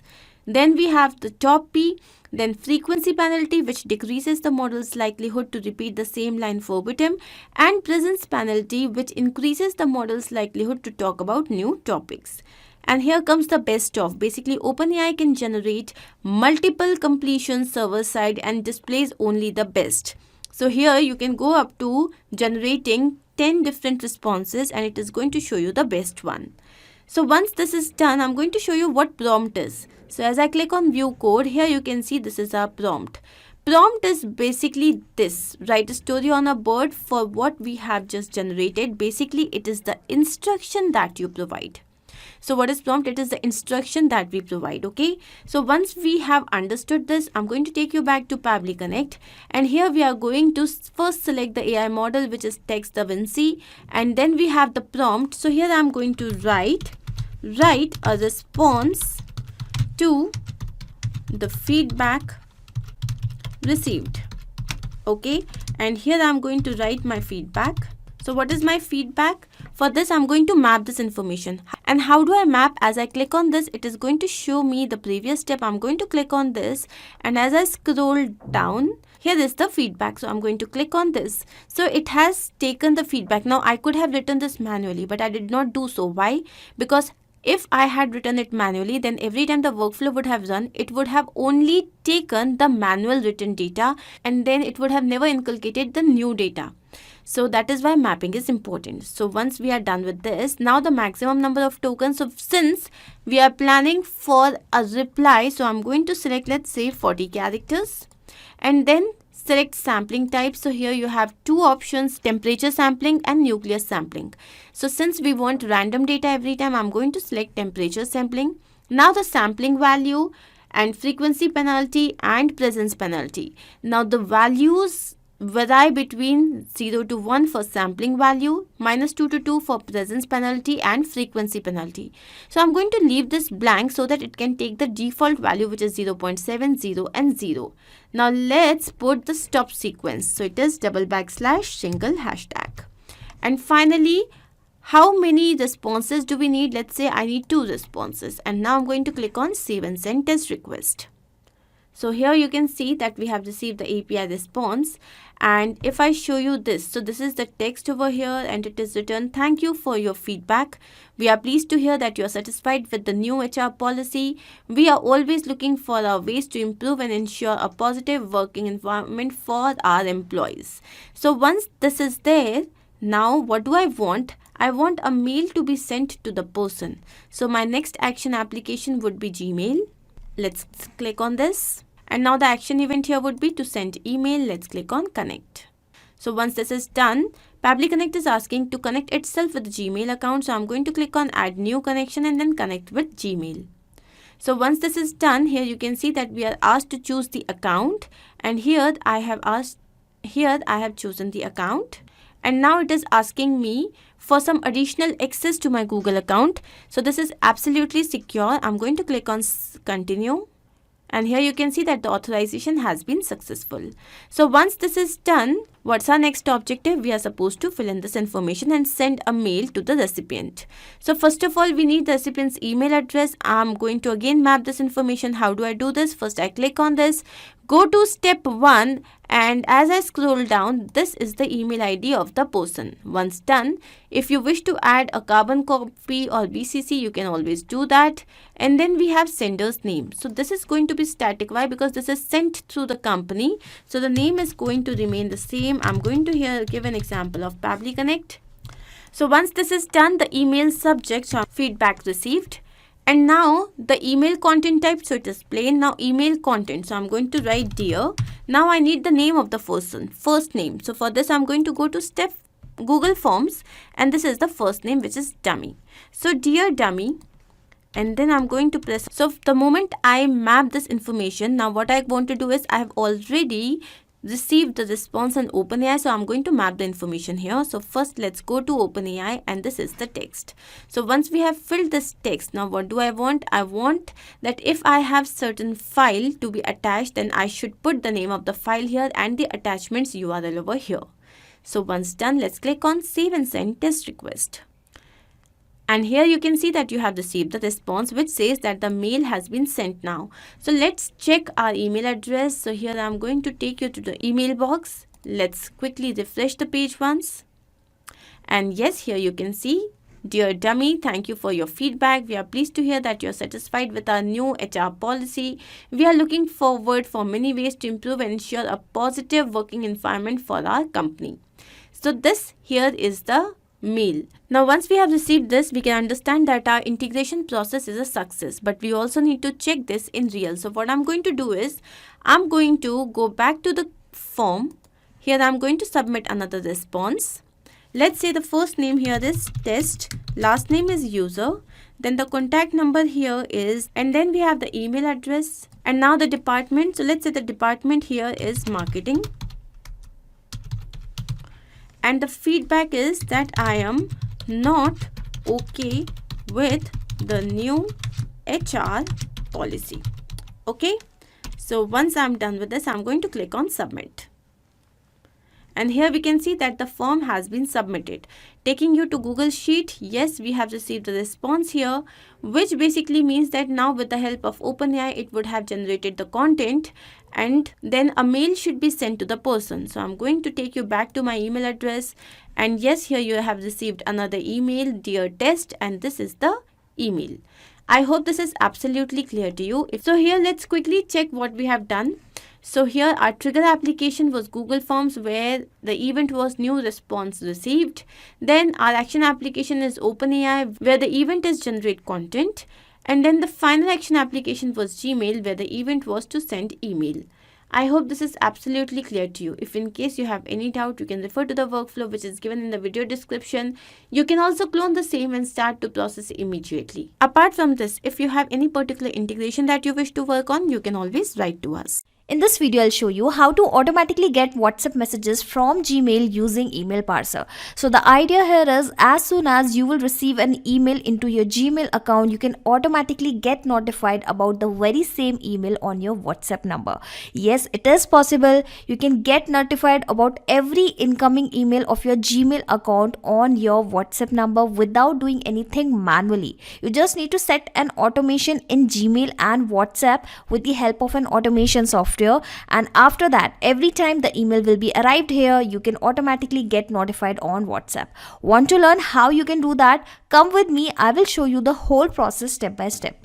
So this is my WhatsApp web and this is my Gmail account, and as soon as I will receive an email here, you will see how I will automatically get a WhatsApp message as well. Okay, so assume that a customer named as John is actually sending me a message on my Gmail, on my email address. Okay, so the subject line is facing issue in the software. Hello team, I'm facing issue in login to your software. Please help. Thanks John. Okay, so the John is facing an issue and he is actually dropping us an email, and I will receive that email on my account, and you will see how I will also get notified about very same email on my WhatsApp as well, as soon as I will get the email here into my Gmail account. And here you can see the message is arrived, the email is arrived. Let me go back to my WhatsApp account as well and check whether I have received the same notification or not. And here you can see new email arrived on your Gmail account. Dear manager, a new email is arrived in your Gmail account. From name is this, email address is this, the subject is facing issue in the software, and the email content is,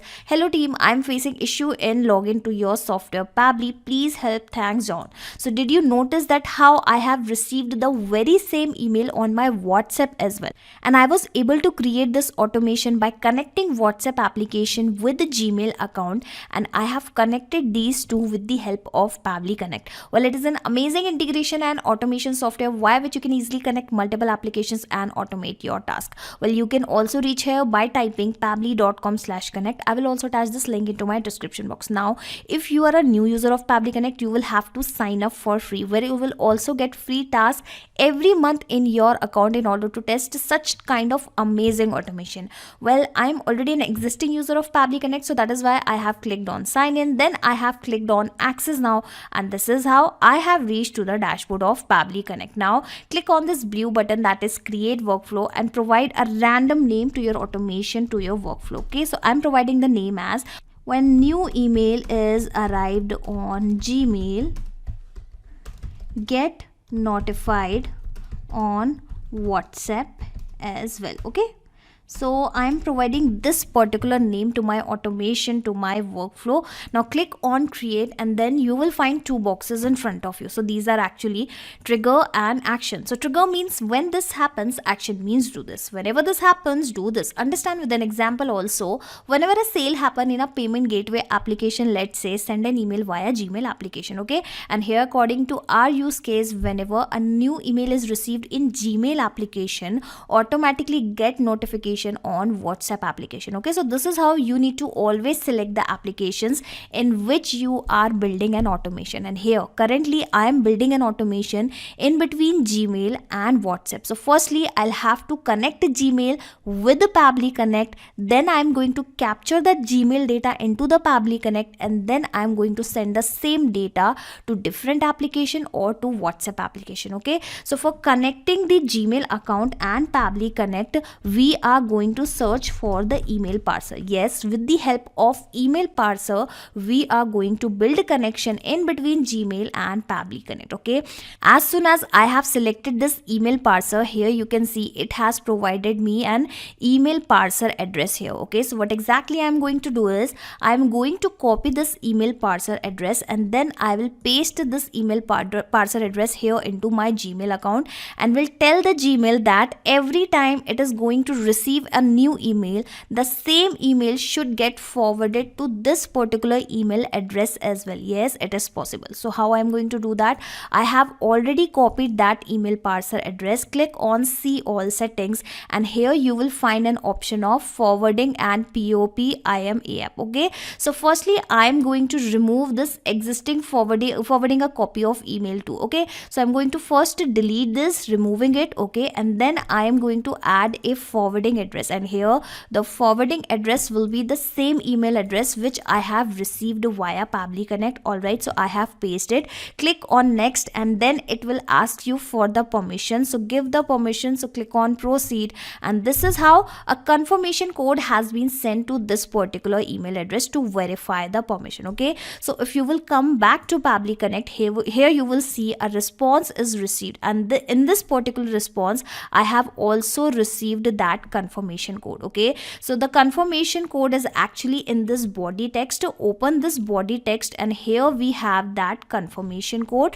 which I need to provide here. Okay, so I'm going to provide the same confirmation code here only. Okay, so providing the same code, click on verify, and this is how you are forwarding your email to this particular email address. This notice will end in 7 days. Okay, now change this button from disable to enable. Okay, and then finally click on save, and this is how I have built a connection in Gmail and Pabbly Connect. And now what will happen, every time someone is going to send a new email here, the same email will be received via Pabbly Connect. Okay, let me even show you. So for now I am going to click on this button recapture. Okay, do you wish to recapture the response? Yes, I would like to capture the response once again. Okay, read the instructions that it is waiting for the email parser response. Send an email to the email address mentioned above, so that we can capture all the details from the email content automatically. So I'm going to do the same. So this is my Gmail account. Let me first archive this existing email.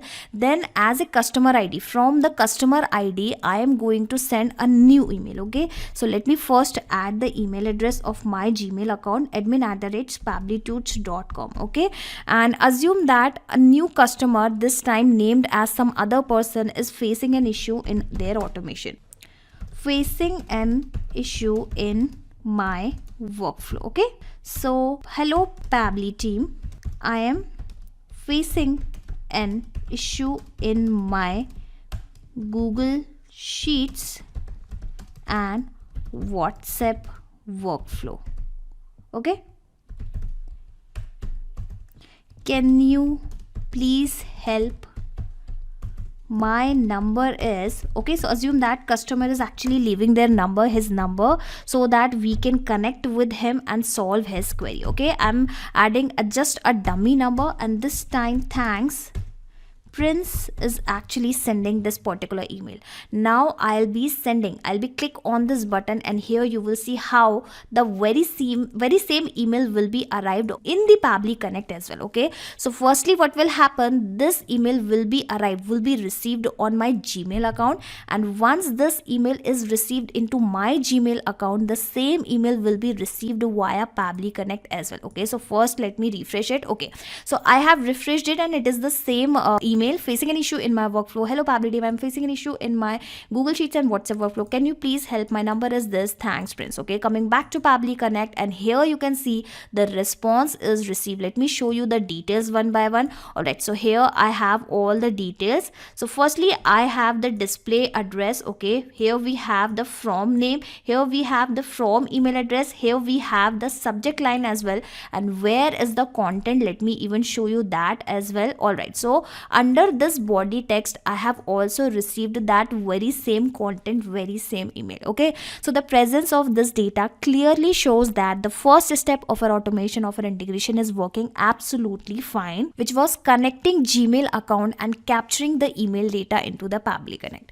Now we are going to send the same notification on my WhatsApp number, and here for sending the WhatsApp messages, I am going to use this Interact application, which is an amazing WhatsApp API via which you can send the WhatsApp messages. Okay, so in action event, select the send WhatsApp message template. Now click on connect and connect your Interact account with the Pabbly Connect, just like we have connected Gmail and Pabbly Connect. Okay, so for connection, it is asking for the secret key. So if you are already logged in into your Interact account, simply click on this hyperlink and it will directly take you to that specific page where the token key is available. Okay, I'll have to wait for that. And here we have this secret key. I'm going to copy the same, coming back to Pabbly Connect, let me paste the same, click on save, and this is how the Interact application will be connected with Pabbly Connect. Now it is asking for the few details, basically the country code, the phone number, the full number, the template code, language code. Alright, so firstly it is asking to provide the country code and the phone number on which you would like to send or receive the messages, the WhatsApp messages. Okay, so here you will also have to read the instructions that it is clearly saying that it is mandatory to give a value for either a full phone number or for both phone number and the country code, which means if you are having the full phone number along with the country code, you need to provide the phone number only into this particular field. Or just in case if you do not have the full phone number along with the country code, if you have both the fields, both the data separated, you will have to provide the country code here and phone number here. Okay, so this is actually the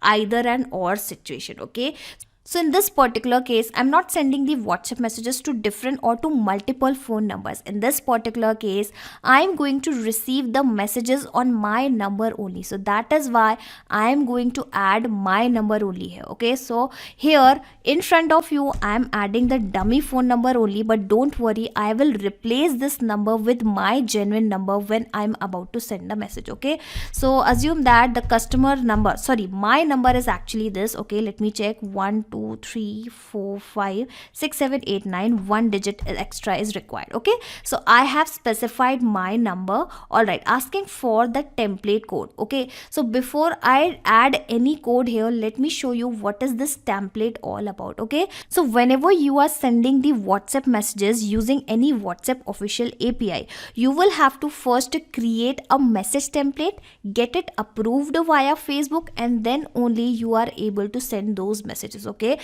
So let me show you. Into this interact application also I have created several templates, okay. So this is the template section, okay. This is the software name, this is the application name, that is interact, okay. And this is the WhatsApp template section, and here you can see interact has provided lot of templates. And if I will go to this active section, you will be able to see lot of templates which I have created. Some of them are approved, some of them are even rejected. If I'll show you this status here, you can see the approved, pending and rejected, okay.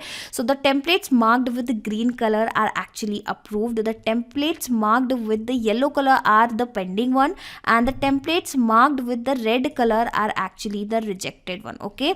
So this is my message template section, and this is the name of the template, this is the created by. Here we have the category, preview, languages and action, okay. So if you want to send any kind of WhatsApp messages, you can create a message template from this particular button, okay. I'm not going to create a new template because I have already created a template named as email template. Let me open this particular template, and this is the name I have provided, email template. I have selected the language as English. Here we have the header which is optional, okay. So in this particular case I have added a header text as new email arrived on your Gmail, and this is the body, basically the content which you would like to send or receive, okay. So I have already defined the content that I would like to receive this kind of message, okay. Dear manager, a new email is arrived in your Gmail account from email address, subject, email content, thanks, enjoy automation, okay.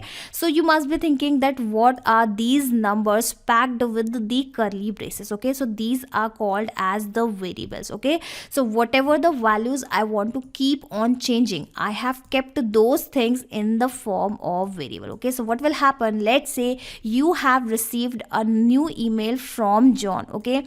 So this time this one number will be replaced by the John's name automatically, and the second time if you have received the email via Prince, then in that case this number will be replaced by the second customer's name, that is Prince, okay. So this is how these values will automatically get changed because I have specified, I have added it in the form of variable, okay. Footer is again optional, buttons are also optional, so it is completely up to you whether you would like to keep these things or not, okay. So let me take you to the Pabbly Connect, but before that I am going to copy the code, the message code, okay. So if you will go to the URL of your template, you will find the name of your template. You will have to copy the same and make sure that you do not include the slash, both the slash, basically the starting slash and the ending slash, okay. Coming back to Pabbly Connect, and here I am going to provide the code, okay. You can even read the instructions to get the code name. Go here and click on the template. Asking for the language code, well, as I have just told you that I have used English as the language, okay. So here it has clearly mentioned that code for English will be EN, code for English US will be EN US, okay. So I'll go with this particular code, with this particular language code, okay. Asking for the header value, well, I am going to leave this particular field blank, or I can do one more thing, I can copy the very same content and then I'm going to paste the same content because I do not want this value, this content to be changed. So that is why I have added this particular content manually, okay. And whatever the values you want to keep on changing, you will have to map those values, okay. So what is this mapping all about? Let me show you everything in detail, okay. So basically it is asking for the body variable value. So these are the same variables which I have kept into my message template. So basically you will have to specify that what should come in place of this particular variable, okay. So let's say you have two variables into your message template. So this is how you can specify that in place of one, this John should present, okay, and in place of two, this 1 2 3 should present, okay. So I am also going to do that, but instead of providing these values manually, I am going to map it, okay. From where I'm going to map it, I have already received the data in the above step. I'm going to map the same and I don't need to copy and paste the data here, okay. Mapping is is very simple in Pabbly Connect. You just need to click on this particular field and you will find the above data here in the drop down. You just need to search for that specific data, and this is how you can map it. Okay, so the first variable we have is the 1. So this time we are providing the value for the 1 number. So here I am going to provide the from name, and the from name is this. Okay, basically the from address I have provided, so in place of that I'll have to provide the from name. The from name is Henry Quas. Okay, so I have provided, press a comma, and now I am going to provide the value of second variable. Okay, so again I'm going to search for the email address, and here we have the from email address. Okay, the third variable is actually of the subject line, so again I will add a comma and search for the subject line. Okay, so I have added the subject line as well. Basically I have mapped the subject line as well, and lastly I'm going to provide the value of the fourth variable, which is going to be the content. So I have this content as the body text. Okay, so I'm going to map the same. Okay, so this is how I have specified that what value should come in place of this variable, these variables, and since I have mapped these value, the value will automatically get changed when this automation will work in real time. Okay, so that is why mapping plays an important role in this automation. Okay, so again I have not provided the button and any dynamic URL, so I will leave both of these fields blank, and finally I'm going to click on this button and you will see how I will automatically get a very same image. But before that, let me first delete the existing chat so that I can show you how I will receive a fresh email on my WhatsApp number. Okay, so I am going to change this number with my personal number so that I can show you how the message will arrive. Alright, so I have provided my number, clicking on this button, and here you will see the message will be arrived. The response will be received coming back to my WhatsApp web, and wait for the response, wait for the email to arrive.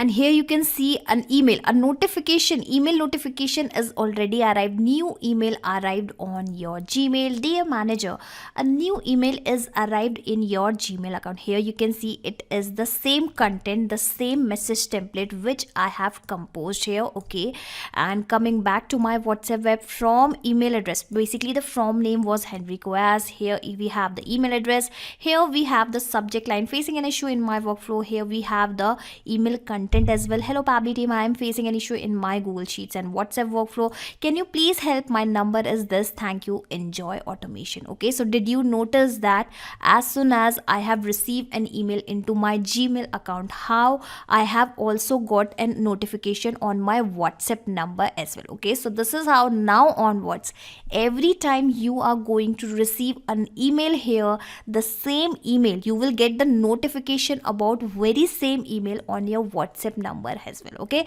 but here we have a very interesting twist. You're going to receive lots of email into your Gmail account, and you do not want to get notified about every single email that you are receiving into your Gmail account. Okay, so how you are going to filter those emails, how you are going to specify that I would like to receive only such kind of emails which consist of words like the issue, the workflow, or maybe the please help. Okay, so that is also possible with the Pabbly Connect. With the help of filter feature, we are going to actually filter this automation. We are actually going to filter this incoming email. Okay, so click on this plus icon before your interact application, and after this Gmail email parser application, and here you will have to search for the filter. And let me tell you, filter is an amazing feature of Pabbly Connect via which you can perform various kind of conditions within your automation. And here I'm going to specify a condition that if my subject line consists of the words like issue, the workflow, the Pabbly, or maybe the help, in that case only I should get notified, otherwise the automation should stop working. Okay, so how I am going to specify this condition? In this particular drop down, firstly you will have to search for the subject line, because we are specifying this filter, we are specifying the condition in the subject line only. Okay, so let me search for the subject line. So here we have the subject line that is facing an issue in my workflow. Okay, so whenever my subject line contains the words like issue, in that case I should receive the email notification on WhatsApp. Otherwise I should not receive that email notification, that WhatsApp notification. And not only the issue word, if the subject line consists of the words like help, okay, so let me specify the help as well. And if the subject line also contains the words like workflow, okay, in that case, if the subject line consists either issue or help or workflow, in that case I should receive a WhatsApp notification. Okay, so this is the either on or case, so that is why I have specified these filters with this or condition. Okay, and let me also change the values here also. Let me search for the subject line here. Okay, so here we have the subject line as this, and here also I'll have to change it as the subject line. Okay, subject line, because we are specifying this filter, we are specifying this condition within the subject line only. Okay, so here I have the subject line, and it should not equal to, rather than this it should contains. Okay, if subject line contains the words like issue, the help,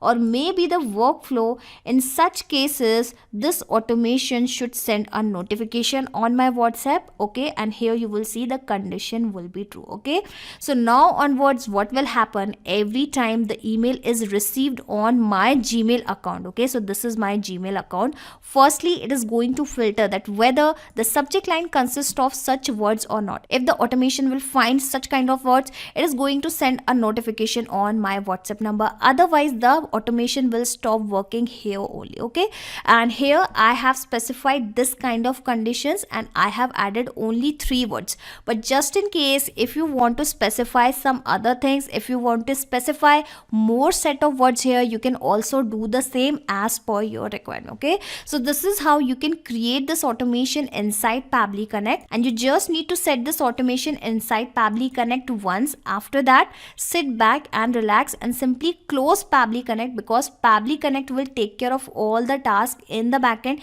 You do not have to do anything manually. Sit back and relax. Okay, just in case if you want to access this automation into your Pabbly Connect account, I will also attach the shareable link of my workflow into my description box. So if you're going to click on this link and sign up for free into the Pabbly Connect, the same workflow will be cloned into your Pabbly Connect account, that too for free. Not just these applications, you can integrate multiple applications and automate your business with Pabbly Connect. You can ask your queries at forum.pabbly.com. My team will surely answer to your questions. This is the website of Pabbly Connect, and for the latest updates of Pabbly Connect and unique automation ideas, you can join our Facebook group, that is formget.deals. If you have found this video helpful in any way, share it with your friends and colleagues and also help them to automate their business. Like, share and subscribe. Thank you for watching this video.